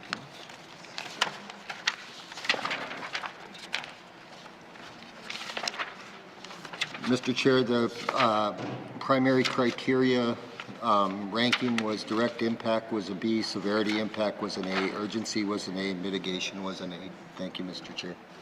Okay. Thank you. I'll go to the member from Yellowknife North. Okay, thank you, Mr. Chair. And so currently, these services are already being provided out of a leased space. So, but an A rating for mitigation, I think, unless I'm misunderstanding the system, implies that there's very few to no alternatives. What's wrong with the idea of just continuing to lease space instead of building a new $32 million building? Thank you. Thank you. I'm going to go to the minister. Thank you, Mr. Chair. Mr. Chair, currently there is lease space at 149 McDougall Road where the Forest Management Division operates out of, which consists of office space on the second level. There are shop spaces where they do mechanic work as well as a lot of technical work on telecommunications equipment on the main floor, and then the basement is a warehouse with an elevator that is very inconsistent in quite an old building that stores a lot of the material for the fire suppression. And there's also a warehouse off-site on King Street, as well as 22 sea cans that accompany that warehouse that stores additional fire equipment. One of the challenges certainly is in the efficiency of being able to deliver the program from multiple locations when the staff is based in one building, and that was some of the rationale to support this, to get all of the operation into one facility, and there's not other spaces available within the community that could accommodate this. Thank you, Mr. Chair. Thank you. I'm going to go to the member from Yellowknife North. Can the minister explain what would happen if we didn't build this building? What else would we do instead? Or what would be at stake, or what would be risked if we didn't build this building? I understand that there are convenience issues, efficiency issues, but can the minister explain what's the alternate scenario of not building this building? Thank you, Mr. Chair. Thank you. I'm going to go to the minister. Yes, thank you, Mr. Chair. Mr. Chair, part of the sorry, it's not necessarily an issue of convenience as much as also an issue of safety. Currently, part of the facility has a small engine shop in a building that's essentially an office building. There's also the fact that our staff the warehouse is located in the basement, so there are a lot of challenges with moving equipment and supplies in and out of the basement, which creates significant risk to the staff. And the warehouse at the King Street is a significantly old warehouse that is very outdated, hasn't been renovated in many, many years. It was built in the early 60s.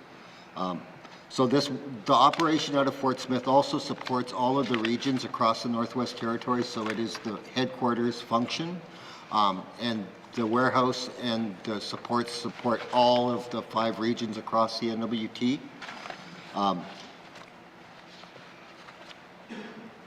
And this also is the location that provides all of the support for the fire operations across the Northwest Territories. Thank you, Mr. Speaker. Thank you. I'm going to go to the member from Yellowknife North. Thank you, Mr. Chair. When this project was thought up, was there alternatives that were identified in a project proposal in terms of how else these challenges might be addressed? And does that document still exist somewhere? I know that we're a little bit further along into the project now, but I'm just trying to understand how a project like this gets ranked as sort of top priority as a major new capital building in our territorial budget when it seems that there are alternatives to building a $32 million building. But were other possible solutions to those challenges considered and compared to both the cost and implications of building a new building? Thank you, Mr. Chair. Thank you. I'm going to go to the Minister. Thank you, Mr. Chair. Yes, there were. So maybe a little bit of history. So we started the original planning study for this project back in 2015 with a conceptual design. After the conceptual design phase in 2022, we did put this project out as a modified P3 through infrastructure as another alternative way of doing it, but the costs that came back on the proposed P3 project were out of the scope of the budget, so that specific approach was not taken, and we went back to taking the approach of the design, putting it out to tender as the project moved forward. So, and I'll pass it to Dr. Kelly to add additional detail. Thank you, Mr. Chair. Thank you. I'll go to the Deputy Minister. Thank you, Mr. Chair.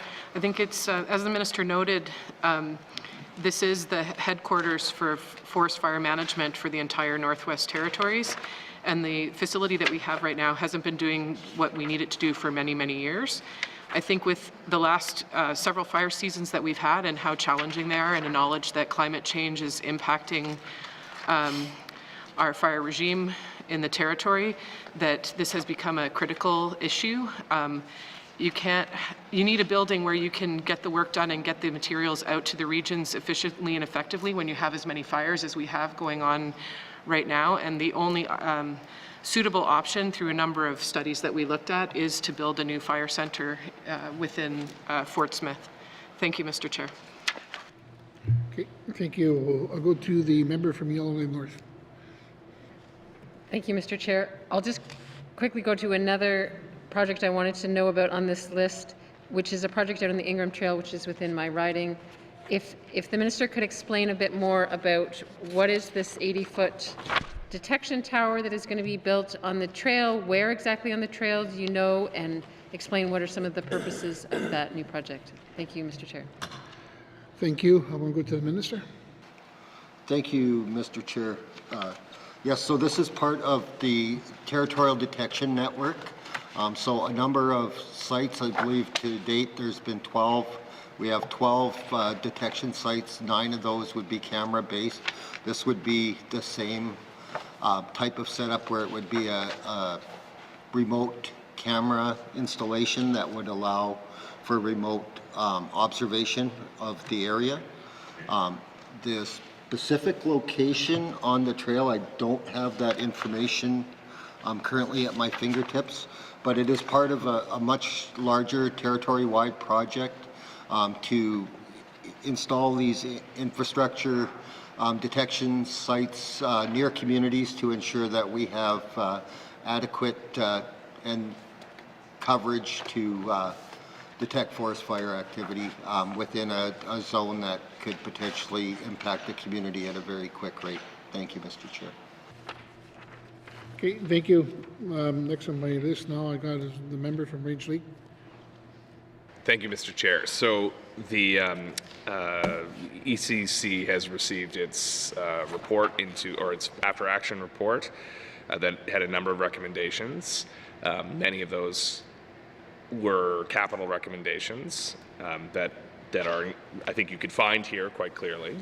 So does the minister feel that the investment by these expenditures is sufficient to meet the recommendations in that report? Thank you. Thank you. I'm going to go to the minister.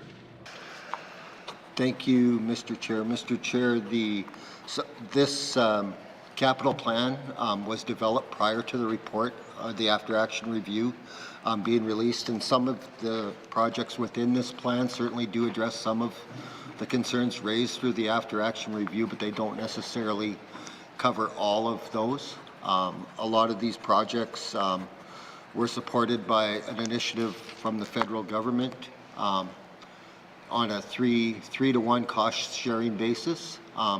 And so what ECC did was took their allocation for capital and used that to leverage the federal government dollars to get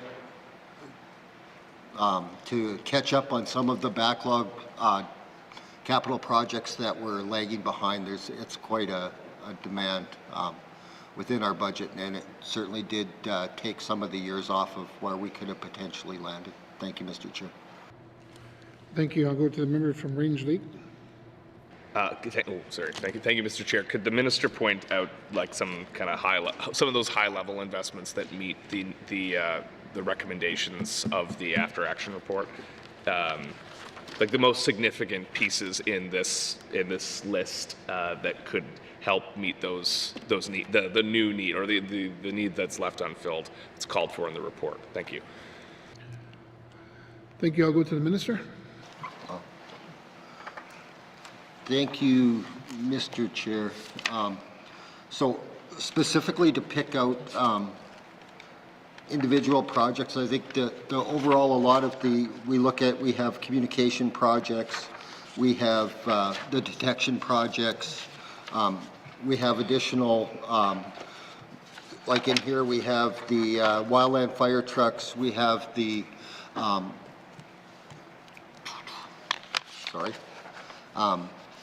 the value protection trailers. So these are all pieces of infrastructure that are designed to support communities, to ensure that the communities around the territories have the resources within their communities to support the community as well as ECC in how we are able to quickly respond to incidents. Currently now we have wildland fire engines on the in the South Slave essentially and in Yellowknife region. We don't have that type of infrastructure currently up in the Beaufort Delta. So, you know, that's one example where we will have more infrastructure available to the departments in all of the regions in an effort to come across and have a consistent approach across the N.W.T. And part of our plan as we've gone through time, and this started a number of years ago, was trying to have consistent infrastructure in all regions and at all bases. So irregardless of where our employees go within N.W.T, the equipment is the same. So the training that they receive, they can use irregardless of the region or location that they're in. So that's part of how this infrastructure plan supports the overarching goals of the report from the after action review. Thank you, Mr. Chair. Thank you. I'm going to go to the member from Range Lake. Thank you. And does the Territorial Fire Center factor into those recommendations as well? Thank you. Thank you. I'll go to the minister. Thank you, Mr. Chair. Certainly, I think the Territorial Fire Center is a key piece in our ability to respond in a timely manner and an effective manner. It will be a facility that allows for our territorial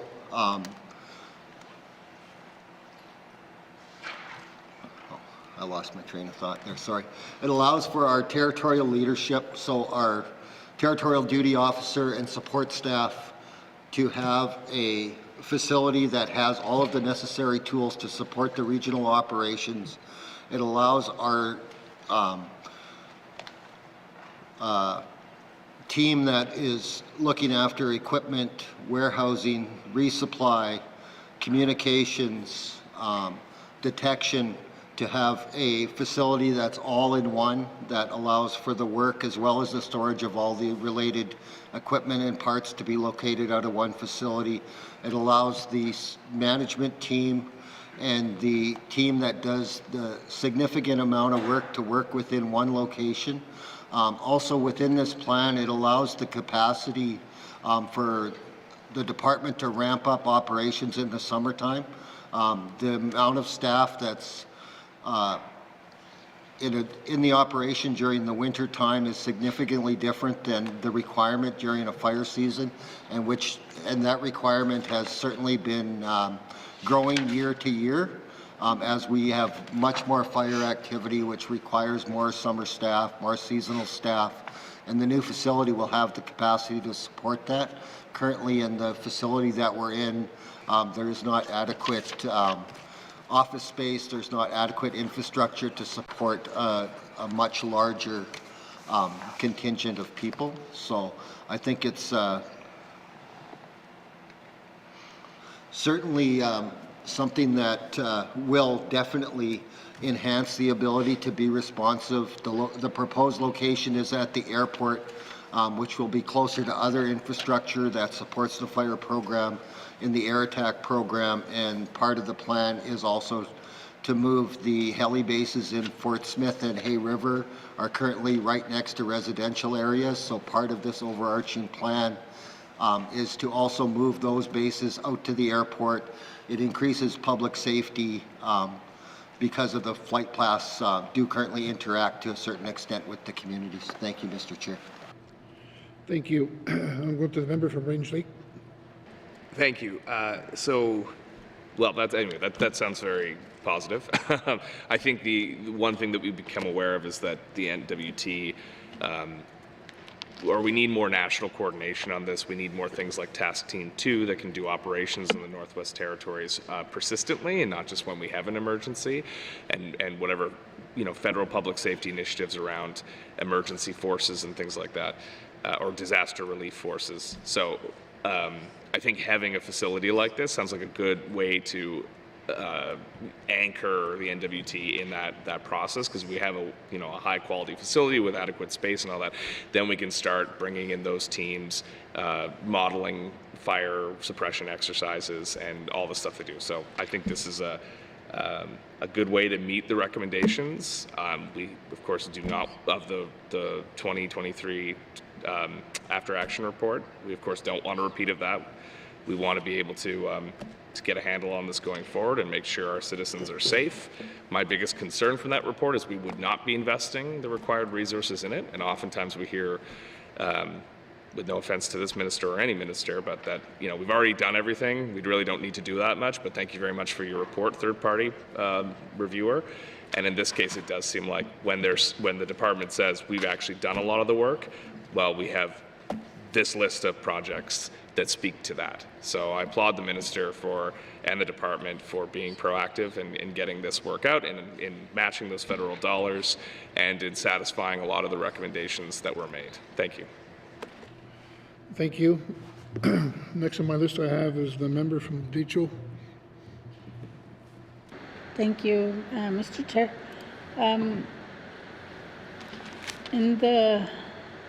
I'm looking at the 18-foot sport jet for Fort Providence versus the jet boat in Norman Wells.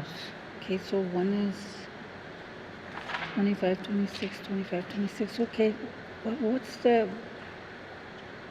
why is one, what are the difference with the two boats? One is this one's a jet boat, so why is that we've got a jet boat?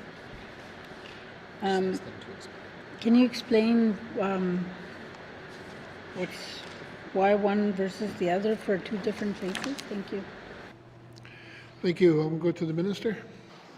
Certainly. Thank you, Mr. Chair. Mr. Chair, when the specifications are designed for these boats, specifically boats, trucks are a little bit different, where you can go with one standard design. Typically what happens is as the tender is being developed and the specifications are being developed, there's an interaction between FMD who coordinates that procurement and the specific region and the needs of that region depending on varying factors. So the potential rivers that may be where the boat may be used in the Nahende riding could be significantly different than the river that the boat is used in Fort Providence, which could be different than a boat that's used in Yellowknife. So typically that's the reason that they may not be exactly the same. It may be due to the different terrain. Also, depending on the program that the boat is supporting, there may be different needs depending on equipment or material that may need to be moved or used, or how the boat is configured. So they're not all necessarily the same, but they're certainly based on the need of the specific program. Thank you, Mr. Chair. Thank you. I'm going to the member from Ditchell. Okay, thank you. I guess the water's really low in the Fort Providence area and all the area up in the Statute. It's low too. So I guess anyways, that I had a question about that center, the one that was in Fort Smith, the Territorial Fire Center. That, okay, so you said there was 32 million allocated for it, 16 was already spent. That's just to, and there's no way to relocate that to anywhere else. It stays in Fort Smith. Thank you.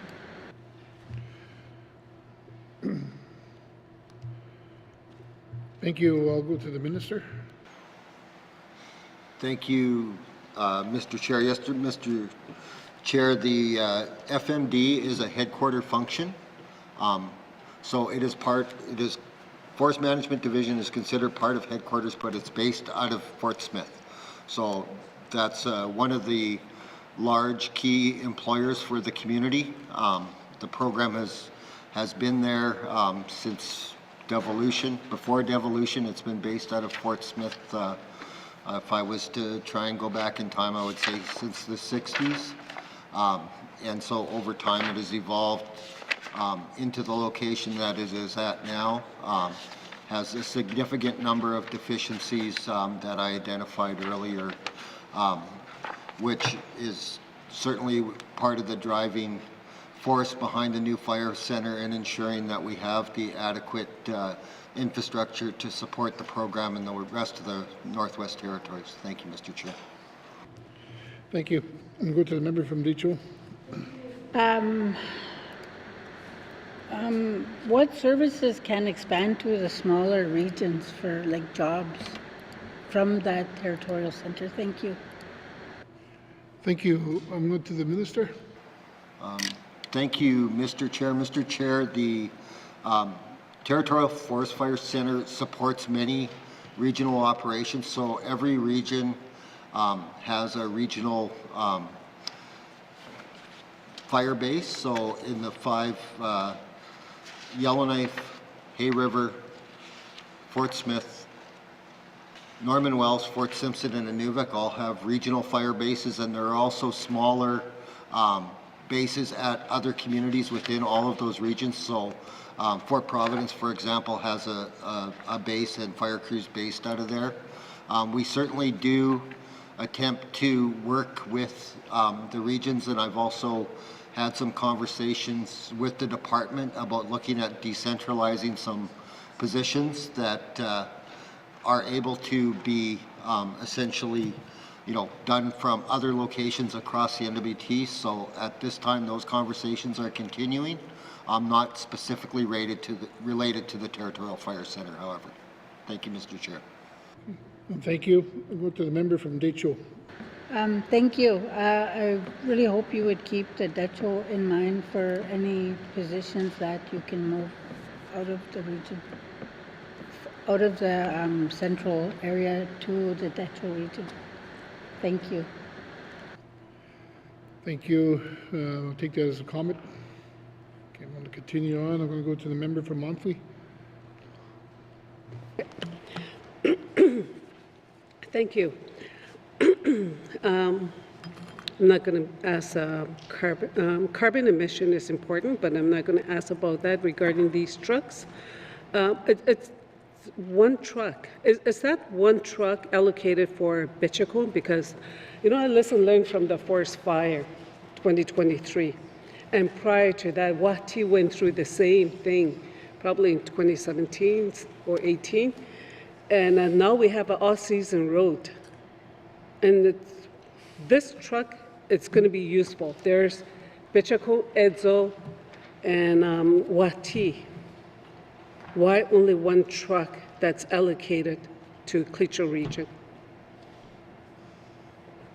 Thank you. Thank you. I'm going to the minister. Thank you, Mr. Chair. Mr. Chair, some of the, so I don't have the specific number, but I can give you a pretty good ballpark number. So within the Department of Environment and Climate Change, there's approximately between, I'd say, 120 and 140 trucks that are used across all of the departments and divisions. So, and many of those, depending on location within N.W.T, if you're driving constantly up and down the Dempster Highway, or if you're driving on winter roads, or, you know, YELLOWKNIFE, for example, right where the, so part of the plan here and how these are dispersed throughout the capital plan for the department is to try and take a all of territory approach in how we approach replacing motor vehicles, so that we're constantly rotating that inventory and ensuring that the locations that require new trucks that spend a lot of time patrolling the highways and driving in those kind of conditions, we're trying to ensure that we replace those very regularly. And we will use some of the other vehicles that come out of those locations and use them in other locations where they're just running around town. They're always maintained in a safe condition. But it's a very large fleet of trucks across the department, and ensuring that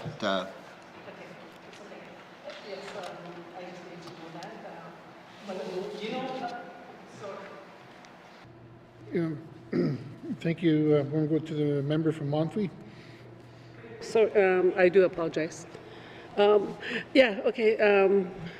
You know, highway number 3 and Clecho Highway, it's one of the busiest highway right now. And highway number 3 from Bitumen to here, and then part ways to Port Providence, that's the busiest highway because of the Detroit Bridge. So that's why I'm kind of a little bit surprised, because you said, you know, like they go on the road. You know, these, our community members, they watch, you know, for forest fire and things like that. So why only one truck that's allocated, and knowing, you know, people drive on the highway, especially in the summer. Highway 3 is one of the busiest highway. I think it's one of the busiest highway in the Northwest Territories than South Mackenzie's highway leading to Fort Smith. So I'm just a little bit surprised that, you know, only one truck to go on the highway in Clecho region. And after what we went through in 2023, I thought there would be more than one truck. And not only that too, you know, like this territorial fire center that's in Fort Smith, Frank Channel, it's right in the center. We have the channel over there. And just like what my colleague says from Decho, why everything, it just seems like, you know, like Territorial Fire Center in Fort Smith is going to get upgraded more. But Frank Channel, we're close to the capital where all the infrastructures are. Why Frank Channel? There's nothing going to Frank Channel. Like, we do need fire center, just like the one that Fort Smith will be receiving. I'm just a little bit like, this is not good, because, you know, I know you said that you've been, you know, that fire center has been there since the 60s, but that's the south of us. And, you know, it's long ways from where majority of the people live, because Frank Channel is, or Pacheco is, we're right in the center. And Detroit too, Fort Providence, they're just right there too. And we're getting nothing, less. So why is that? Why only Fort Smith is on the budget to get almost everything? What you went through in 2023, we went through the same thing. So if he can answer why only in Fort Smith, not in other places where, we had the same problem. We lost 4 houses. We lost 4 infrastructure, but not in Fort Smith, So why everything is going to Fort Smith? Thank you. Thank you. I'm going to the minister. Thank you, Mr. Chair. Mr. Chair, so for 25-26, there's 1 truck for the Toledo region. However, the capital plan for trucks is spanned out over the 20-year capital needs assessment. So those trucks are constantly being replaced. So I don't have the specific detail on previous years, but as things go forward, that's a constant. I'd also like to just say that, so within the last, since 2016 in Frank's Channel specifically, there has been a significant investment in the base there.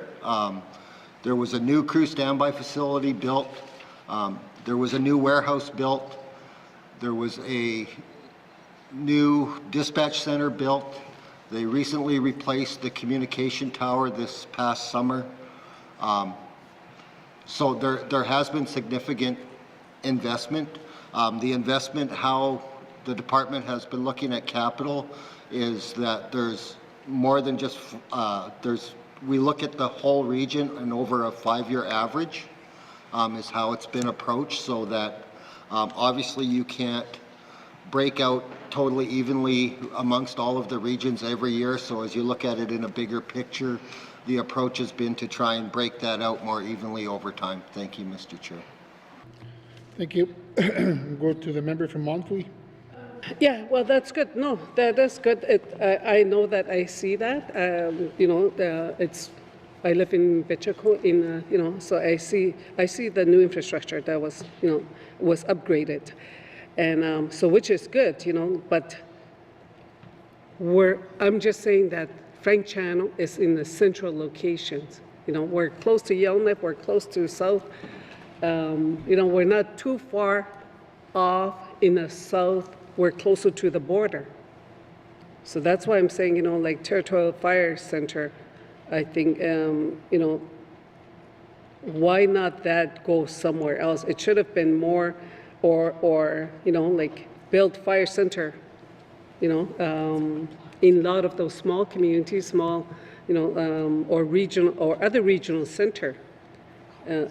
I'm sure we will benefit more from that, because unemployment rate is high in small communities. We don't have a college. So if our young people wants to be educated, they have to go somewhere else. And this is a good summer job for a lot of our young people. So that's why I'm asking. I'm asking about that Territorial Fire Center from a lesson learned from 2023. But there's another one here too. Territorial. It just says territorial, but it doesn't say the communities where it's going, like that whip line floats and air attack officer, wildlife simulators, all that. There's a lot of them. Where are these positions, or where are these equipment going? Which communities? Where? Like, is it going to the Territorial Fire Center in Fort Smith? I'm not too sure. It just says territorial. It would be nice to know where some of these are going to be going. Thank you. Thank you. I'm going to go to the minister. Thank you, Mr. Chair, and thank you for the question. Yes, I'd love the opportunity to explain this one. So, the territorial infrastructure is infrastructure that supports the territory as a whole. So, I can go here and look at the lightning detection system, which is a piece of territorial infrastructure. So there's a network of detection sites across the N.W.T. that provide lightning data to all of the N.W.T., to all of the bases in all of the regions, as well as to the Territorial Fire Center. This type of infrastructure supports all of the firefighting activity, so it's not necessarily assigned to a specific community because its location may not be in a community. Very similar, the whip line floats are a piece of infrastructure that is there to support the 802 water bombers, so that if there is a damage to a float on one of the aircraft, that aircraft is not out of service for a long length of time. The lead time to build these floats is approximately 4 years. So this is the kind of inventory that we need to have available and on hand to ensure that we can support the overall territorial fire operation. Thank you, Mr. Chair. Thank you. Okay, I don't see anybody else have their hands up for to this item here. I'm going to continue on. Department of Environment and Climate Change, Wildlife and Forest Management, Infrastructure Investment, $24,417,000. Does the committee agree?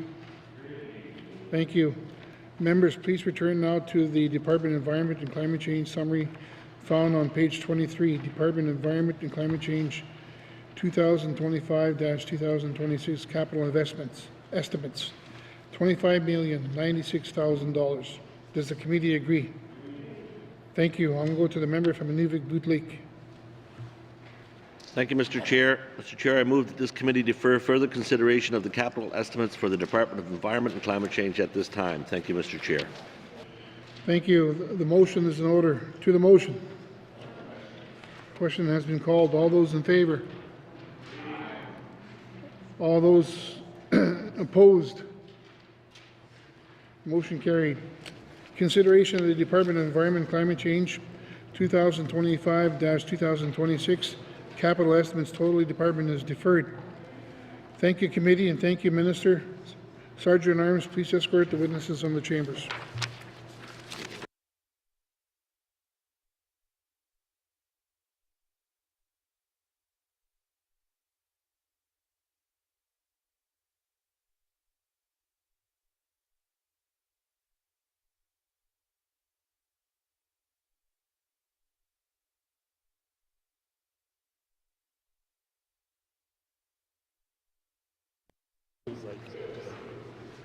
Thank you. What's the wish of the committee? I'm going to go to the member from N.W.T. Lake.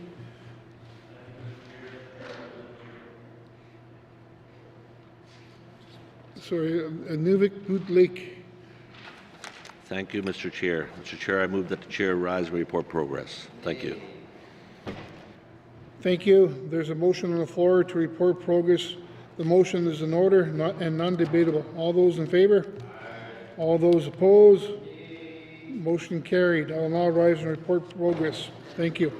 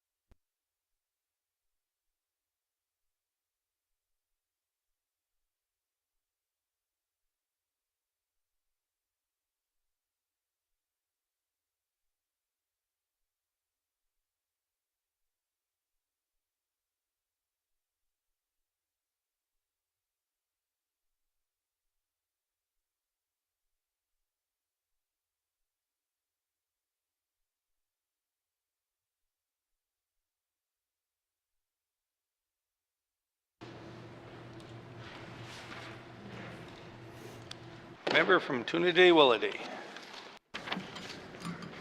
Mr. Speaker, your committee has been considering tabled documents 193-20, brackets 1, and I would like to report progress with 4 motions carried. And Mr. Speaker, I move that the report of the committee of the whole be concurred with. Thank you, Mr. Speaker. Thank you. Member from Trinidad-Willowday. Can I have a seconder, please? Member from N.W.T Twin Lakes. To the motion. Question has been called. All those in favor? Opposed?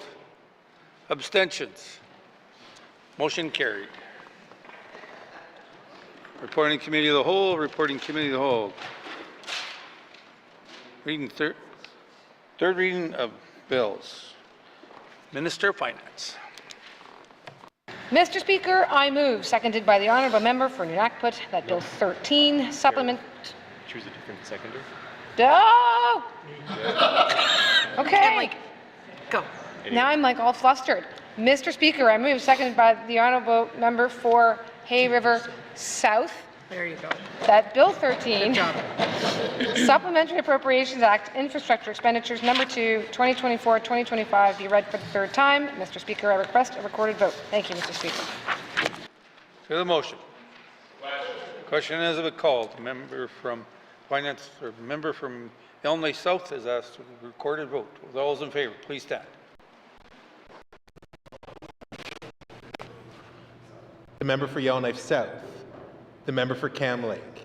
The member for Hay River North. The member for Hay River South. The member for N.W.T Twin Lakes. The member for Trinidad-Willowday.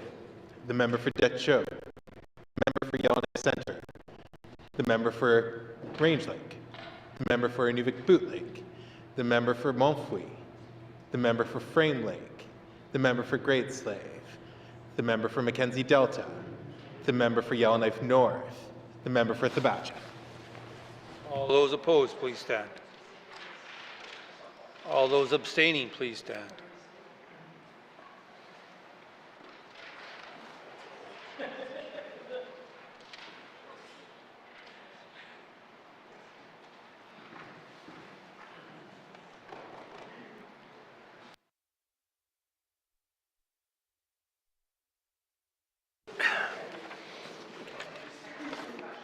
Thank you.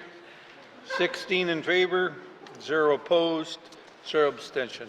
Motion passed. Bill passed, sorry.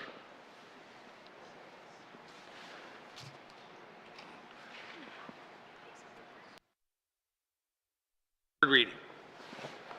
There we go. Third reading of bills. Minister of Finance. I'll get it right this time, Mr. Speaker. I move, seconded by the honourable member for Hay River South, that Bill 14, Supplementary Appropriation Act, Operations Expenditures Number 1, 2024-2025, be read for the third time. Mr. Speaker, I request a recorded vote. Thank you, Mr. Speaker. Thank you. Member from Yellowknife South. Question. And as we called, member from Yellowknife South has asked for a recorded vote. For people, please, all in favor, please stand. The member for Yellowknife South. The member for Cam Lake. The member for Hay River North. The member for Hay River South. The member for N.W.T Twin Lakes. The member for Trinidad-Willowday. The member for Dutchow. The member for Yellowknife Centre. The member for Range Lake. The member for N.W.T Boot Lake. The member for Montfouille. The member for Frame Lake. The member for Great Slave. The member for Mackenzie Delta. The member for Yellowknife North. The member for Thabacha. All those opposed, please stand. All those abstaining, please stand.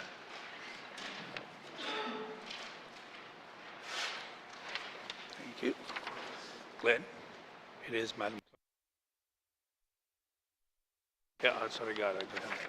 Thank you. The results of the recorded vote are 16 in favor, 0 opposed, 0 abstentions. The motion is carried. Bill 14 has had its third reading. Third reading of bills, third reading of bills. Orders of the day, Madam Clerk. Thank you, Mr. Speaker. Orders of the day for Tuesday, October 29th, 2024 at 1:30 p.m.